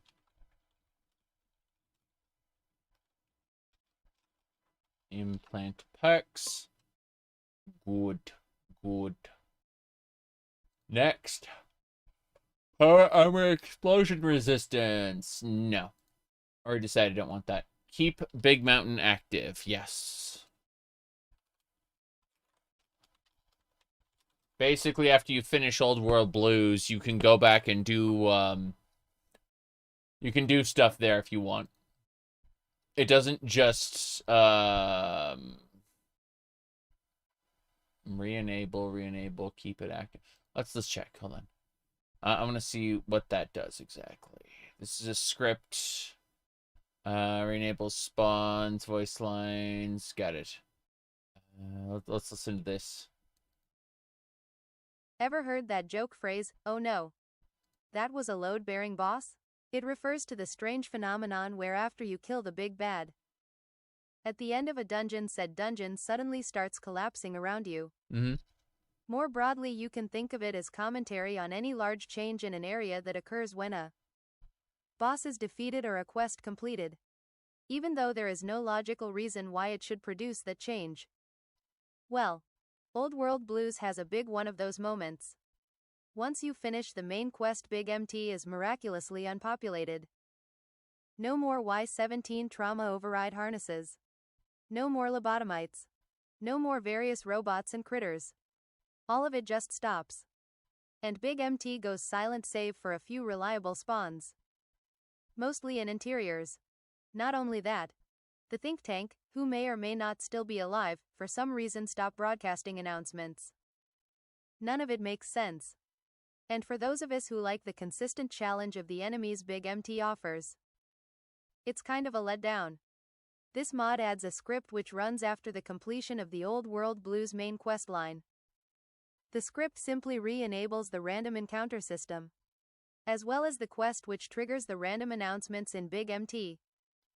The announcements have been modified slightly so that they will not play unless the people speaking them are alive, i.e., you won't hear announcements from Mobius if he's dead. Notes because of how this mod works. The effect it has is permanent if it is enabled after the completion of Old World Blues. To be specific, uninstalling this mod after completing the DLC will not remove the random spawns from Big MT. You have been warned.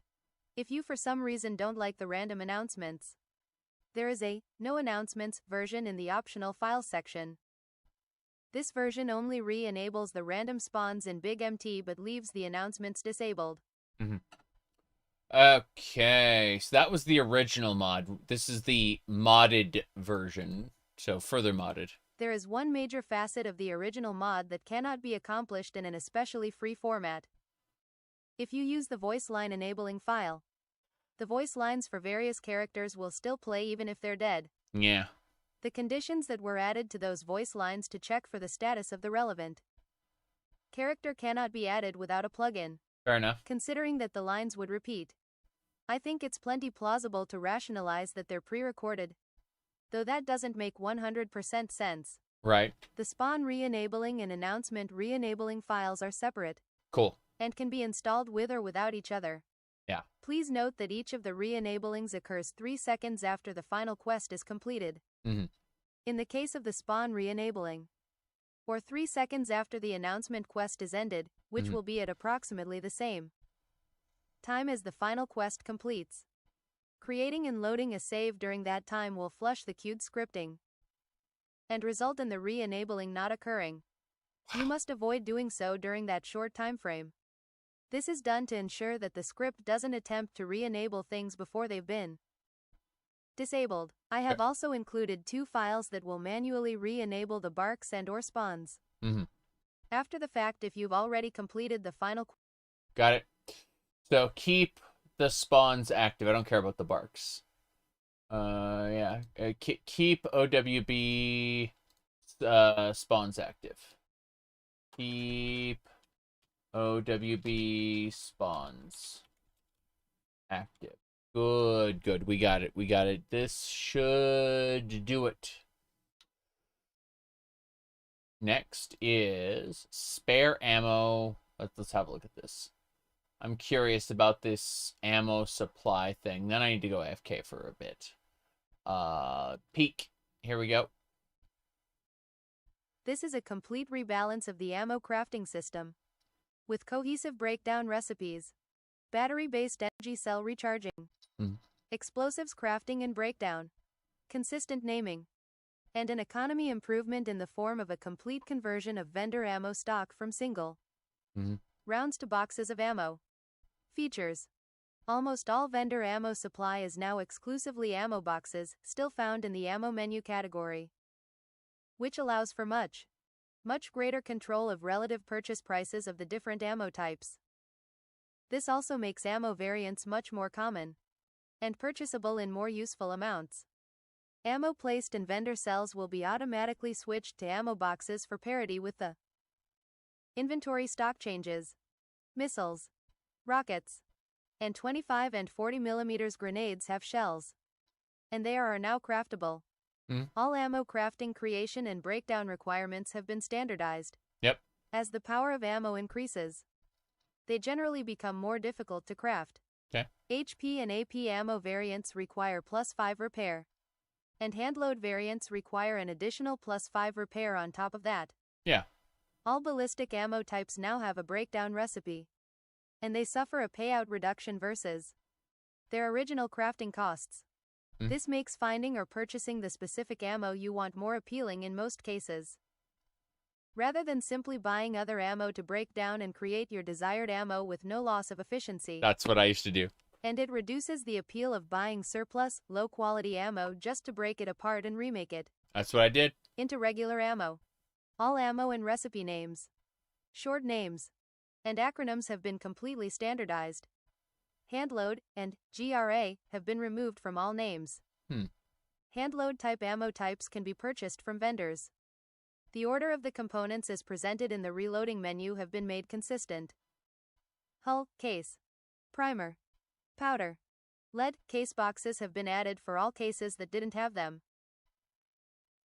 Recharging recipes now use fission batteries, rather than somehow recharging cells by rubbing drained ones together. A small selection of new ammo types have been added. Not sure about this one. Let's see. You're in this TTW. Sweets. They're dropping clamped with no ammo. It's being called caliber and its patches. Let's see. It's not compatible with other arsenals. Rocket shells, missile shells should be named to shell rocket, shell missile. I'm still skimming really quick. Does this supersede supplemental ammo crafting? Don't use supplemental ammo. Recommended mods, you have TTW merchants extension listed, but the mod page isn't. It says not to use this. Start. Okay, so I don't think so. I don't think we're gonna run this. This rebalance just kind of pushes it beyond what I want to do. Like it nerfs things a little too much, and one of my favorite things to do is to mass buy shitty ammo to break it down to make better ammo. That's one of my enjoyable activities in this game. So this disincentivizes the thing that I like to do. Yeah, let's see. Load order sweet hello. Ah, yeah. I see that. That is precisely it. Fair enough. Portable crafting reworked? No. TTW merchant supply should not be used with this mod as it performs all the same functionality natively.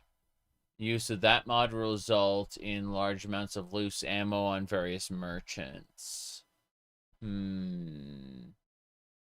Let's see. Retrievable railway spike, explosive shotgun. Yeah, I'm not going to mess with any of that. Gonna close it. Yeah. Okay, next is, this is Stars Total Armor Rework System. I'm gonna peek at that. Let me see here. What's this? A complete rework of armor. DTDR, yeah. Let's have a peek. Oh, wow. That is a lot going on. Overview. This is a complete, top-to-bottom rework of the entire armor suite. DT and DR values have been reworked and often increased. DR has been added to most armors. Power armor stats and effects are completely reworked. And a huge amount of the excellent armor mods from around the Nexus are required and integrated. This rebalance is partially intended to make armor values more consequential with mods like New Blood, BLEEDLESS, and Bleed. Features. All armors and outfits have had their stats changed. And new resistance amounts added. For things like fire, energy, rad, and electric resistance. That's interesting. Most items have some degree of each resistance. Yeah. Metallic armors now almost always provide a rad resist debuff. And often an electric resistance debuff. This has been done for realism. And to dethrone the metallic armors as being the best non-power armor choice for nearly all build types. I see. Unique versions of armors have often been tweaked to have more unique appeal. They aren't all linear improvements on their base versions. Some are. But many have higher stats and lower health. Or other such changes. To make them a more interesting armor choice. Instead of a raw improvement. Vanilla armor tiers and timing have been overhauled and lengthened. And greater variety of apparel has been granted to raiders, factions, and vendors. It will take longer to get higher quality armors than in vanilla. Yeah. Radiation suits in particular will be much rarer. Cool. Enclave members almost always have facial rad protection, such as gas masks, rebreathers, etc. Faction disguises have been removed. They have always been buggy, problematic, and caused more issues than they're worth. True. Even when fixed as best as they can be. Yep. Book of Steel is required. And it serves to improve the visuals for many non-power armors. Power armor visual enhancement is required. And it dramatically improves the aesthetic of all power armors in the game. It overwrites Book of Steel in all relevant cases. Leather and metal armors can be repaired using leather items, like leather belts, baseball gloves and such, and scrap metal, respectively. This has been done to allow for those armors to be easier to maintain. Right. Providing them more appeal when compared to combat armor. Pre-order armors have been distributed to leveled lists. Really? Many vendors have been given guaranteed, semi-guaranteed supplies of certain items which fit their wares. Friday. The raider merchant in the pit will no longer have her entire stock be lootable if you kill her. That's sad. Many NPCs have been given hand-picked apparel changes. These often also adjust their weapon loadout to something more respectable for characters who have underpowered or uninteresting weapons. Vendors have a greater variety of armors. They stock much more headgear. And they often have more armors and clothing. Raider-specific vendors often have a very respectable supply of raider apparel. Protective headgear has had its health increased pretty much across the board. Cool. By a large amount. Yeah. For usage with armor damage overhaul. Factions which were previously almost exclusively decked out in power armor have had their tiers reworked with combat, recon, and other fitting armors in the early stages. Cool. This will make combat with them less generic. Okay, I'm gonna end the conversation now. So yeah, this looks good, but it does mean that we're gonna have to look at like the requirements for this. So let's have a peek. Let's look at requirements. It requires Gunrunner's Arsenal, Nexus requirements. These are the things that require it. Salvaged armor. Oh, shoot. So these are all required by this mod. I don't think so. This is interesting. Like, the idea of taking like all of these, but I don't know. Like, give me a second to look at something else. It's power armor enhancement, salvaged armor, and this is sweep. So wait, is this stars? Stars is armor. Sweep is weapon enhancement package. Let's see, requirements. It just requires these. Okay. So I thought that there was going to be like a weapon setup there. So that I'm looking at the different setups here. I'm thinking this is a little too much.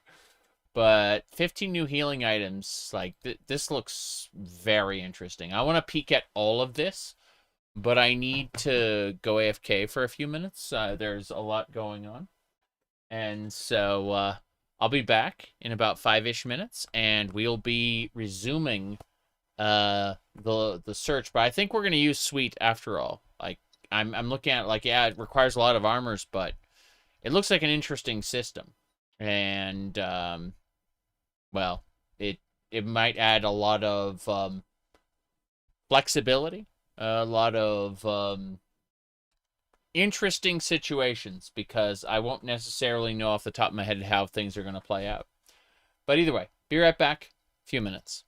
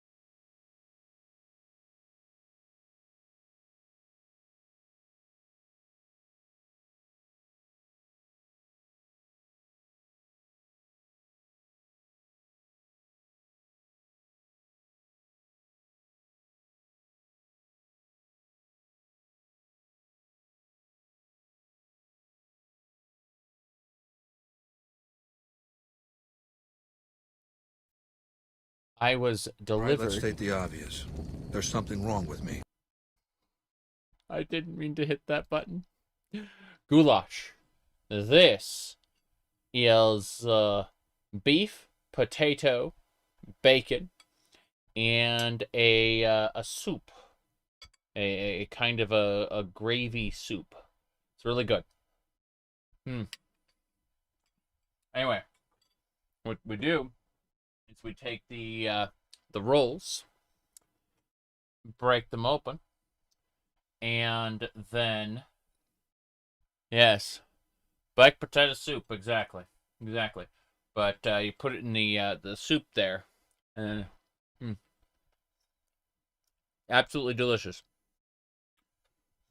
Thanks for the dinner idea. No problem, Moist.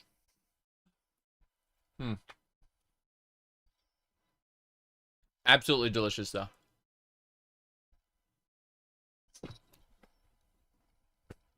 Okay. One thing first. Forgot.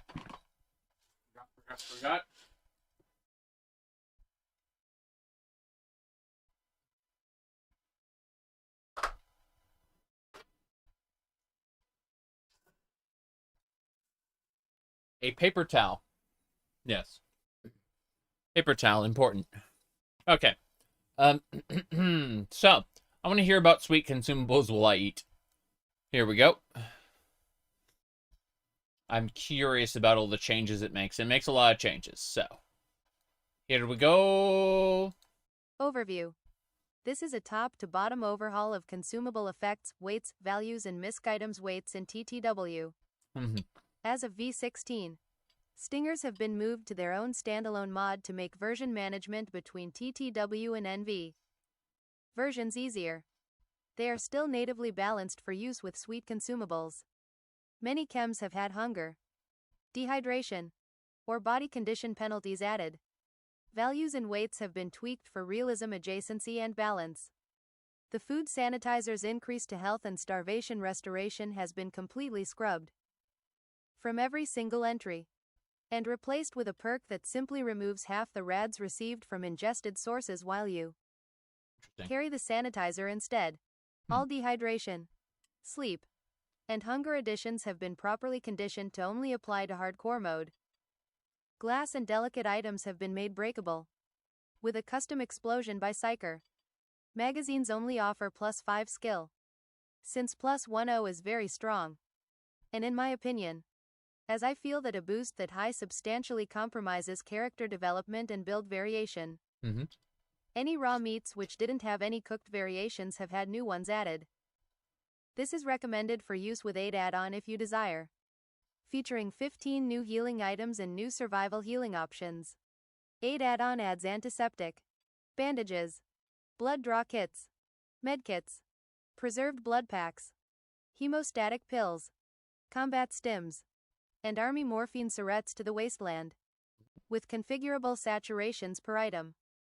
Features, list, survival's effect on food, water healing has been completely redone. Instead of increasing magnitude of food healing, like medicine does for its items. Any hunger or dehydration restoration adds a portion of the degree of its restoration to an ongoing survival healing queue. This means that if you consume an item which restores 100 starvation with 50 survival, you will add survival skill 100x F survival food duration mult default 0.33x hunger restored. What formula? For a final value of 16.5. This amount will then be healed over the course of 16.5 seconds. So I can't drink water. The currently active amount of seconds for the survival healing can be checked in the Pip-Boys. Yeah. Active effects menu. The amount of healing done is halved during active combat. For non-hardcore users, there is unfortunately an awkward workaround I had to use to surface the amount of healing provided. Food and water items will display as +H20 FOD. But this does not actually occur, or at least it doesn't stick. All needs will be instantly cleared as soon as the item is consumed, rendering the penalty functionally inert. Due to the way the above system works, survival's effect on ingestible effect magnitude has been set to X 1.0. This will also prohibit alcohol from getting more effective as a stat buff as your survival increases. Yeah. When used with hardcore radiation, healing values of select items like Nuka-Cola variants and glowing mushrooms will have their health Restoration increased to offset the health loss from the radiation damage. And F survival food duration mult will be increased by 33%. Liquor amounts in fridges have been reduced. The usage monitor effect present on addictive substances, which makes you more likely to become addicted when using multiple addictive items at once, has been removed. This was done because this effect was not conveyed to the player anywhere, and it skews management of addiction chances in a way that is hard to work with. Yeah. As well as making addictive chems even less appealing to use. Currencies have a very small amount of weight. Average, good, or purified water sources provide a small amount of healing each time you take a sip while your dehydration is above 0. Purified water will restore 1 rad as well. Lead belly will grant immunity to the stat debuffs from raw meats. Medicine has had its effect on magnitude nerfed to 1.5x. Dry foods generally have hydration penalties. Radiation values have been tweaked. More moist foods generally have more rads. Old World Gourmet and Them's Good Eat and grant a separate, normal style health restoration over time, separate from the food healing queue. For each related food, explicitly irradiated food has had its healing and benefits removed completely. Bitter drink and healing powder have been changed to food. Since they're not medicine, many HH tribal healing items have been reworked substantially. On starts, yeah. To have more interesting roles. Stimpaks and Super Stimpaks now grant some limb healing while above 90% plus health.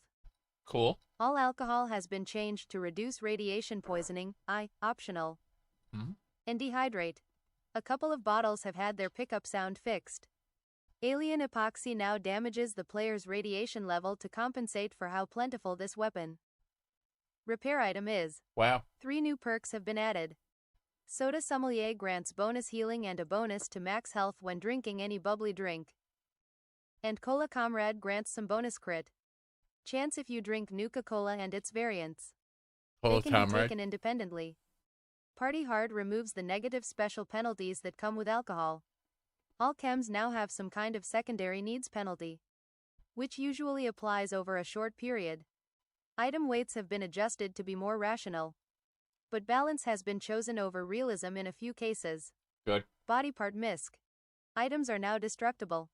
Rad Scorpion, Bark Scorpion, Cazador, Poison glands have been changed to Venom glands. To match reality.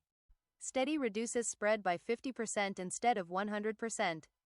Recipes have been added for the bitter drink, Super Stimpak, Desert Salad, and conversion of misc body parts into strange meat. New lore-friendly energy drinks have been added to provide a more effective and common way to handle sleep deprivation in the field. They are found in loot and placed in interiors. GNR has one of each hidden inside 3 dogs area. Interesting. If you fancy a scavenger hunt, items which would naturally return items like bottles, lunchboxes, etc., can optionally have their items returned. By default, this if off, as I feel that it messes with balance.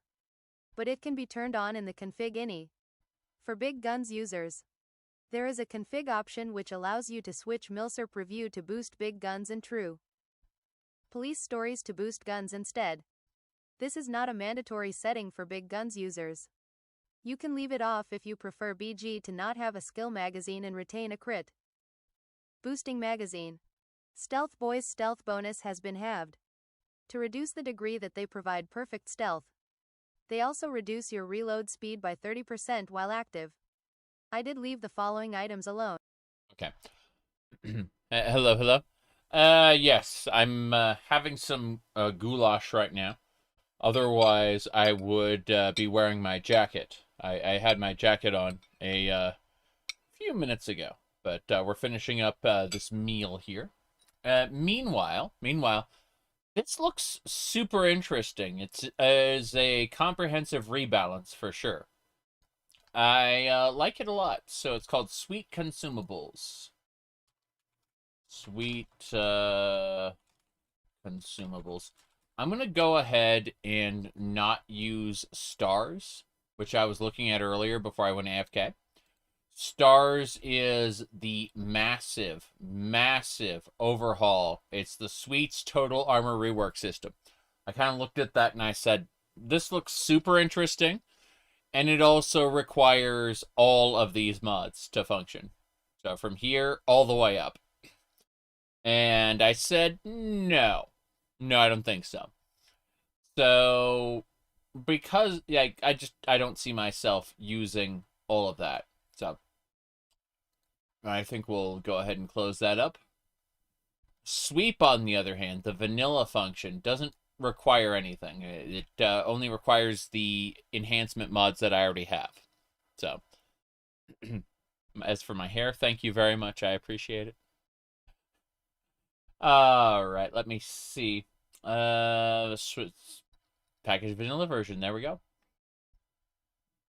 We're going to grab sweep weapons. Sweep weapons grabbed.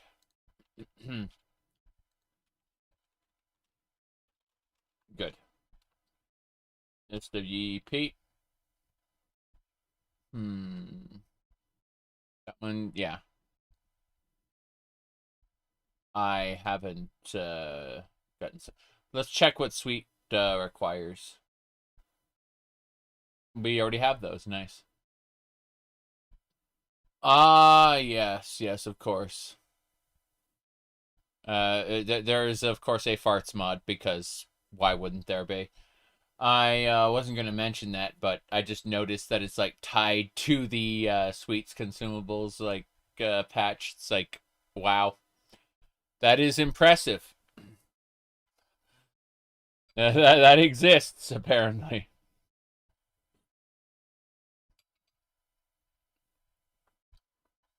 Okay. So, replace your existing installation. Yeah, it's fine. Size? 1111. It's the same. It's just one's for TTW and the other's for regular New Vegas. Goulash. It's a, what do you call it? It's a gravy-based soup.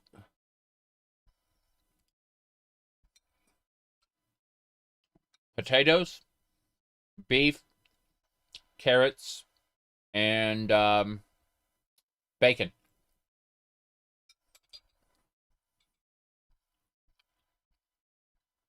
Anyway, let me see. So we got sweet consumables. Double check.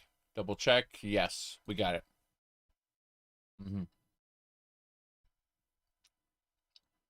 Retrieval way away waffle. Yeah, way away spikes.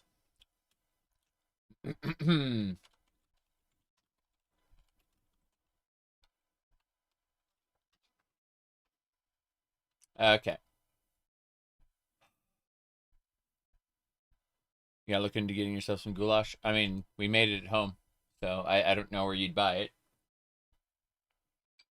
It's good though.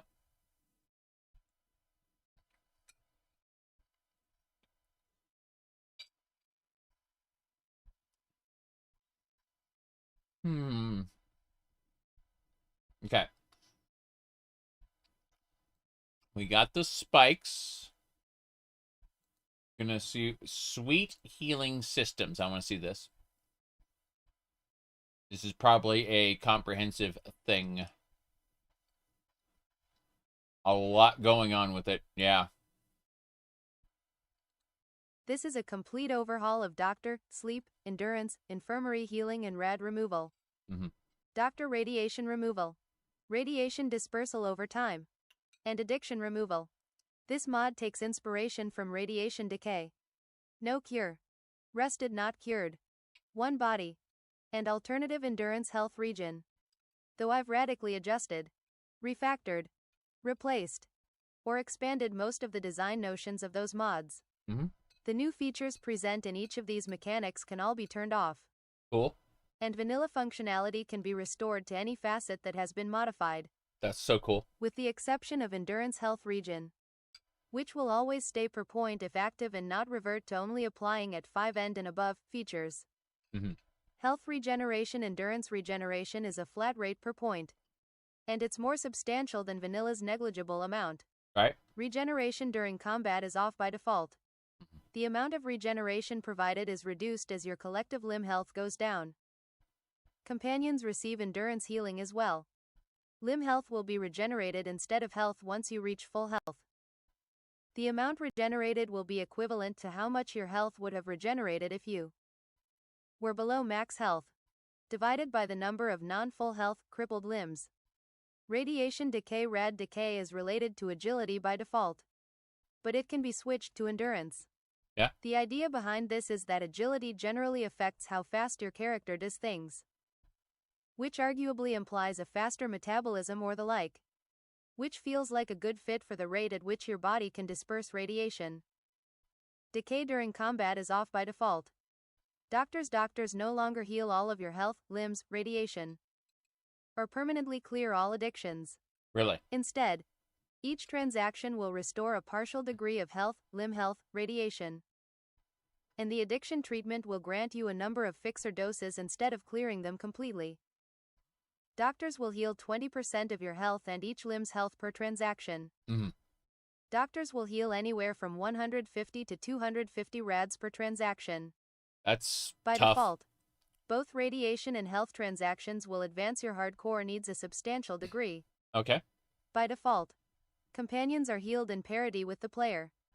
While this doesn't really make economic sense, I feel that this is good for balance. Yes. Addiction instead of doctors or fixer in vanilla being the only way to clear addictions.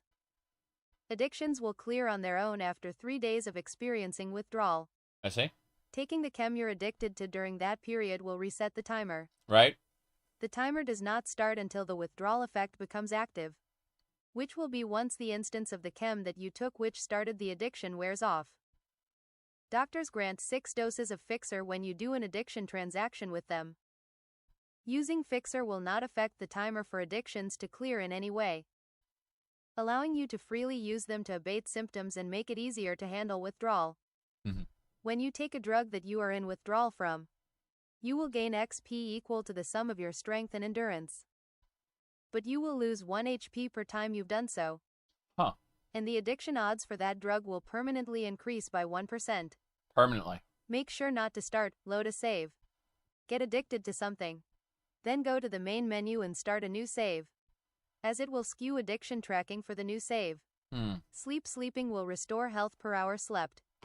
The base amount is 3% per hour. Your radiation level will... This is a little too crunchy for me, I think. I'm not looking to suffer through these systems, merely engage with them in a light sort of way. So, while I do absolutely love the idea of the sweet consumables, I am not really a fan of the sweet healing systems. I think we'll do more vanilla healing systems. All right, robots don't dream of electric sheep. That one just stops you from being able to knock out a robot. Creatures aren't evil. This one we need. This one's a little ridiculous. Do you think we'll get another main Fallout game in the next 10 years? Yes. I hear that they have a secondary team working on Fallout 5 in tandem with Elder Scrolls 6. What this means is we'll get one game first, and then, like, a year later, immediately get the other one. Probably. That's what it seems like. Whether that's true or not, you know, it's all unreliable information. So, but it looks like we're going to get Elder Scrolls 6 and Fallout 5 in the same, like, same period, roughly. You know, within a year of each other, basically. You said with the final death rattle of Bethesda will begin, something like that. Yes, Microsoft is not doing well, or not doing a good job handling Bethesda. Let's put it like that. I'm gonna really quick finish off this soda here, rather than drinking coffee. I've got like the broth in my mouth. It's like, yeah, not great for coffee.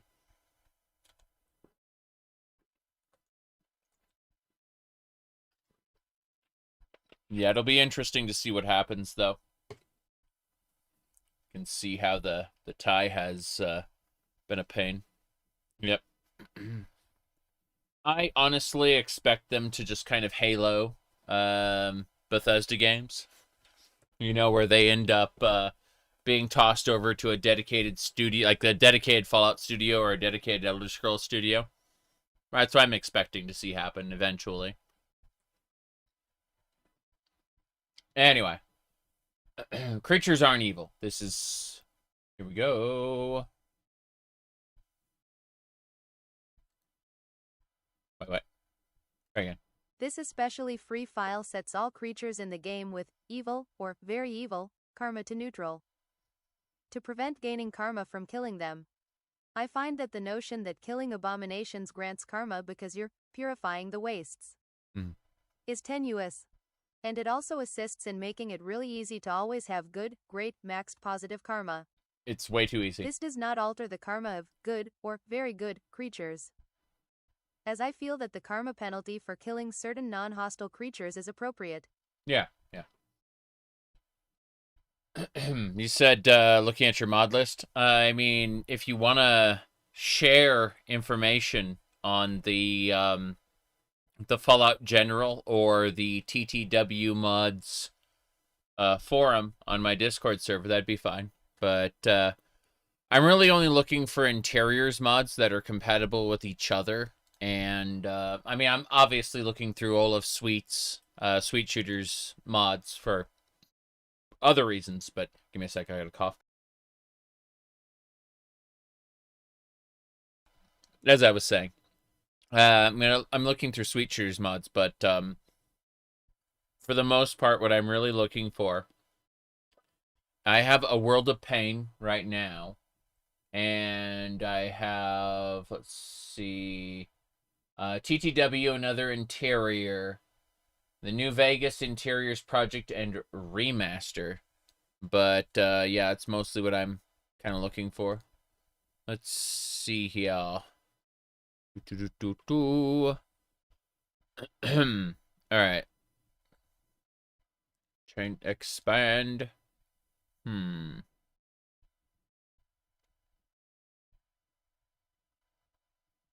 Anchorage Redux. Let's see. Sex Out, of course. And Lust.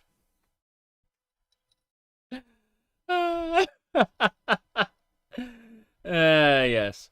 But no, use the DC Interior Overhaul. And another interior. Yeah, DC Interior Overhaul, thank you. I appreciate that. I'm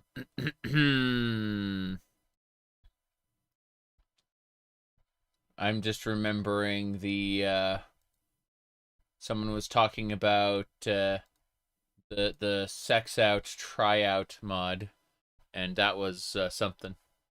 Meow, indeed. What, the Great DC Interior Overhaul? Interesting. Type mods? I was looking at the idea of using a Type 3 body, but we need to figure out how we're going to convey the French maid outfit to my character, obviously. Yeah. Let me see here. Okay. We'll keep that an eye on that. As I was saying, I'm just gonna step away for a moment now that we've finished our goulash. Give me a sec. I'm gonna put this away where it belongs.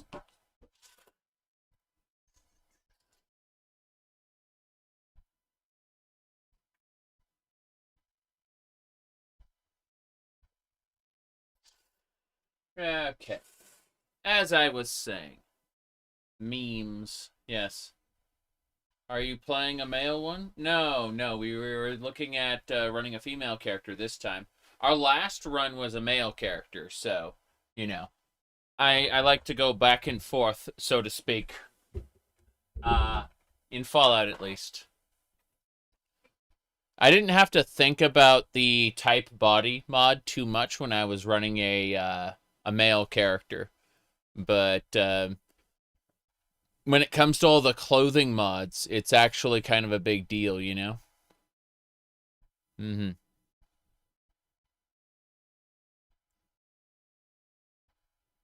Let's see. For New Vegas, you can use Classic Abode.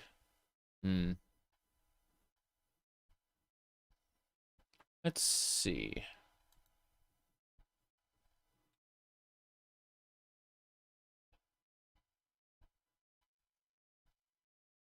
Right. Anyway, the Great DC overhaul, we can look at that a little later on, for sure. You think Type 4 hasn't made one? Nice. Okay, so creatures aren't evil. That's what we just grabbed. Give me a second while I mess with some things. There's way too much stuff everywhere. Supplemental ammo crafting. Did we actually add that to our list, or did we not?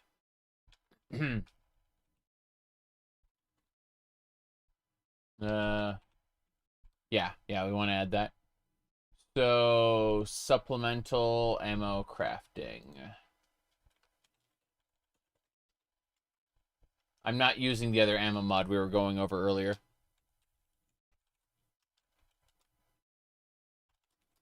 He said, there's a Yennefer face mod. We were talking about The Witcher earlier today. Let me see. Hold on, let me find it. What did I say? Oh, yeah. So, someone posted a Triss versus Yennefer, you know, which road do you take? And I explained that I prefer Triss because she's both a redhead and a terrible person. Absolutely wrong for Geralt. We'll pick again for sure. That's what I said. Triss, yeah, absolutely. Anyway, moving along. Well, let's see. Yeah, I'm not actually a fan of The Witcher. I played all 3 of the Witcher games, and also the board game, that the video game that's a board game. But I've read a couple of the books, and I was not a fan. So, knowing that, all of my Witcher opinions are from someone who didn't like the books. And people go, why didn't you like the books? Many reasons. But, yeah. It is funny how Geralt is like a more realized individual in the books than he is in the game or the TV show. Are you thinking of playing 4 eventually? Eventually, in the fullness of time. I'm not inspired to even touch it when it even first comes out. Not at all. Not even a bit. It's kind of like Kingdom Come Deliverance 2, where I'm like, I want to replay Kingdom Come Deliverance 1, and then maybe in a couple of years I'll get around to 2. You know.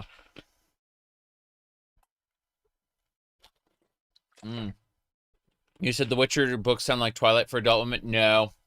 No. Wrong. Absolutely wrong. Anyway. Let me see. Now I'm curious about this. People sent me a thing and I want to peek at it really quick. Oh, wow. Someone recommended a mod called Tailor Made, and I'm looking at that, like, on the left is vanilla, on the right is the new one. And, let's see. That is interesting. Very interesting.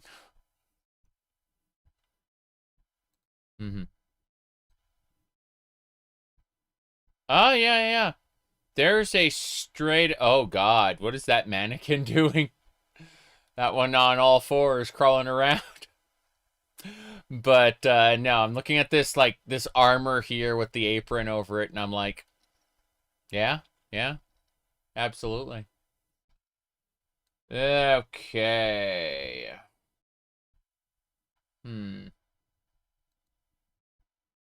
Oh well, you know what they say. They say. And if you do drugs, you go to hell before you die. Please. Anyway. So. Perfectly normal mannequin. Of course, of course.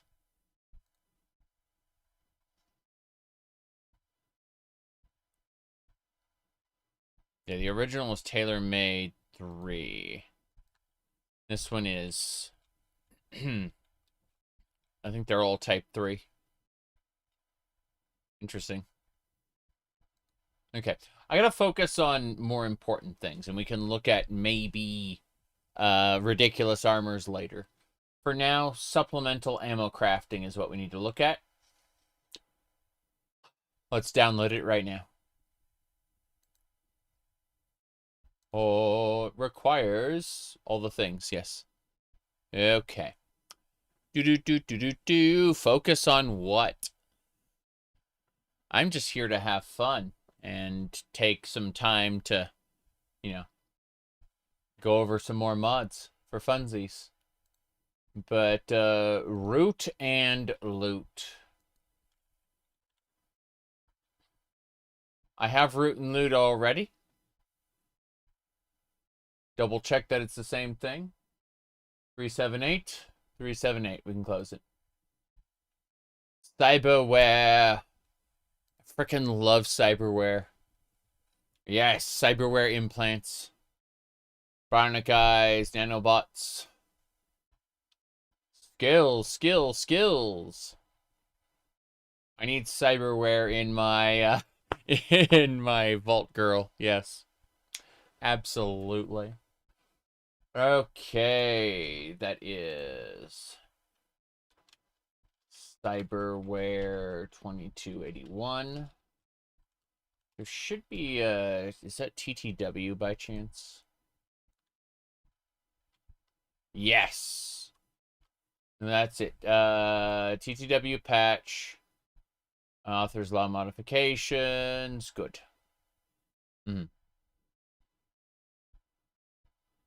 Yep. So it's based on these. Good. Improved Old World Blues. Patches, poured them over. Okay. I think that's it. The mod configuration menu is being used. No problem. My goodness.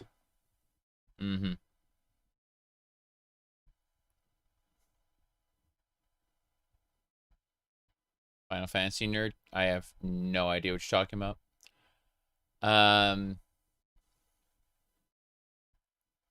Oh, you're talking about what Mr. Mackey was saying. Fair enough. Many JRPGs have brilliantly fleshed out their character. Yes. No, it's absolutely true. I have controversial opinions about Xenoblade, but its characters are very well done. And don't forget about Legend of Heroes, what do you call it? Trails in the Sky. That's spectacular at times when it comes to character writing. Other times, not so much. Depends. Anyway. So, yeah, cyberware. Download, please. Thanks. Files. And this is the TTW 3.3 patch. I'm pretty sure it'll work. So, this is the old one. Yeah, we go this one first. Download the TTW patch. That, yeah. Optional Old World Blues extension. Distributes implants across the capital wasteland. Allows DC doctors to perform implant surgery. Oh boy. I'm not using quick throw. Fine. Close this up. Yep. Jam. Just assorted mods. When was this updated? 2024. Let me check this.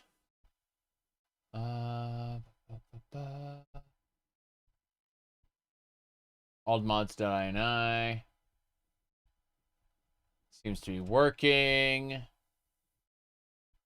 Tweaks from Stewie's. Jam is crashing my Fallout New Vegas. Somebody says. The wheel. Glaring. Desaturated visual preset. Oh, mechanic. Yeah. Okay, fair enough. Let's just grab Jam. Just as hard mods. I need to find, yeah. This one here. Jam. And then. Oh, wow. Look at that URL. Hold on, hold on. It's a very interesting. Do you think that this is a sign? Probably not. Oh well. Pattern recognition, what's that? Okay, so, as I was saying, we move on.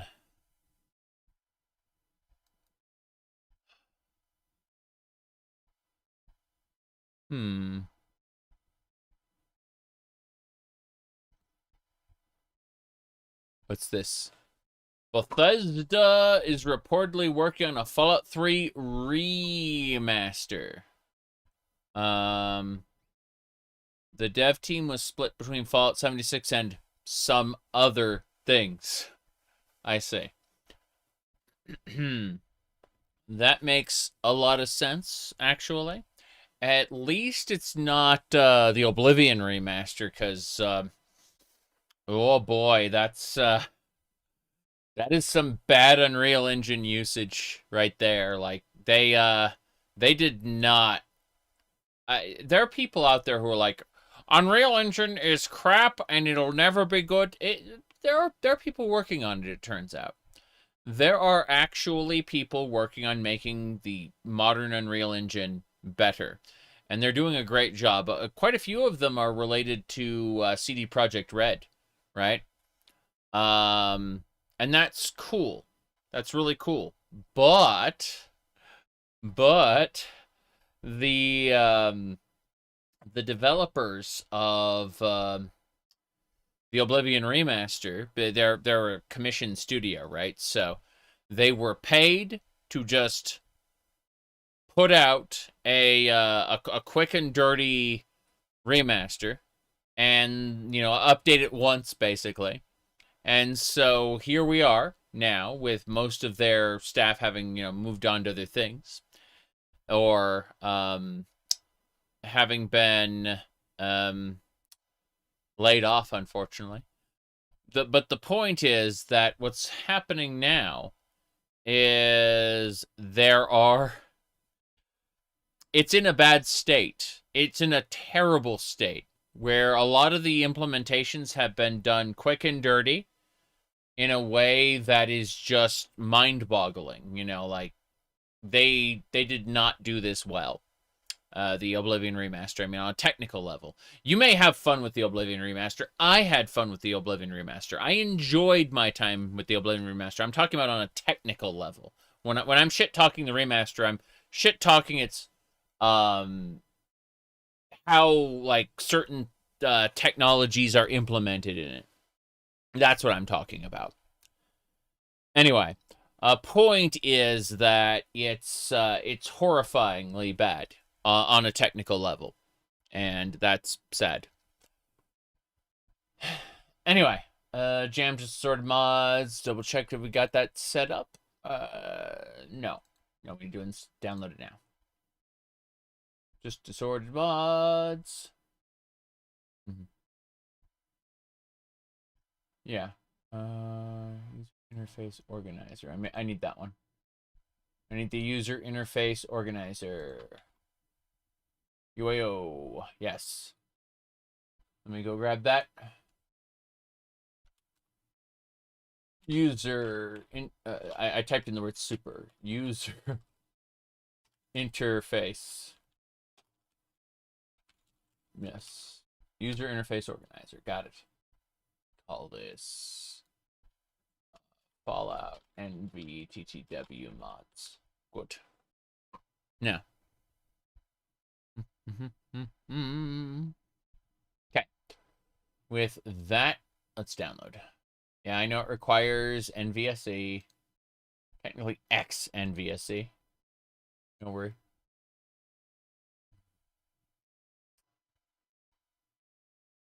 Jam. Okay, Cyber Jam.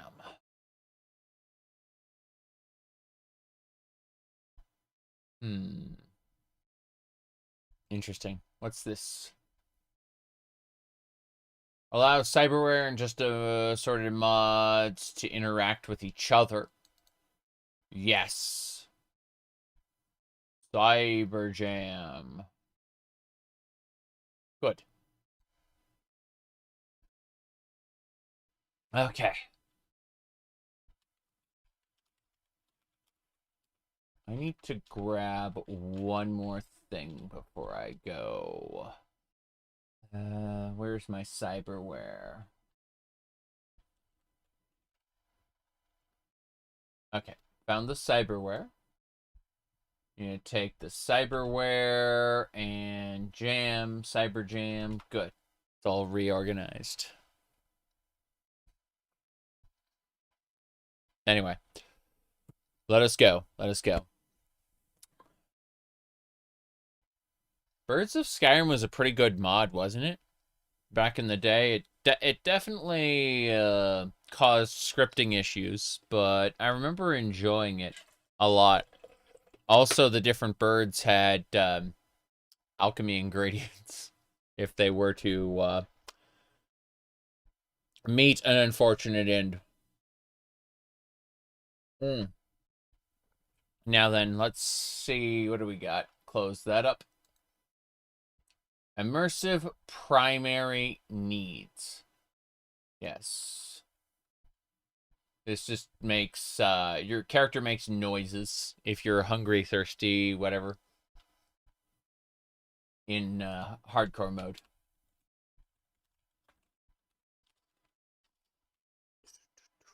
Said Skyrim's graphics are awful. The characters look like they're made of Play-Doh. Yeah, but I could say the same thing of Fallout 4. And Fallout 4, when it starts raining, everything just gets covered in lubricant.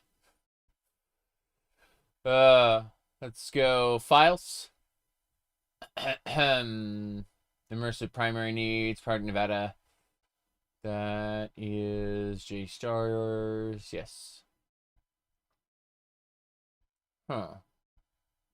NVSE free version. No, it'd be this one. It says Project Nevada, but it's not really Project Nevada. Yep. I think it's funny that everyone's jacked in Skyrim, even the Wood Elves are bodybuilders.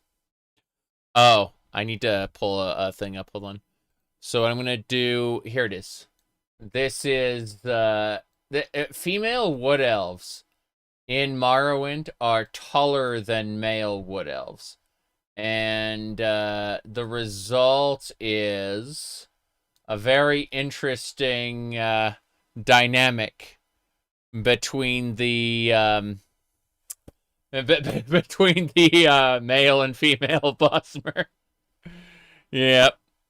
It's the elven women are bigger, yeah.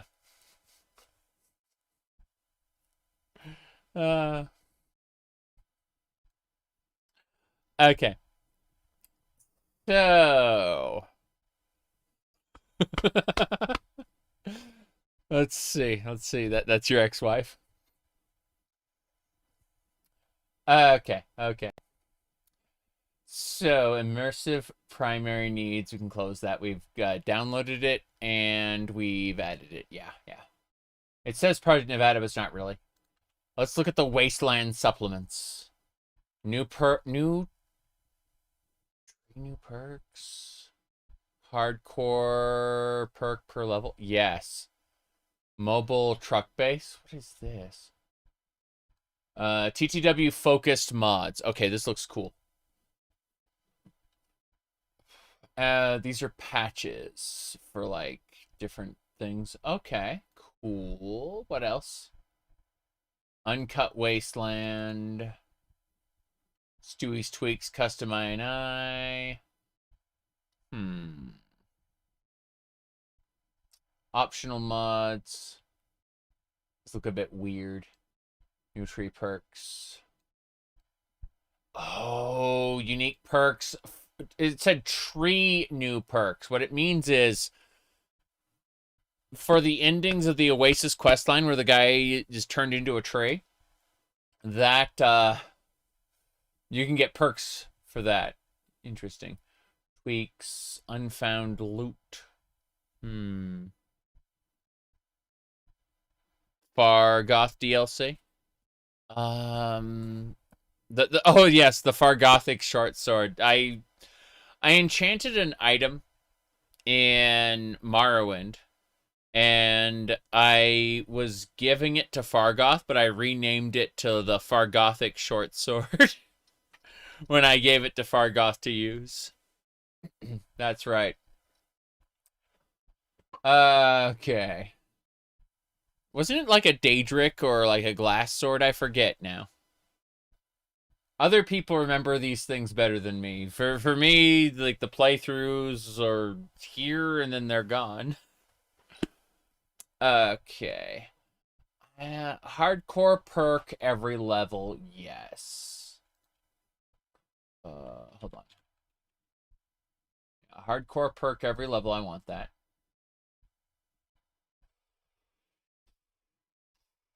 Yes.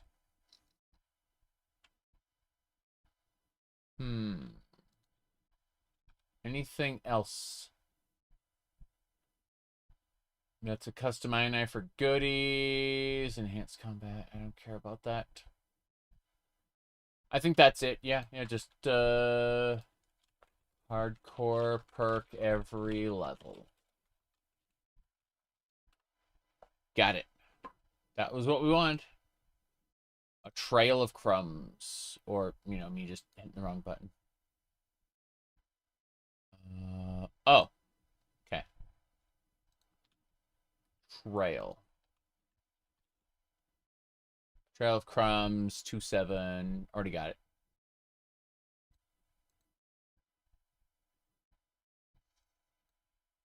Yes! Yes! Sorry, I was gonna close that, but first I wanted to play it again. Trail comes as Bunker Redux. Original, afterward. Fair enough. Close. The Some Guy series, of course.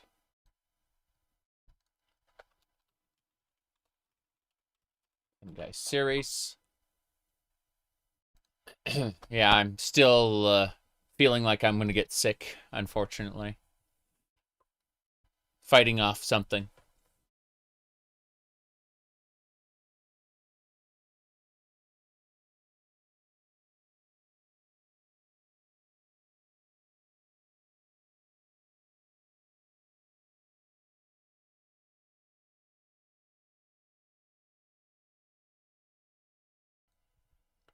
Alrighty then. So, do that.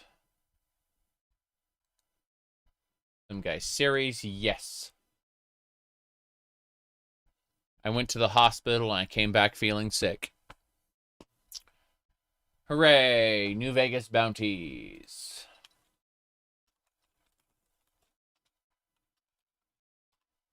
I'm dodging a flu for a few days. Yeah.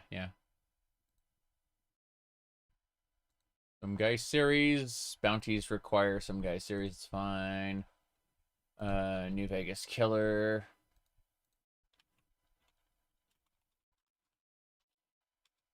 Just in the event we want to do extra stuff. We got extra stuff we can do. The living desert.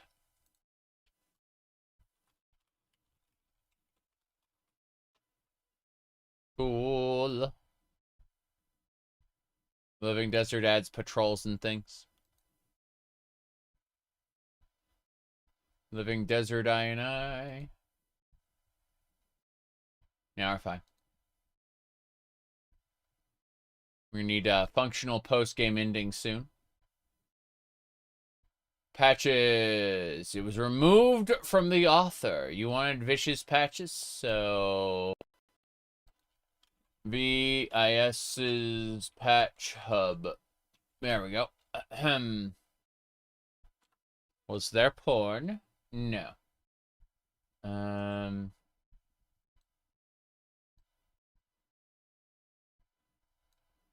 Fallout 4 still exists.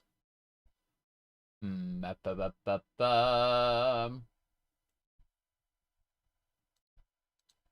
it looks like... Aw. This is irritating.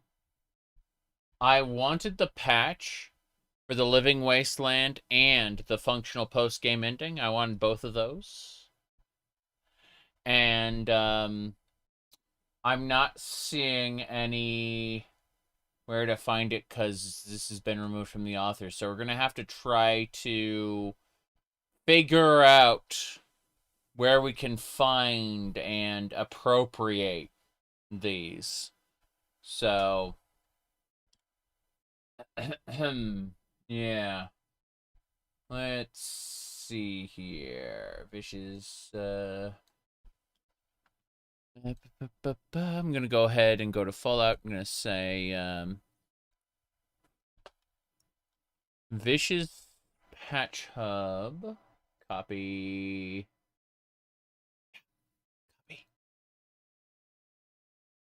Vicious Patchhub,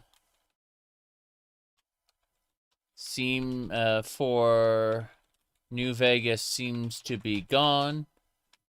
I'm looking for his old patch for the, yeah. Okay. Functional post-game ending with the living desert. Yes. The compatibility patch. Okay. Help. I'm going to say H-A-L-P. Help. There we go. And then I need the actual URL for that, because otherwise it wouldn't work right. Let's see. Almost there. Itchy nose now. Why is my nose itchy? That should be it. Copy link. I'm going to make sure it's set. Send link. Okay. There you go.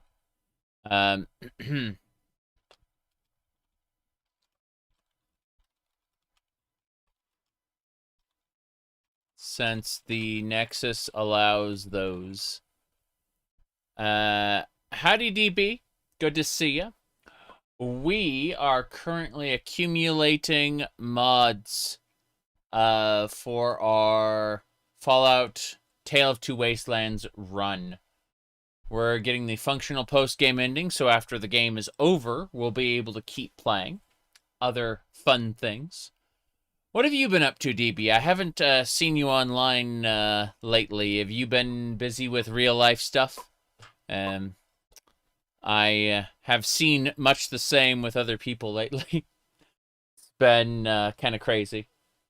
But, yeah, modding is fun. Correct.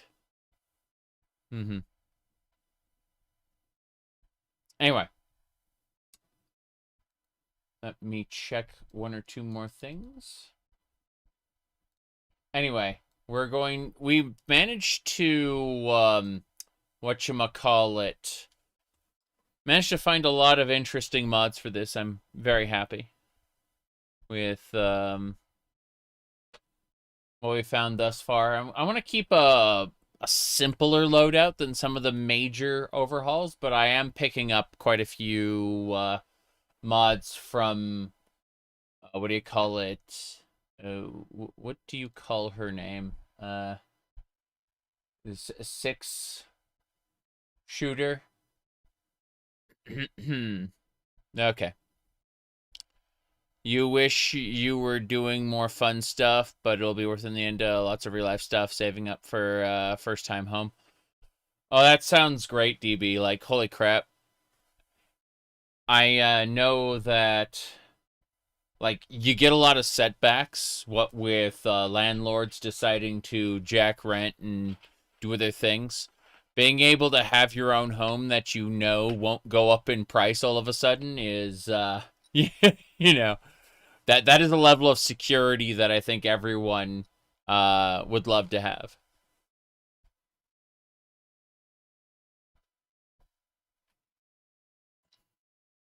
I have a place that I can go in the event that rent were to somehow get ridiculous, but the last time I had to move, it was because the landlords basically had to give up their place, and it was sudden, just sudden. Let me see here. Someone said a thing.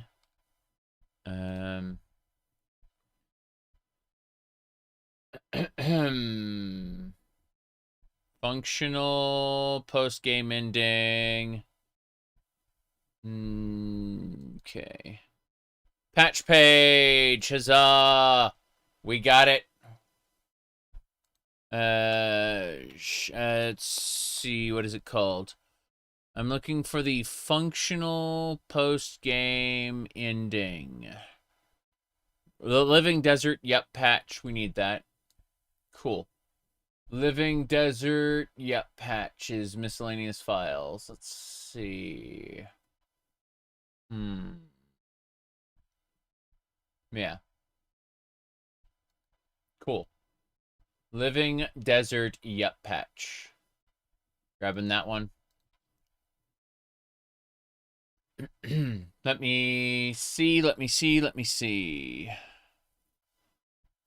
Functional. The TTW team recommends functional post-game ending light over the original. Little no patching. Doesn't need a patch for Living Desert. I see.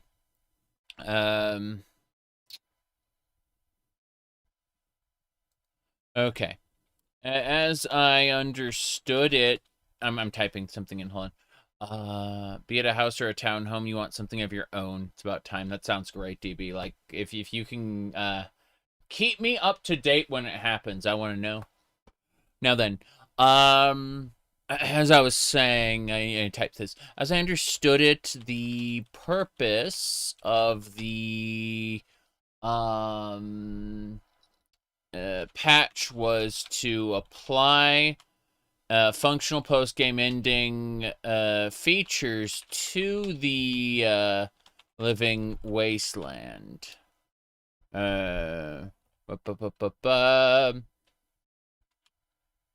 Based on the ending you got. Yes. Anyway, let me see here. Yeah, it's the post-dam changes that I was looking at.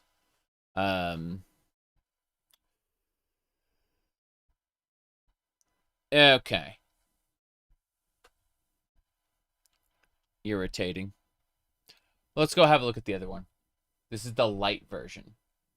Functional post-game ending light. It's a strip down that doesn't alter the game's world after the battle for the Hoover Dam. Ah, okay. Let's go ahead and look at this.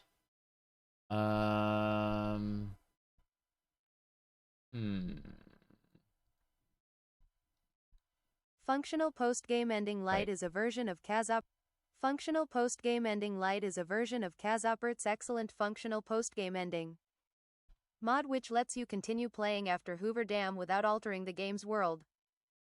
This mod is meant to be a modern alternative to Cage. Except once the second battle of Hoover Dam is completed, Hoover Dam will be reset to its pre-ending state. Colonel Moore, Caesar, Mr. House, and Yes Man will no longer give you the option to redo the battle. Besides that, no other changes will be made. This effectively means that most mods will not need a compatibility patch. Note to mod authors. I recommend you use an as-mod loaded check for the normal FPGE in your mods. Otherwise, using my mod will unintentionally trigger any post-game scripts you may have. Okay. Let's see. Irritating. Okay, fair enough. We'll use this one then. Functional post-game ending light. Living desert, yep, patch. That's fine. That's fine. Functional, I need to add this to my list.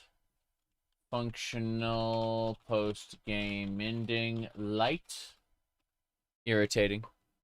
Okay.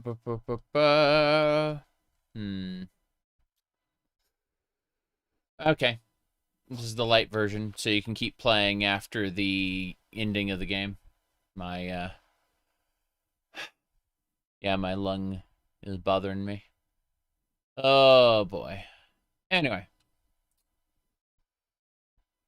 Let's see what else we got going on. We're already, like, 6 hours into this. I just need to sleep soon. Okay.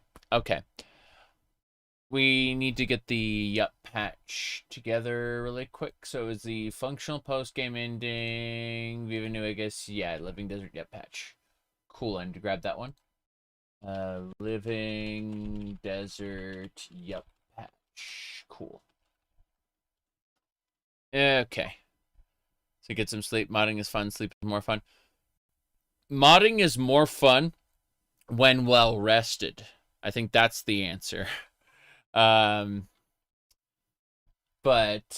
we're gonna close this stuff out. You're just watching 90 people looking at and me looking at mods. Yes. Benny humbles you, steals your stuff. I'm gonna see what this patch page has. Hold on. Put yep patches after school, a world of pain, Russell patch, casinos, crowds. Mojave NPCs. I may want to look at Mojave NPCs. I want to look at that. Mojave Raiders. Mojave Wildlife. I want to look at all this stuff. I think what reasonably is going to happen, everybody, is that we're going to look at all this stuff next time. Because we're at like 5 hours, 54 minutes, and I'm fading fast. I had a lot of stuff I had to do earlier today. So what we're going to do is I'm going to reconvene. We're going to do another stream in about, 12-ish, 12, 14 hours, somewhere around there, after I've had a opportunity to sleep and rest. Resting and sleeping are not the same thing, by the way. Anyone who's lived long enough will be able to confirm that. So I'll be back soon, and we'll be doing other nonsense. See you later, Abby. And the rest of you. DB, thanks for showing up. Candle, you're a crazy person. Yes. The rest of you, good night. I will be online on Discord and other places for about another hour or two on my cell phone. This is a perfectly normal cell phone, as you can see. It's my Galaxy Note 10 Plus. I just got a new case for it because reasons. But yeah, I'll see y'all soon.